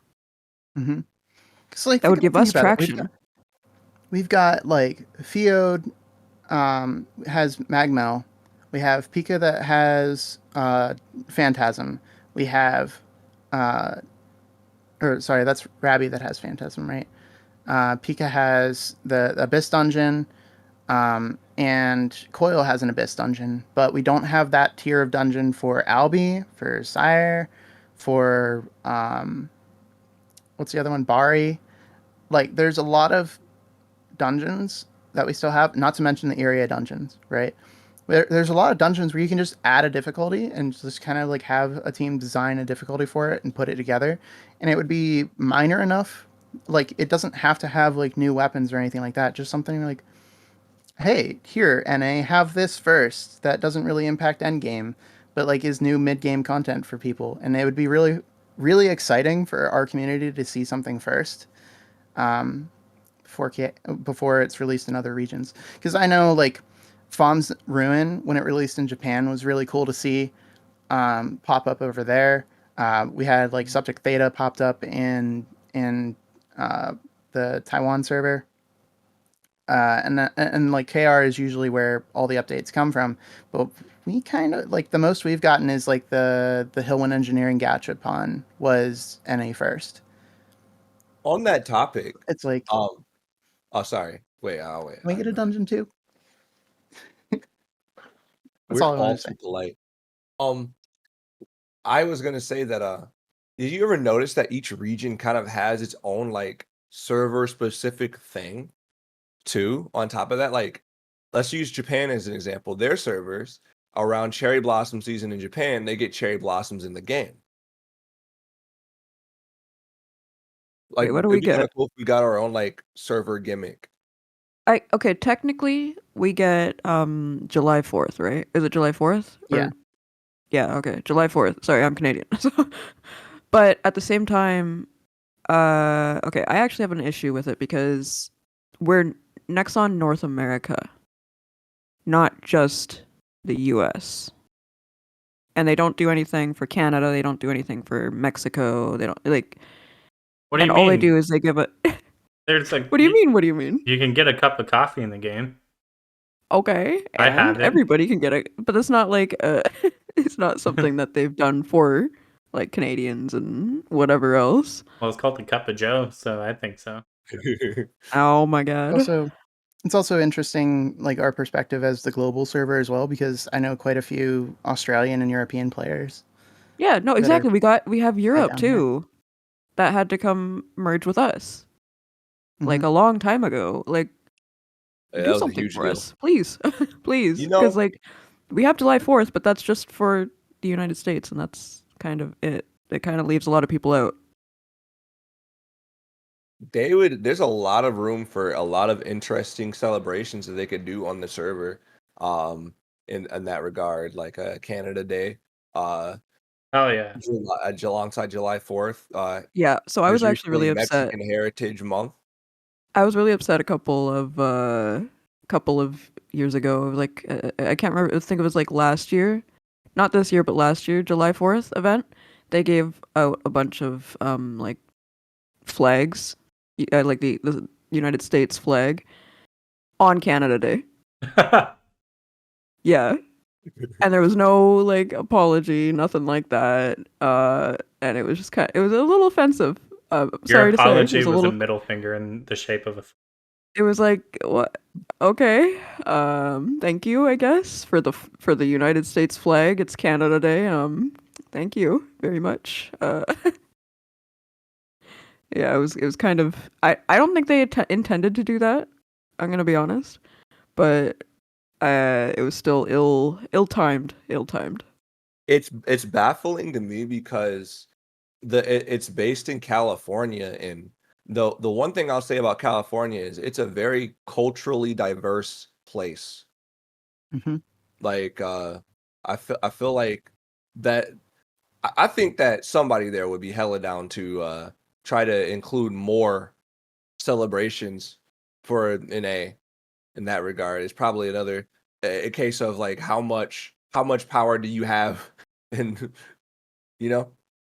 I'd be okay with like even just reskinned items, like Yeah, no, like reskin that flag, make a Canadian flag, make a flag of Mexico, make like do a bunch, do like a whole list of them or something, and make like a selection box or something.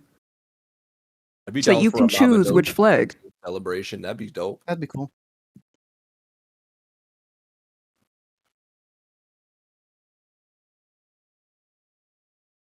It'd be so rad if they would just reskin a food, change some of the stats, and add a poutine into.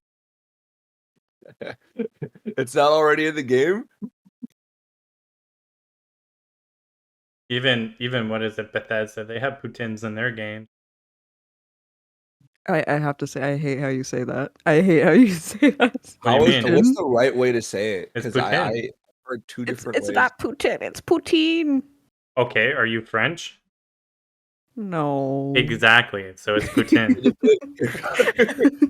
It's the battle of the century. Poutine versus poutine. If you live in Aaron, we Quebec, gotta stay out of this. if you live in Quebec, you can say poutine. But if you're outside of Quebec, it's poutine. Nah. I Yeah, don't even no. want to say how I said it the first time. Everybody laughed at me. Say it. How did you? Yeah, say it. Poontang. I could even get like Poutine, but Poutang. I heard it that way. The first time I ever heard someone mention it, there's this place, a brewery in my city that sells it, and they said it that way every single time. And you know what? In hindsight, I think they were probably being sarcastic. What's the place called? I'm gonna leave them a Google review right now. Grand River Brewery. Not so grand, are you? Haha. Not No, I'm so kidding. grand. Calling it Poutine. Is it in Jackson? Yeah. All right. Oh, are you at? No, don't do that. Come on, Hero. That's not It's very too Canadian of you. Come on, no. Do it. 1 star. Do it. They pronounce No. and wrong. They know Oh. me at the place, so if you say MabiNerds said it, they're gonna be like, "Hey." I gave them a 1 star. Big yikes! Big yikes! Now I'll have to go there and confront them in person someday. And maybe if they're nice, I'll update my review. I'll update my review later. No, I'll update it. They're a bunch of nerds. Good nerds or bad nerds? As a mix, there's some good. I talked to the good ones. Alright. I converted some people there to mahogany, but there's also like a couple of guys there who think if you like video games, you're a loser. It's like, yeah, well, All right, I'll change my review to a 4.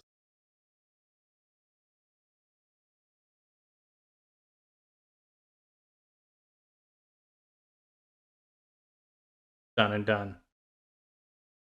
So there's a fishing event. Hiro, you mentioned something about the fishing event. Oh my god, it is How horrible. I'm tired of these events, Okay. man. Yes. Keep going off. Keep going Jesus off. Christ, stop giving me. All right, if you're gonna give me this much useless shit, at least give me the bags for it at the same time. Like, make it so as soon as I pull it, it goes into the bag. You know what? Just stop giving me all this useless stuff. It's cheap on auction house, anyways. Just give me the rebirth potions and. My issue with the event is that so they have it on the weekend right now. I know every now and then they do like the weekend ones and they do like the daily ones. Which I actually kind of like the daily ones more because it's a little bit less bait, but it's every day. Compared to a crap load of bait that takes up like your entire day, every day of the weekend. And you could be doing something else in Mabinogi. I have That's like what I don't like. 600 fish in my inventory right now waiting for the weekend. Why do I need this? I don't know. I know the weekend that just passed, I would so you can actually get the new bait after 12 a.m. PST. And I was doing that and I would fish for like 2 hours before I'd go to bed and I'd still be doing it for so many hours the next day too. And it's like I want to do my dailies. I want to run my Croms. I want to do stuff. I want to make money, but I can't because I'm sitting here fishing and I feel like if I don't get it all done, then I'm missing out. Almost kind of like the limit thing. FOMO is awful, man. I'm gonna tell you right now, I haven't touched the fishing event. I don't even know what type of bait they're using right now. I don't know what the rewards are. Aside from Hiro told me there's rebirth potions, which is cool. So that's I think the only thing that's making it at least a little bit viable right now for me is because technically they did announce that we are getting the two arcanas at the end of the year and they don't expire. They're not expiring rebirth potions. So this would be good to save up for the arcanas. Mm-hmm. But I'm kind of sitting here like I'm already working on the weekend, you know, and I've heard so many struggles of people getting stuck in a main and like not able to log in and like I was like maybe I'll just stay out of the way and everybody else can enjoy it. I'll be one less person that's sitting there. So the only good things from this event, and I opened 800 boxes so far, and I only got 2 rebirth potions. But it's the platinum hammer of durability, and golden experience fruit and rebirth potions. They're the only. But like, Let's be honest here, okay? With the new Saint abilities, I think 2 durability is enough for any item. that is fair. I mean, that's if you're like willing to, when you finish your run, you go repair the 1 point of durability you lost. But like the changes to, well, the update to Harmonic Saint, where Voice of Vitality and the you can get what's it called? Something Harmony. Let me just turn it on real quick. What is this called? Melody Step. That's what it's called. With Melody Step, you get reduced like durability loss on your equipment. Your equipment lasts forever. We don't need durability around these parts. Not anymore. That's fair. I'm never harmonic saint though. I hate it. Yeah, just be in a party with a saint. Have them use vitality when you don't see like the little melody step thing over your head or in your little like timer thing. Yell at the saint. Be like, "You're not doing your job. You need to keep Voice of Vitality up. You're being lazy." Yell at the saint. It's like every other game is like, "You need to heal me." Mabby, like, no, don't heal me. I've got potions. I'm fine. But like, yo, that melody step. No, that's fair. Also, just to touch on Glen Berna a little bit, Mm-hmm. I filled with a bunch of randoms, right? And I just want to Yeah. say, for the most part, compared to other games, if there's a healer in Mabi, they are typically amazing. Like other games, you usually have to yell at the healer to heal you, but in Mabi, everyone's just always on top of it, right? But I think there's a little bit of that is because it's new. But when I ran this Glen run, oh my god, I don't know why, but the healer was complete poop. Like it made me want to snap my keyboard because we're all getting our faces kicked in trying to deal the damage that's required. And the healer's casting thunder instead of healing us, and I'm like, what are you doing? Why are you doing this? And they were like, sometimes I like doing DPS, but mostly I heal, and I'm like, why aren't you healing right now then? Anyways, that's my rant. I just got irrationally mad. I feel a little bit of sympathy for them because although I'm also a saint, I hardly stop to heal anybody in those missions unless like the room's cleared. I feel like I have an excuse. The excuse being like normally I'm also the DPS, so like I don't know. Is that an excuse? Do you think that's an excuse? Yeah, Here? but the thing is, they don't really have an excuse because at the start when we were splitting who was going to heal. Like they were assigned healer and they agreed to it, you know? And they just decided to not do it. And I left the run, I closed the game and I went to bed. I was big mad. Like my blood was boiling. Like it Mm-hmm. Anyways, I'm done talking about this. I don't know why I brought it up. I'll remember not to heal you next time. We're doing Magmel and Flare does her little breath attack. Yeah, but I don't know why, but it's different when I'm playing with friends. I don't really care as much, but like when I'm trying to like get something done with randoms, and everyone's just like Mm-hmm. dropping the ball, and we're just getting wiped, and like it's taking 2 hours to do the content. I'm like, why are we still all here? I feel like there's a big difference with comms as well. Like if you're in VC with people, things go I think a lot smoother. Um, Especially if you have like a designated like leader or of sorts where they can call it out, right? Be like, yo, we need some healing over here or something, right? Whereas the the text chat in Mabi kind of hurts because like it's really difficult to tell your healer, hey, I could use some healing in the middle of being pummeled by enemies because you have to like stop being able to use your skills in order to type to them. Which is I wish we had pings. You know, like Oh, how that'd be League, how you can like so do the nice. little wheel that you could ping. I wish I could like ping like under my feet and be like heal, you know, or something like just like a very basic, just like, hey, attention over here, please. You know, look this way. or like be able to ping a location and be like, we're going over here, or like set up like I feel like that would add to like the communications when people aren't in voice comms, you know? Yeah, that would be That would nice. be really cool. I don't know how you'd do it because we're already using like left and right click and all that. I mean, middle mouse is still no, middle mouse is the same as right click actually. Yeah, you could retool middle mouse click to be pings. Has there I feel ever like that would be really cool. has there ever been a time where any of you guys got irrationally mad at the game? Yes, Oh repeatedly. yeah.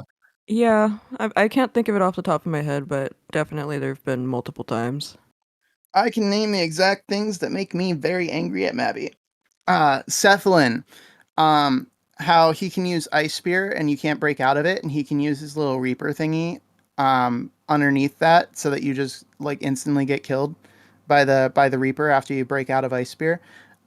Also, the sides in that boss fight can't be targeted. They can't be slowed. They can't be CC'd in any sort of way. They can't be killed. You just can't interact with them, and yet they chase you around the map and can hit stun you. Um, Repeat it like nonstop. So if you're just in Iron Will, you just die, right? Just straight up. That makes me very, very upset. I want to be able to interact with things and like I want there to be like a smart way to handle it or like a strategy, but there's just not. You just die. It's just you run away, right? Like that's the strategy. Run away. Don't get caught up in the sides. Kill him faster. Like it feels bad. And in the same vein, Fleur with her little pedal shield, there's no way around it, right? Like give me a way to interact. It's like I have to sit here and wait for the shield to go away. That makes me angry. Oof. Sorry. I'm ranting now. Those things. No, you're okay. Don't worry. It's completely understandable. For me, it's when There it's stuff that's like quirks of just weird glitches. Like, for example, going through my generations and then NPCs is not being there because actually we found this out together on the last live stream. It's broken again. what? Yeah. Wait. It's broken Yeah, again after the first time it was broken? yeah, no, It got it is. fixed. A GM fixed the game, and I could continue on the quest line. And now, the what's his name? In Pencast. Terra, yeah, he Pincast does not give me a taming stick, just the bait. Well, he's not supposed to. He's not supposed to. But Oh, yeah, no, he keeps going and taming the lost cat, and then he'll bring the lost cat to Pencast, and he says, "Oh, you should go talk to Irwin." What? Yeah, and then it just continues the whole quest line. I have to give him the cat again. Like he still needs a cat. He won't. It won't yeah. finish the He quest. doesn't take the cat, and he just has to go talk to Irwin for whatever reason. That's bizarre. I'm never gonna become an EK, am I? Aw. We'll get you there one day, bud. We got to do the music video for the Arcana rap. Yes. Yeah. That's We have to that get there. was why I was Well, burning through it. Like this is stupid, man. That made me. we'll go petition to the GMs to let you skip generations or something. I know there's the one guy that's been struggling too because his Bryonac that he has in his inventory is at 0 durability, and he can't repair it because it says he doesn't have it. Because he hasn't finished the according to the story, like the storyline thing, he hasn't completed the generations that give you Bryonac, but he has Bryonac in his inventory, so he clearly has completed it. But like the GMs or whoever is that responds to the tickets hasn't been able to a repair the Bryonac so he can use it, or b like progress his storyline to the point where he was before so that it lets him repair it himself. They haven't been able to do that. And on top of that, his story quests were broken somehow, where he wasn't able to progress. Like he just didn't have the story quest and couldn't get them. So he was kind of stuck in a rough position. Oh my god. That would be upsetting. Like, you think they'd just be able to like edit his character so it like shows that he completed them, like conditions have been Or met, you know? or just give Brownak one durability, and then like the whole problem solved, right? Yeah, that's so weird. But apparently, what's her name? It's not Glennis. That's the cooking. Uh, it starts with a G still, though. I think that NPC is stronger than the GMs. She can do something they can't, which is repair Brownak.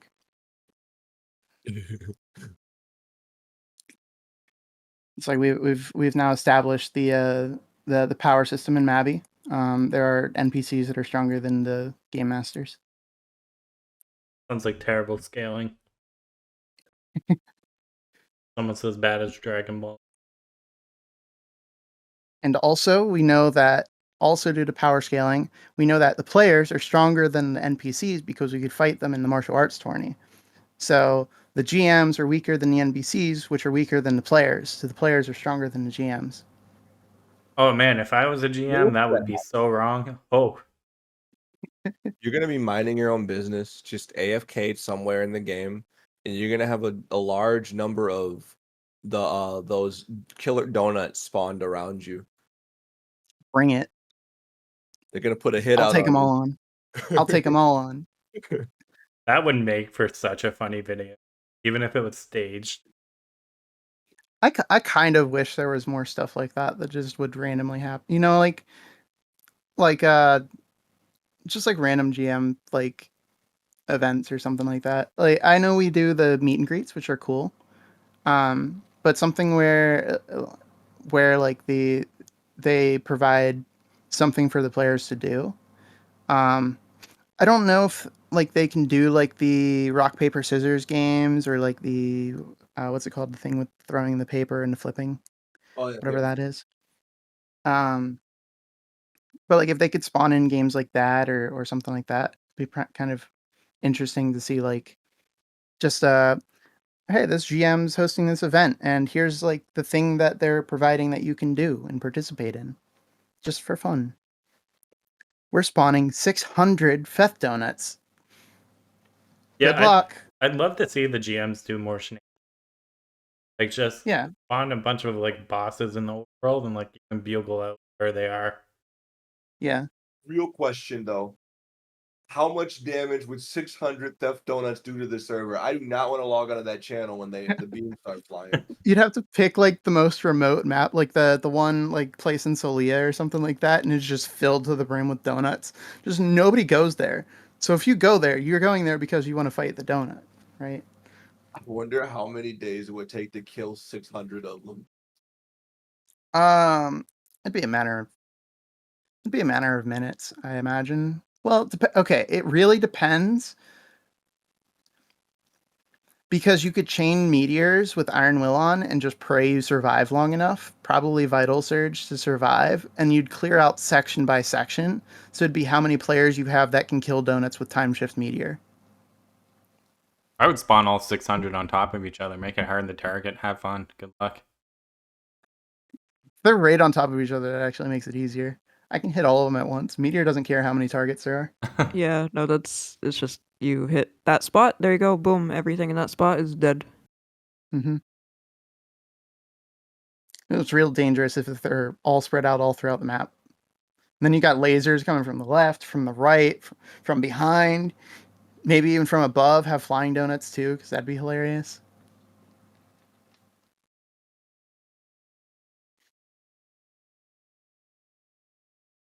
That'd be interesting. So, A bunch of enemies out of bounds that are always there waiting. You hear the noise. That'd be so cool. You go out, you just have to fight an infinite number of spawning enemies. Yo, I'm all about the Easter eggs like that sort of thing. That'd be dope. I would love to just like be able to run off the map, and then like when you get off the map, there's just this NPC out there that like challenges you to a thing, and it just spawns mobs continuously until you die, and then forces you back in bounds. That'd be dope. should put put the Black Wizard out there like he's just waiting to spawn enemies because what else is he good Mhm. for? Y'all who are further in the story, just a segue, just for a second. I just need to know: is the Black Wizard an important character to the plot, or just a simple throwaway villain that keep putting into the story whenever they need a filler villain? I don't remember. I don't follow That the story. I've That's skipped every piece of dialogue they've let me. So I've been thinking of joking about the Black Wizard being a character that's just not invited to anything because he's lame and gets one shot every time he shows up. And I just think of like this current quest line that I can't finish, where he was a big part of it, and by a big part I mean just a throwaway henchman alongside the actual like popular characters. He's just there for no reason, and he summons two Grigashis and then disappears, and then you just don't see him anymore because what's his point? What's the deal? I don't understand. Someone watching this, tell me, am I crazy, or is the Black Wizard just a meme? I think he's a meme, personally. I'm uniquely unqualified to answer that question. Same here. I stopped caring about the story roughly around the time of Saga. I'm satisfied to know the story's good. I don't need to know the story. I skip every dialogue, and so when those parts of the generations come up where they're like, "Oh, input what this keyword was in this part of the storyline," I'm like, I don't know," and then I have to go to the wiki. That's 100% why they do it. I bet. Like, we're gonna start quizzing them because no one's reading the story. But I don't wanna though. I don't wanna. I think it's unfair. It's unfair. When we did the cheat sheet when we were on the test server to skip everybody through the Glenn storyline, we were like, "How do you spell this?" "Oh, you could check his name on his quest log." My favorite moment from all of that was the stupid ways you could fail that mission with the really overly cautious person. Oh, that was hilarious. Oh my god! I forget. that was Did you dumb. have that recorded? Oh man, I I have to forget. look back through. I'm pretty sure I do. I'm pretty sure I do. That was hilarious. That's the only mission, y'all. Fun fact: you can fail it twice. Like I'd already failed the mission, and it somehow failed while I already failed. To add insult to injury. It was funny because it said you failed, and Wait. like I saw it too. So Like does it it say said you like failed. you have failed, and then you continue on a little bit, and it's like, no, you have failed. Hello, 'Cause you have failed. It came up and said he failed the mission, but the mission didn't restart or end or anything like that, right? And so it let him like move around. So he went to walk to talk to the NPC, but in doing so, he got closer, and then it actually failed the mission. So there were like two fail messages that popped up, and that one actually like despawned everything and ended the mission basically. I hate that NPC. That's And actually then the was it? he's the Casting for the NPC. same thing was funny. I think he's the NPC that gets Stinger. Yeah, I think so too.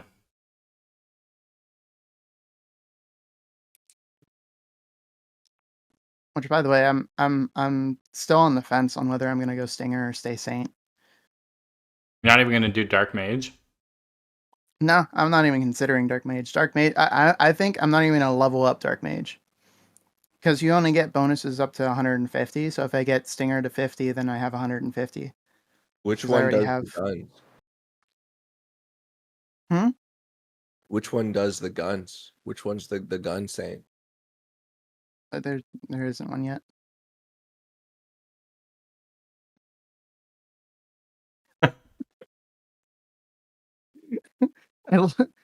Okay, for audio only listeners, MabiNerd has left the chat.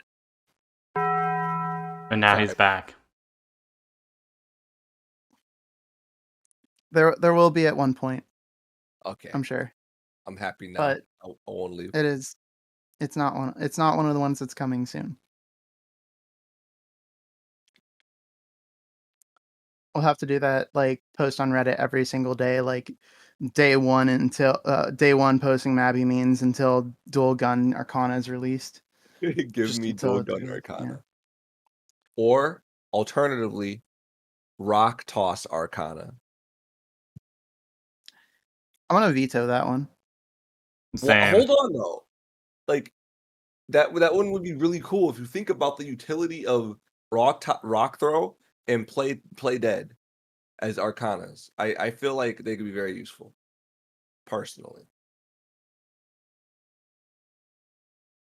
I just don't see it. I tried So thinking. speaking of the trash can that they added, uh, has that been helping with the fishing event? No, not at all. Even with the alt click to put them in the trash can and then empty it? Maybe I'm using the trash can wrong. Okay. I think So, you are. I think you are because it has helped me. I will say. So what you do is you click the trash can icon at the top of your inventory, Mhm. and then you hold Alt and you just click all of the items you want to go in the trash can, I and then you click the Destroy All button. thought it was Yeah. still Wow, just that for works. expired items. No. No. I've been using it wrong because that's what I was thinking too. Like this doesn't work for me. I thought it's just like a UI overhaul, honestly. No. It's okay. There's actually a lot of people who still haven't figured it out, which I understand. Like it's a really simple thing, but I still understand because God damn, we're I don't think stupid. I don't think they made it very. I guess not everybody knows about. I So don't know. You know what I mean? the problem is that Mabinogi players don't read. We know this. Yeah. This is a Yeah. fact. Because when you click on the trash can icon, it looks like a trash can. It pops open the UI. It says trash can at the top, and then underneath where it says trash can, it says select items to destroy with Alt plus left click. Press the destroy all button to destroy all selected items. Well, It like, says that right there at the top of the UI. I can but the other confirm thing I too never is saw that. no. But the other thing too is people don't even know that it's there because they also haven't read the patch notes because they don't want to read. That's also fair. Yeah, I think that's the other it's thing kind is of weird that they put the icons at like the top of the inventory. like from what People I get used to. can notice is that most players they know that it's there. Like they've heard like, oh, there's a new trash can feature, but they don't like they haven't looked into it, so they still Mhm. don't use it. If that makes sense, Mm. Mm-hmm. they haven't looked into it. But yes, also Mabi players don't read, and we know this. So them putting it in text instead of giving us a nice picture and like showing us how it works. Just like the first time you open a trash can, it gives you like a video tutorial or something. Oh god, I would skip that even faster. Fair. Like I've seen too many of those in my lifetime working at jobs for like Mhm. training, and oh my god, I hate them. That's a way to get me to become disinterested real fast. I want to make a Mabinogi safety video. Dude, that would be so funny. Put like a vintage grain over it. Oh, we are low key. We already have a script for it, and it's in the works. It's just we're working on it, but I want to finish it. That's another project that's got multiple cogs turning, Wheels are turning. multiple people involved, sort of thing. We'll see.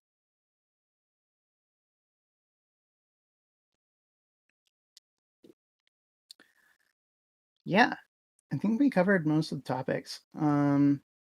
Is there anything like unrelated to Mabi, like events that happened this month since the last podcast? Like life stuff or what? Mm, Be anything. yeah. Okay, well, I tried to go to IHOP on the last weekend, and we got there. It was so we had to drive out because for some reason, I guess during COVID, the two IHOPs in the city that I live in and the one that I usually go next to me, like the other direction of the one that I went to go to this IHOP, they closed down. So I had to go to the city next to me on the other side that I usually go to.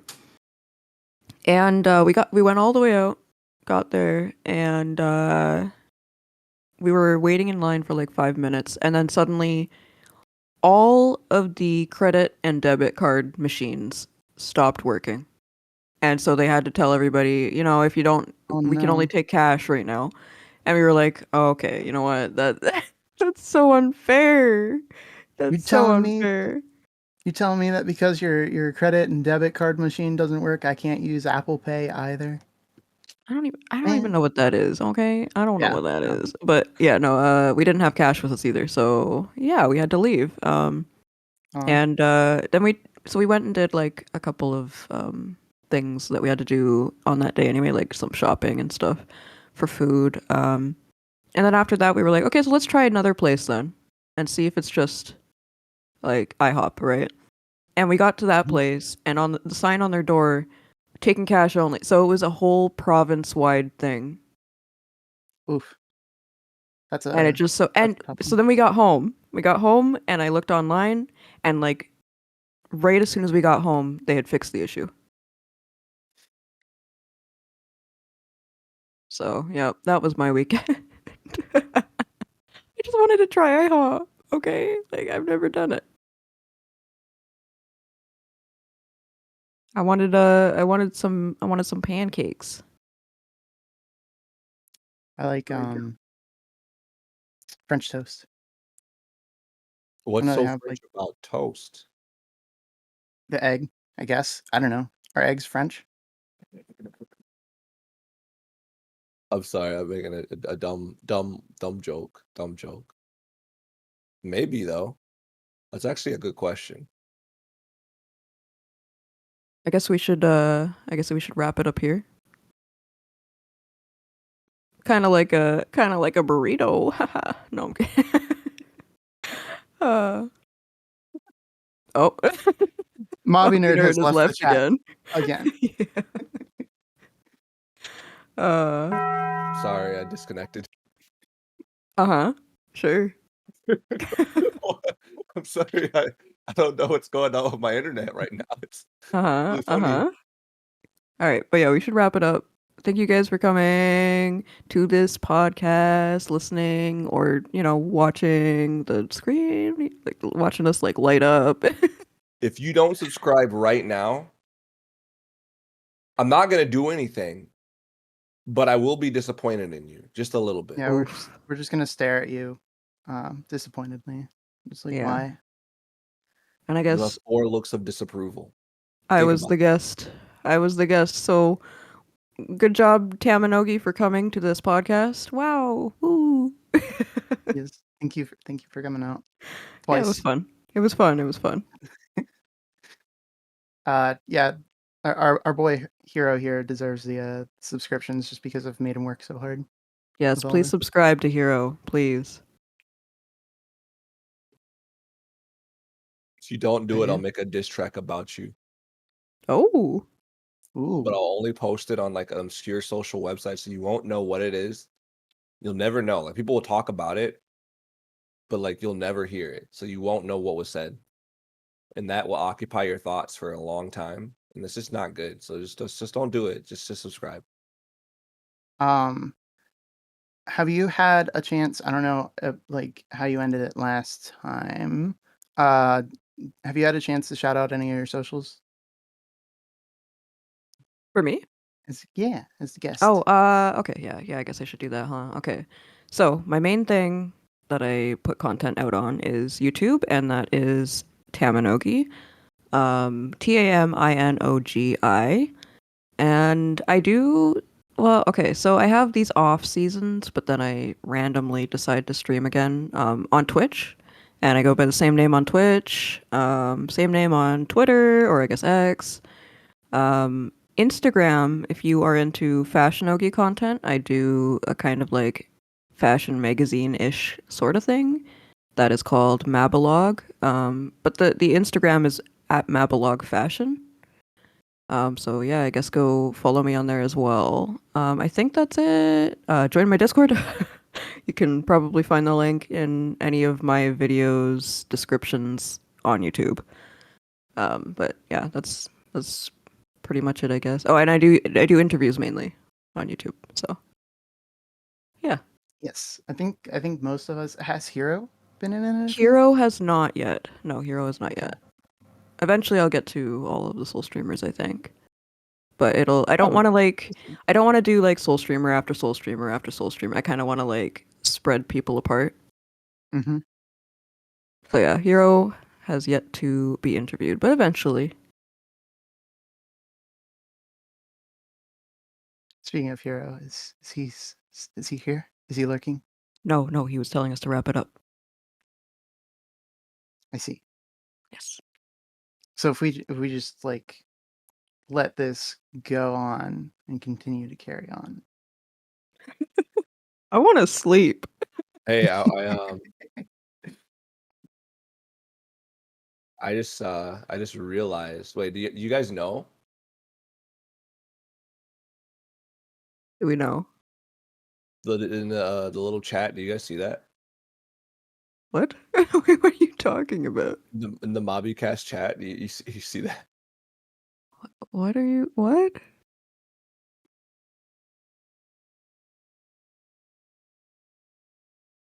Oh, I Have see it now. mercy on the memory, depending on how long that's gonna be. Oh, yeah, no. Yeah, that's what I was saying is he was telling us to wrap it up. Oh, okay. I am Yeah, I so read it. sorry. Don't worry. I'm Yeah. scatterbrained No, that's why right I was now. confused when you brought it up again. I'm like, what? Yeah. Oh, like I thought you were talking about a different chat after that. No, I just saw that too. I didn't see that before. Yeah, that's why I immediately said, okay, so we should wrap it up. Well, thanks for coming. What do you think about that, Hero? What do you think about everything that we said? If only we could give him that little, a little question mark face. Exactly. Well, that's a hot take. That's Oh my a god! quick way See, to get look your now, YouTube channel Hero's getting canceled. aggressive. Goodness, I didn't know you We felt that better way end it about. here before he says something else that's gonna Yeah, get the whole podcast canceled. So thanks for watching. yeah. Stay cool if you're listening. Also stay cool, and hey, have a happy October. October. See you around. We'll see it. Why are you still here? Just go. Bye. Stop listening. It's over. Have a great day. All right, we're gonna Goodbye. call for criminal trespass on this listener because they're still here, and I don't know. They're not getting the memo. You don't have to go home, but you can't stay here. We have lives to live. And so do you. FBI, open up! They're here for you. You should go now. They're outside. Go answer the door. Why is this a thing? This should not exist. Okay. Okay, it's time to go. Left. Oh. Okay, I'm gonna take a left. All right. Yep. Everybody take a left. Okay. Okay, I'm leaving. Bye. Bye. Oh. Bruh. Now I am here on this recording. Yeah. Yeah. Yeah. Come on. Yeah. Yeah. Yeah. I'm on the beat. I'm on the beat.